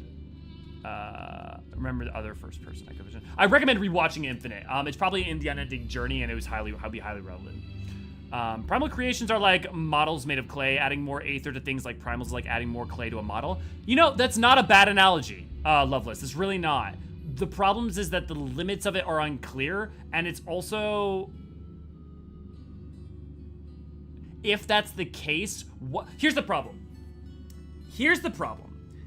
If Athena was just using the same method of creation magics to do what, like, primal creation and pulling Aether to her and, like, adding more clay to the model, right? Why does she need Erechthonios? He should be irrelevant. Because she shouldn't need, like, his body should not be relevant to that point. However, she does need it. Right? So it's like, there's like multiple things that could be, but none of them perfectly mesh and make sense with their plan. The left kidney of Sabik. Did we just see Athena's true form? Likely. However, because it's supposed to kind of be her goddess form thing, we don't know if that form is actually her trying to summon her god form, or if that is her true form. However, I would say probably Lynn. Yeah. So 3.5, I guess. Yeah. So what happened to the rest of Sabik? So Claudian has it. Claudian has the heart of Sabik. right now. The reason I keep calling it Black Heart Sabik is like in Japanese, I forget what the literal translation is, but there is the modifier. It is called the Black Heart, the Black Orocyte, the Heart of Sabik, or something like that. Claudian has it and is holding on to it for further research. We'll see what comes of that, because I think something will in the future for sure. Abyssos' form is not his ancient transformation. Yeah, it's just all of his hemi-theoid creatures crafted with limitators removed. He removes them from one by one during normal fight, growing monsters' legs or arms. Yes. I would wonder, my one question is during phase, I'm not thinking about phase 1, I'm talking about Savage, phase 2 version of him. It's more my point. So for those of you who don't know, there's a phase 2. Every time there's a Savage, the phase 2 of the final fight has his second form, and that may just be a twisted manifestation with still a lot of those points. However, there is still the La Habrea mask and the cloak and other aspects of him that would still make sense if they were part of his true form. Also, what in the bloody hell is Sabik, and why did Athena call that thing its heart? Yeah, what is actually Sabik? Who knows? Just to be a theatric, maybe? I mean, that would make sense. Or maybe Sabik is something that Ultima, the High Seraph, conveyed to her. Some information about that we don't know. You know, that's the difficulty. Claudian! Cast it into the fire! Destroy it! Yeah, a little bit of that same feeling, Lynn. However, it should be okay. We should be okay. Are we likely to run into the esophagus of Sabik? Esophagus of Beak. Oh my god, that took me a moment. Esophagus of Sabik? Who can say? Probably not. Black Holy Stone, if I recall from the song White Stone Black. Yeah, here we can just pull up the kanji for it. That would make sense. Garland tools. Heart of Sabik. Oh, it didn't pop up there. Oh, right, but I know where I can find it.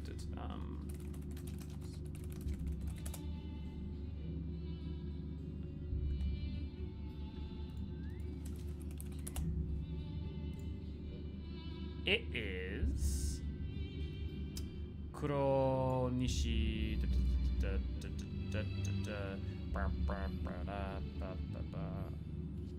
Where did it just go? Where did the kanji go? Heart of Bleak, Kuro Se Seki Sabiku. Yeah, Black Holy Stone Sabik. Yep, that's what it is. Thank you. You're correct.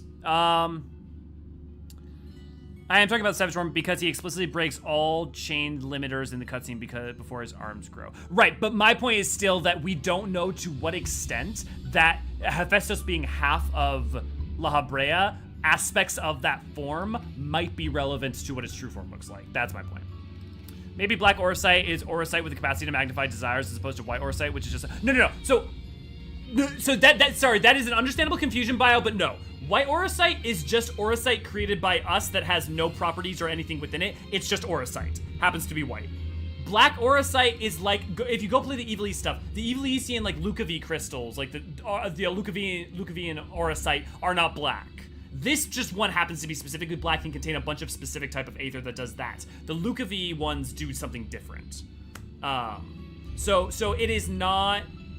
White Orocyte is an empty battery, but White Orocyte is just a form of Orocyte.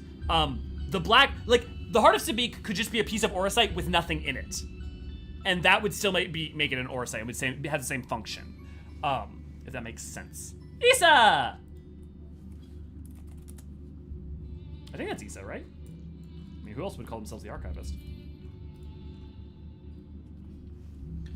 I'm curious to see what the Savage for P12 is. Definitely going to be after the ad phase. Yeah, and I wouldn't be surprised if it was her achieving more of an actual god form or something. That or becoming as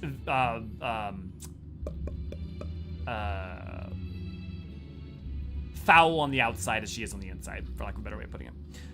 Maybe Black Orocyte is Orocyte. Oh, yeah, so we're talking about that. Shouldn't we tell Sid about how Claudian has it? He gets mad when we don't tell him about stuff he can work on. I don't know that putting the Ultima in his hands and the Orocyte in his hands is a good idea, because that would just lead back to Ultimate Weapon and other issues. Also, the synthetic Heart of Sabik's created to maintain information and data and to be used for the weapons is already, that's research they already have access to.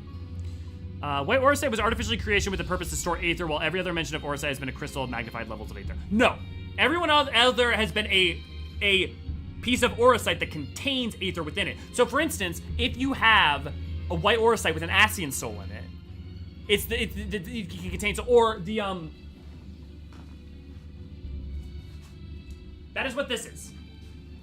This is also same idea, a thing that is able to contain a soul. This is effectively like white Orisite that can contain a soul within it, right? It can contain Aether. Yeah, it makes sense. The light aspect of Orisite would do the opposite. But Orisite is not aspected. Orisite is a container. It's not crystals. Crystals are different. Yeah. So an Orisite can have something within it that is aspected, but the Orisite is not aspected.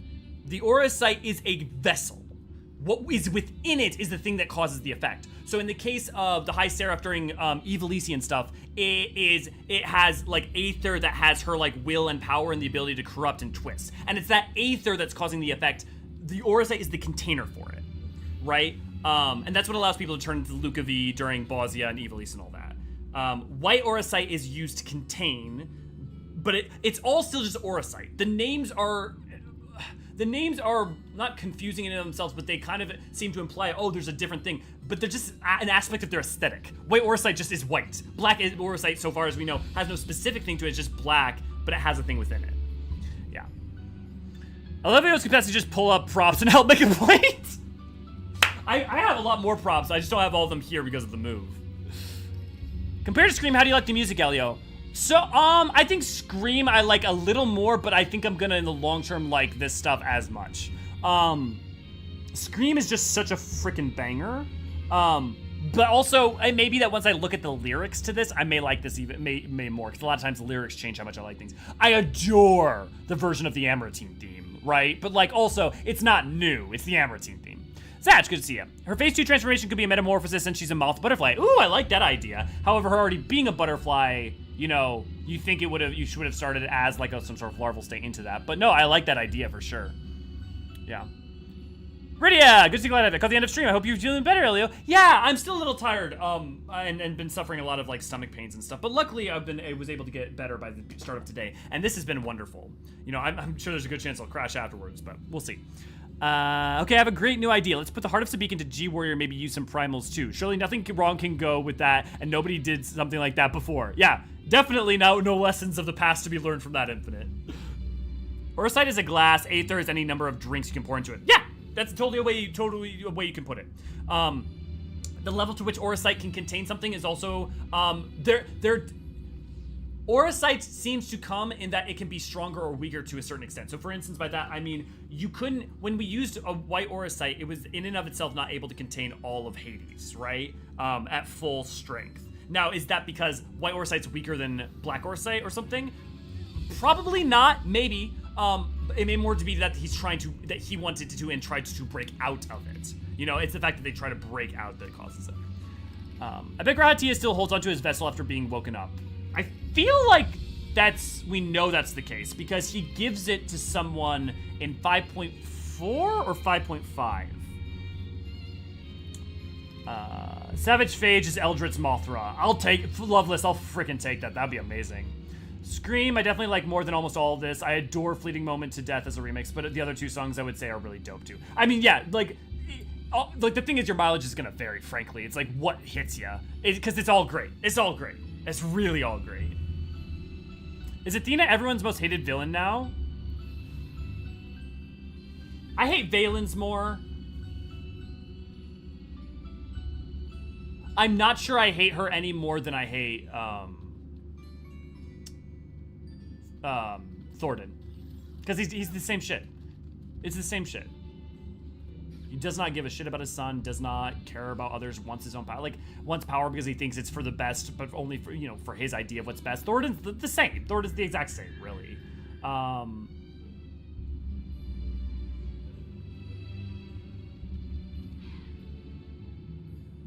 Yeah.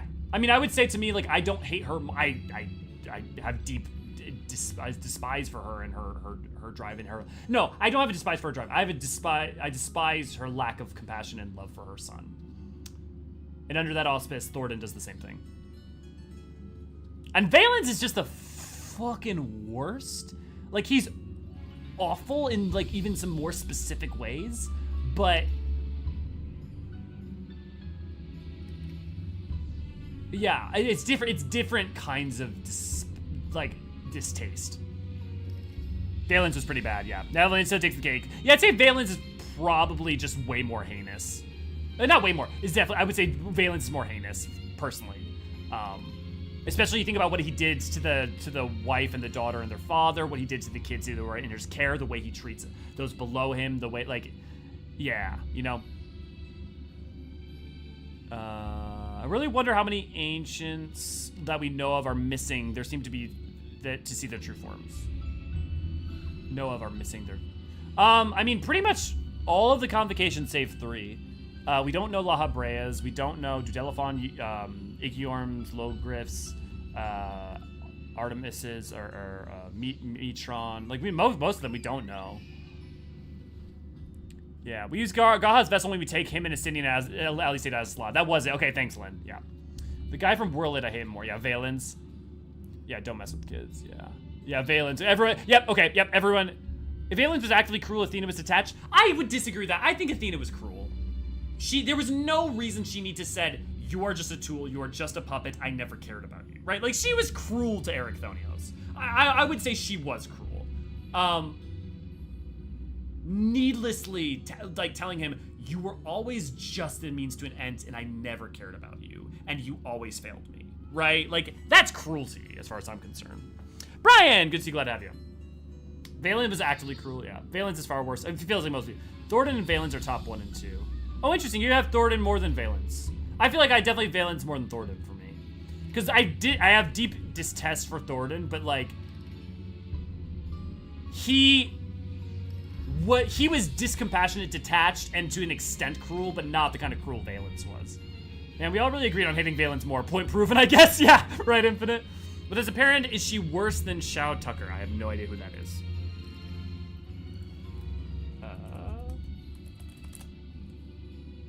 Oh!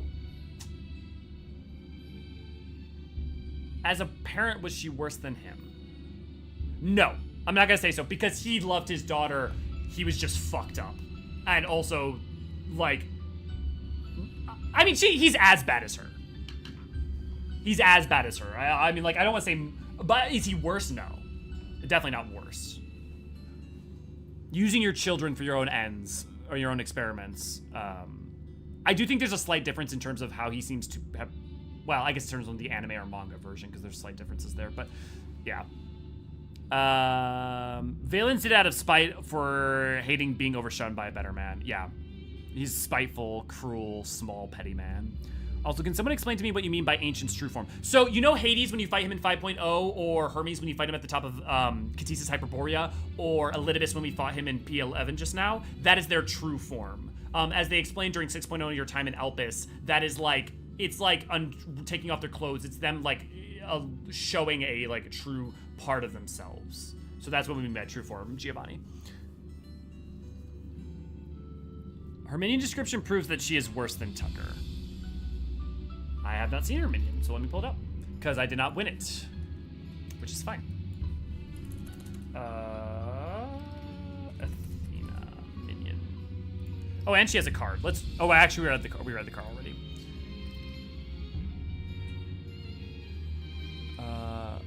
To follow you everywhere. That is her wish. I mean, I don't think that makes her any. That doesn't really change much, I guess. Her minion description doesn't make her really worse than Tucker, I would say.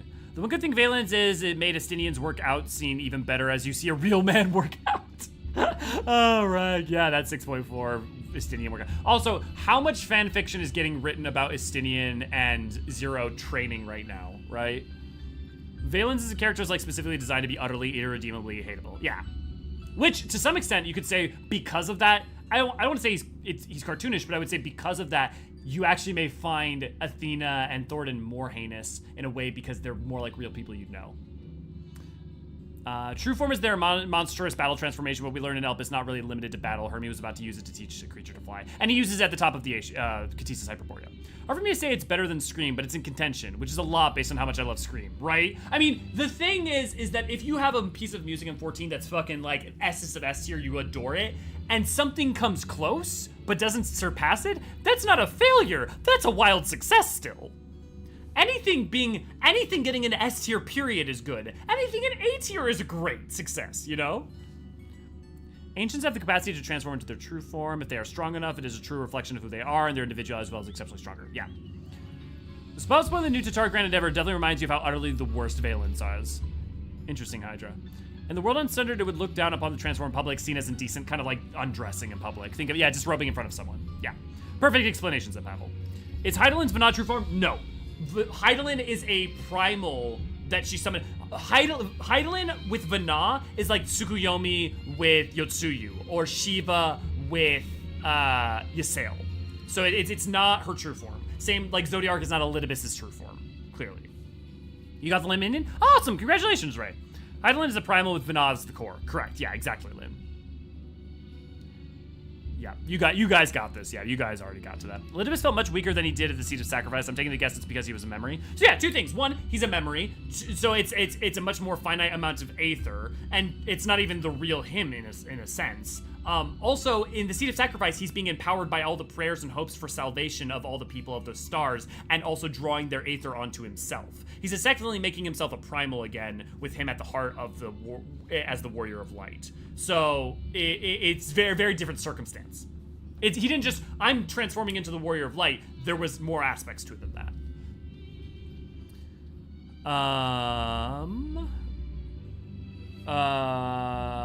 Verlin. Yeah, basically, yeah. Oh no, a lot, yeah. Maybe it's undecent because of showing individuality. You got your uniquely looking donut steal original character looking and don't share a concept with others, same as with not wearing communal robes.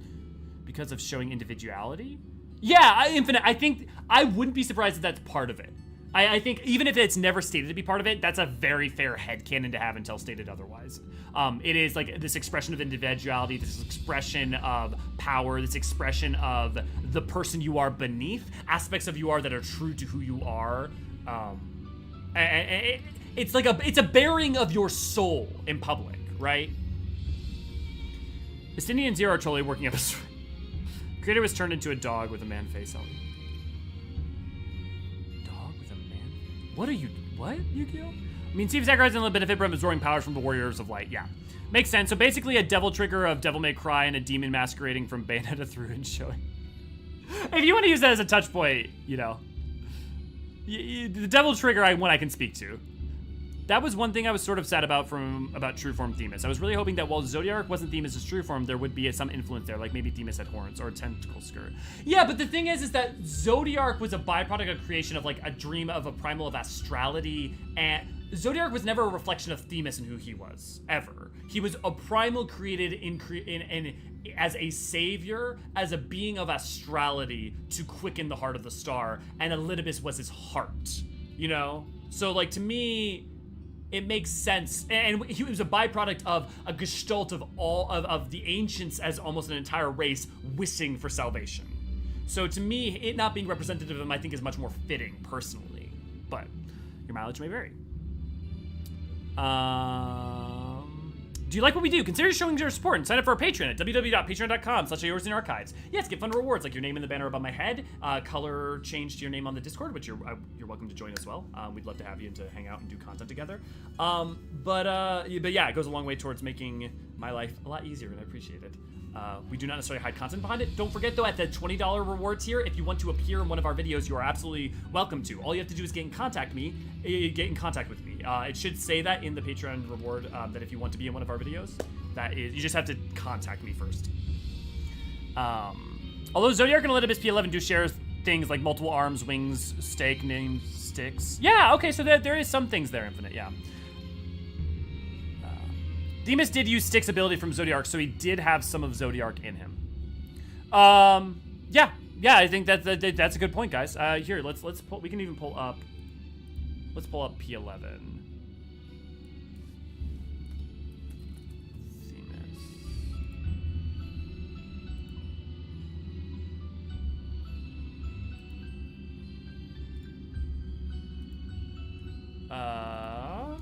P11 boss. Let's see if there's any other elements we can find.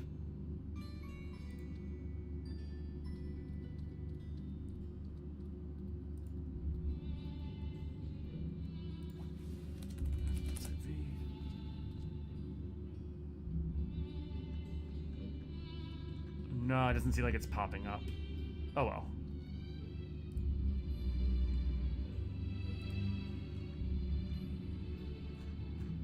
That's fine. Well, we can still talk about it. Also, does Athena's minion guide entry thing have some insight rather than just the item description? Maybe. Yeah, let's check it. Let's see.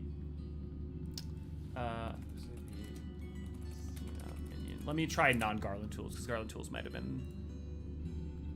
Here, there is a thing in the journal for... I had a different description that was it. Okay, so Athena minion. Summon your wind up Athena minion, follow you everywhere. That is her wish. So that was in the Garland tools, but I missed the journal thing. Thank you for pointing this out. Boasting the likeness of Athena, the first chief keyword of Pandæmonium. This automaton was created in secret by colleagues who greatly admired her. The colleague later vanished without a trace, some days after which a peculiar dog with a man's face is said to have appeared at the facility. Okay, yeah, Athena fucking sucks. Now I get what you're saying, Yukio. Tooltip, Athena must be the sole focus of your attention. Yeah. Man! Why? Why did she do that?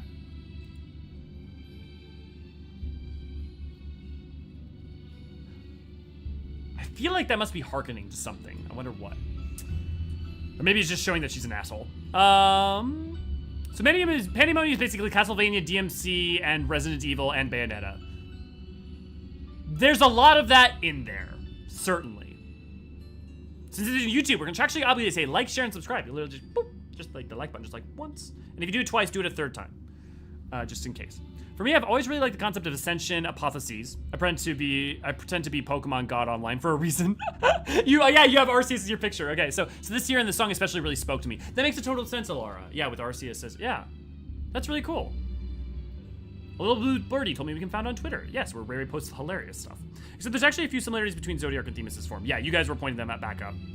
P10 and P12 felt like Bayonetta the most. Yeah, there's a lot of Bayonetta vibe in P10 for sure. Athena the Tireless one even sounds like a track from Bayo. What is left from patch 6.4 since I'm curious? So there's MSQ, there's the Raid, there's Totaru's Grand Endeavor, there's Island Sanctuary. Is there anything else I'm missing? Might be missing something, but... Yeah, Island Sanctuary, EX Farm. Yeah, obviously, yeah, EX, doing EX. I gotta do the EX. I gotta make time. I should take more, I don't know. I gotta figure out how to, like... I gotta figure out how to balance working and doing this stuff, man. I'm not good at it, especially because I've spent so much time, like, dealing with other shit. Turns out the ADHD kid's not great at balancing his time, great at executive function. Who knew? For Totaro's random in terms of quest, yeah. FYI, now there's only one Estinian Zero fan fiction on AO3, but give the fandom time. Percy, thank you for checking that for me. That's amazing. I mean, it's been a day and there's already one, so. I like how one of the bosses casted Ultima like it was just another spell and we tank it in the face now just casually. Yeah, Rydia, so it's interesting. The question is what that, they stated that it was imbued into it by Athena, which means its capacity to do that may not be a byproduct of it having the Orsite, like the Heart of Sabik. In addition to that, it may not have been fully empowered by the Heart of Sabik, so it may be a weaker version of Ultima by quite a bit, for a number of reasons, because it was the spell but not the power behind it. Alternatively, we've just grown that powerful. We'll see. I think he's got similar looking hands. Yeah, does anyone know where the fan-made weapons are? Yes, they're the tombstone weapons, Yukio. They take time to deliver quality, like 14 itself. Yeah. The fan-made weapons should be the new tombstone weapons, I think. Yeah, I think you're right, Atelier. That porcelain gun, etc., they're tombstone gear. You know, I want to, like, while we're talking, I'm going to go check out the tombstone gear because I want to see that paladin shield because that is going to be probably one of my favorite guns. I feel bad that it's, like, a weapon that everyone and their mother's probably going to use. Such a good shield. At least it isn't a dog with a little girl's face, otherwise it would definitely be a reference to Tucker. And now I understand why you're referencing him. Now I understand why you're referencing Tucker and what that why there was any kind of correlationship there. Comedy, Department of War. Oh, good, it's not huge. Oh, that's... I'm a little sad that the night background doesn't like kind of like 3D effect vibe like flow, but honestly, that's great. I do wish it was dyeable, but I don't care. I love the color scheme. Although it's interesting because the color scheme actually matches the old Paladin armor, not the current one. That's gorgeous. That's really gorgeous. And then Polaris points. Oh! That's real good. That's real good. What were the other ones people really love it? Oh, Blood Rupture was one good thing. Rapture. Well, it's interesting that none of them have effects. I guess that makes sense for Tombstone gear, but like, I'm surprised that at least even when you like draw it out, it doesn't like enlarge or something. Either way, good shit. Back to you guys. So you started to put the new background up. Yes, hope the new place is coming along. Yes, I have a lot of stuff that I've been ordering, a lot of stuff left to do, and plus any number of other things. But yeah, and it really sucks making the wind-up It really sucks making wind-up bosses. It seems most of creators ended badly, judging from Minion Journal. Most creators ended. Oh, from creators of Minion. A lot of times, creators of Minions often end up poorly. Yeah. I do like that a friend said that the Athena boss form resembles a being from Bayonetta. It does. I see it. Oh yeah, I completed Bayonetta 1 the other day for the first time. Nice, you. First time catching a stream, so I guess, hey, Rag, I'm glad you could. It's been lovely talking to you. I need to go back to watch MSQ later. Yeah. It was a different animation. His Ultima was like the fire explosion. Yeah, it wasn't like the God Beam utter destruction thing, right? So it was a little bit different in that. And I'll head back to the tea tree in case anybody wants to hang out. It's both that one boss casts Ultima, but Athena casts true Ultima that can wipe the raid. Yeah. Wait, she can? How? Or are you speculating on that? Do you have to do something wrong in order for her to do that?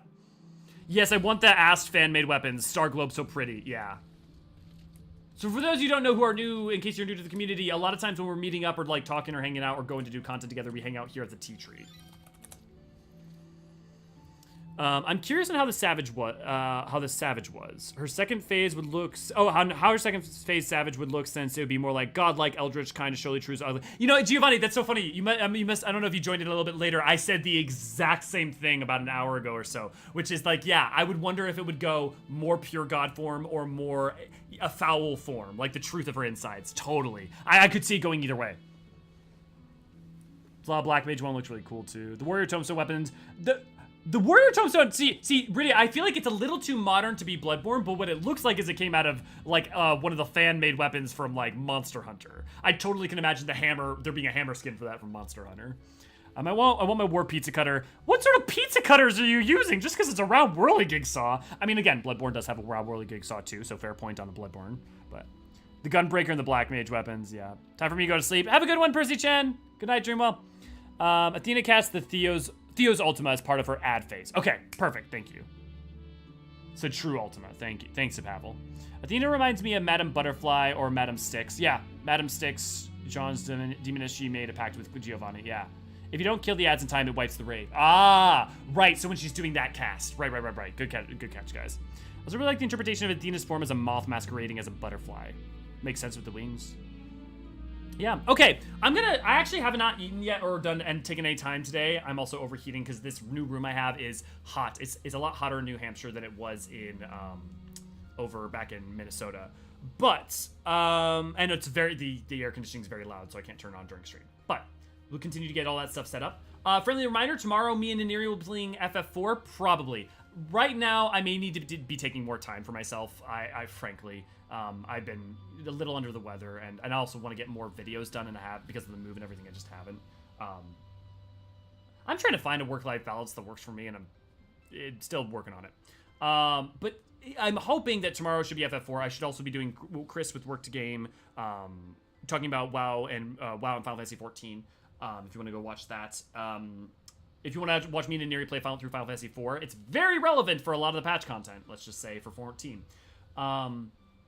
But yeah, Saturday we should be doing music stream. I'll try to call that off early if I need it. But yeah. If you want to support us, you can support us by doing a super chat. You can also join Archonship for $1. You get access to all sorts of fun emotes, like our little emote of Deadpool or Grahatia, or the gay bulge we got going on. Gobby time. Double Berms! Yeah. So there's that. You can also support us by doing super chats. We're right now working on a reward for doing a cooking stream.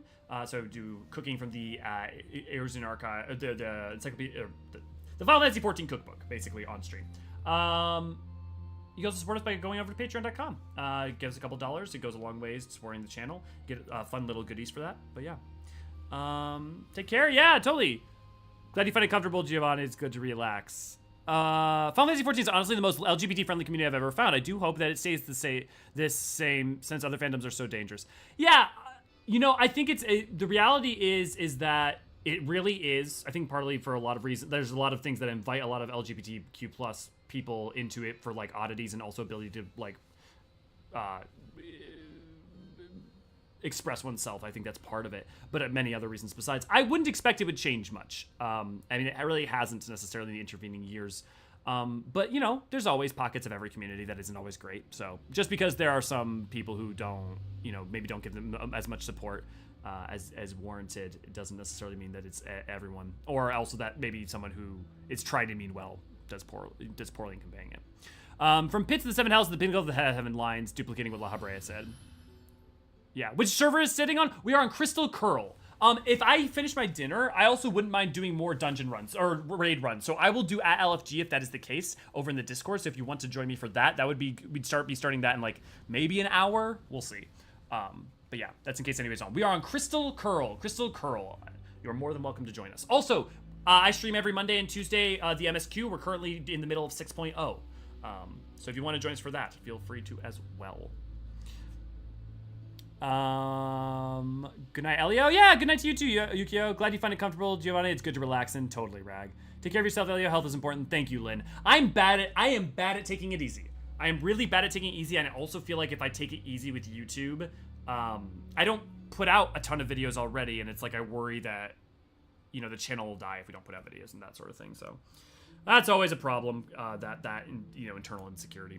But you work on it, you figure it out, you make it work.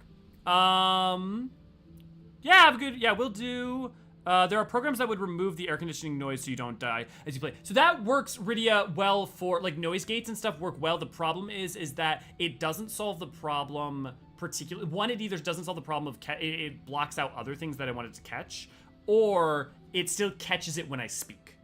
But I will continue trying things. If you have recommendations, feel free to send them my way. Thanks for having me with the last Panda Raids alongside you guys. Of course, Will. It was great to have you. And to everyone who joined in, thank you. To everyone who wanted to join in, thank you very much. Love to have you in the future, too. But don't forget that we'll do this for 6.5 at the end of Myths of the Realm. Or, yeah, Myths of the Realm. The revelation that she was inside the whole time, maybe it was her casting spell in reaction to getting Primal's Aether. But she was, yeah, her memories within it. Not her within it, but her memories were within it. There's a difference there. Because if her soul and body was, that'd be different. But revelation that she was inside the whole time, maybe it was her casting a spell in reaction to getting Primal's Aether. When would she be getting Primal's Aether? Oh, you mean no, because the impression I get from that is much more that La Habrea himself was trying to cast that spell. Also, without a vessel for those memories to put themselves in and call to, it doesn't, like, nothing would happen. You know, so it wouldn't change much. Can't wait to ask questions of the whose butt we going to kick next match. Well, I'm looking forward to talking to you about it, Rag. Good night, Zapavel. Thanks for stream, of course, Infinite. Have a wonderful rest of it. I hope you enjoy all the new content. It's really good. New content's been weird in that it's really great and I love it, but it also feels like only one step forward in a much bigger and grander story that's waiting to climax and be told. It's interesting. Europe is adly, but can sit here just fine. Well, well, thank you anyways, Rag, and don't forget the cross-world in 7.0 will have European stuff too. FK camera following a squirrel, it knows the good stuff. It does, definitely, for sure.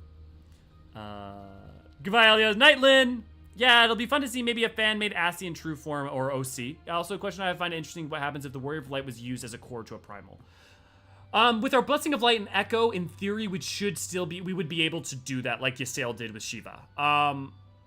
There's problems with it just because primal summoning being problematic, and also there's not faith or prayer of an idea for us to summon within ourselves. Like, Ysael was relying on believing she was a reincarnation of Shiva and drawing that idea and that myth forward into something, right?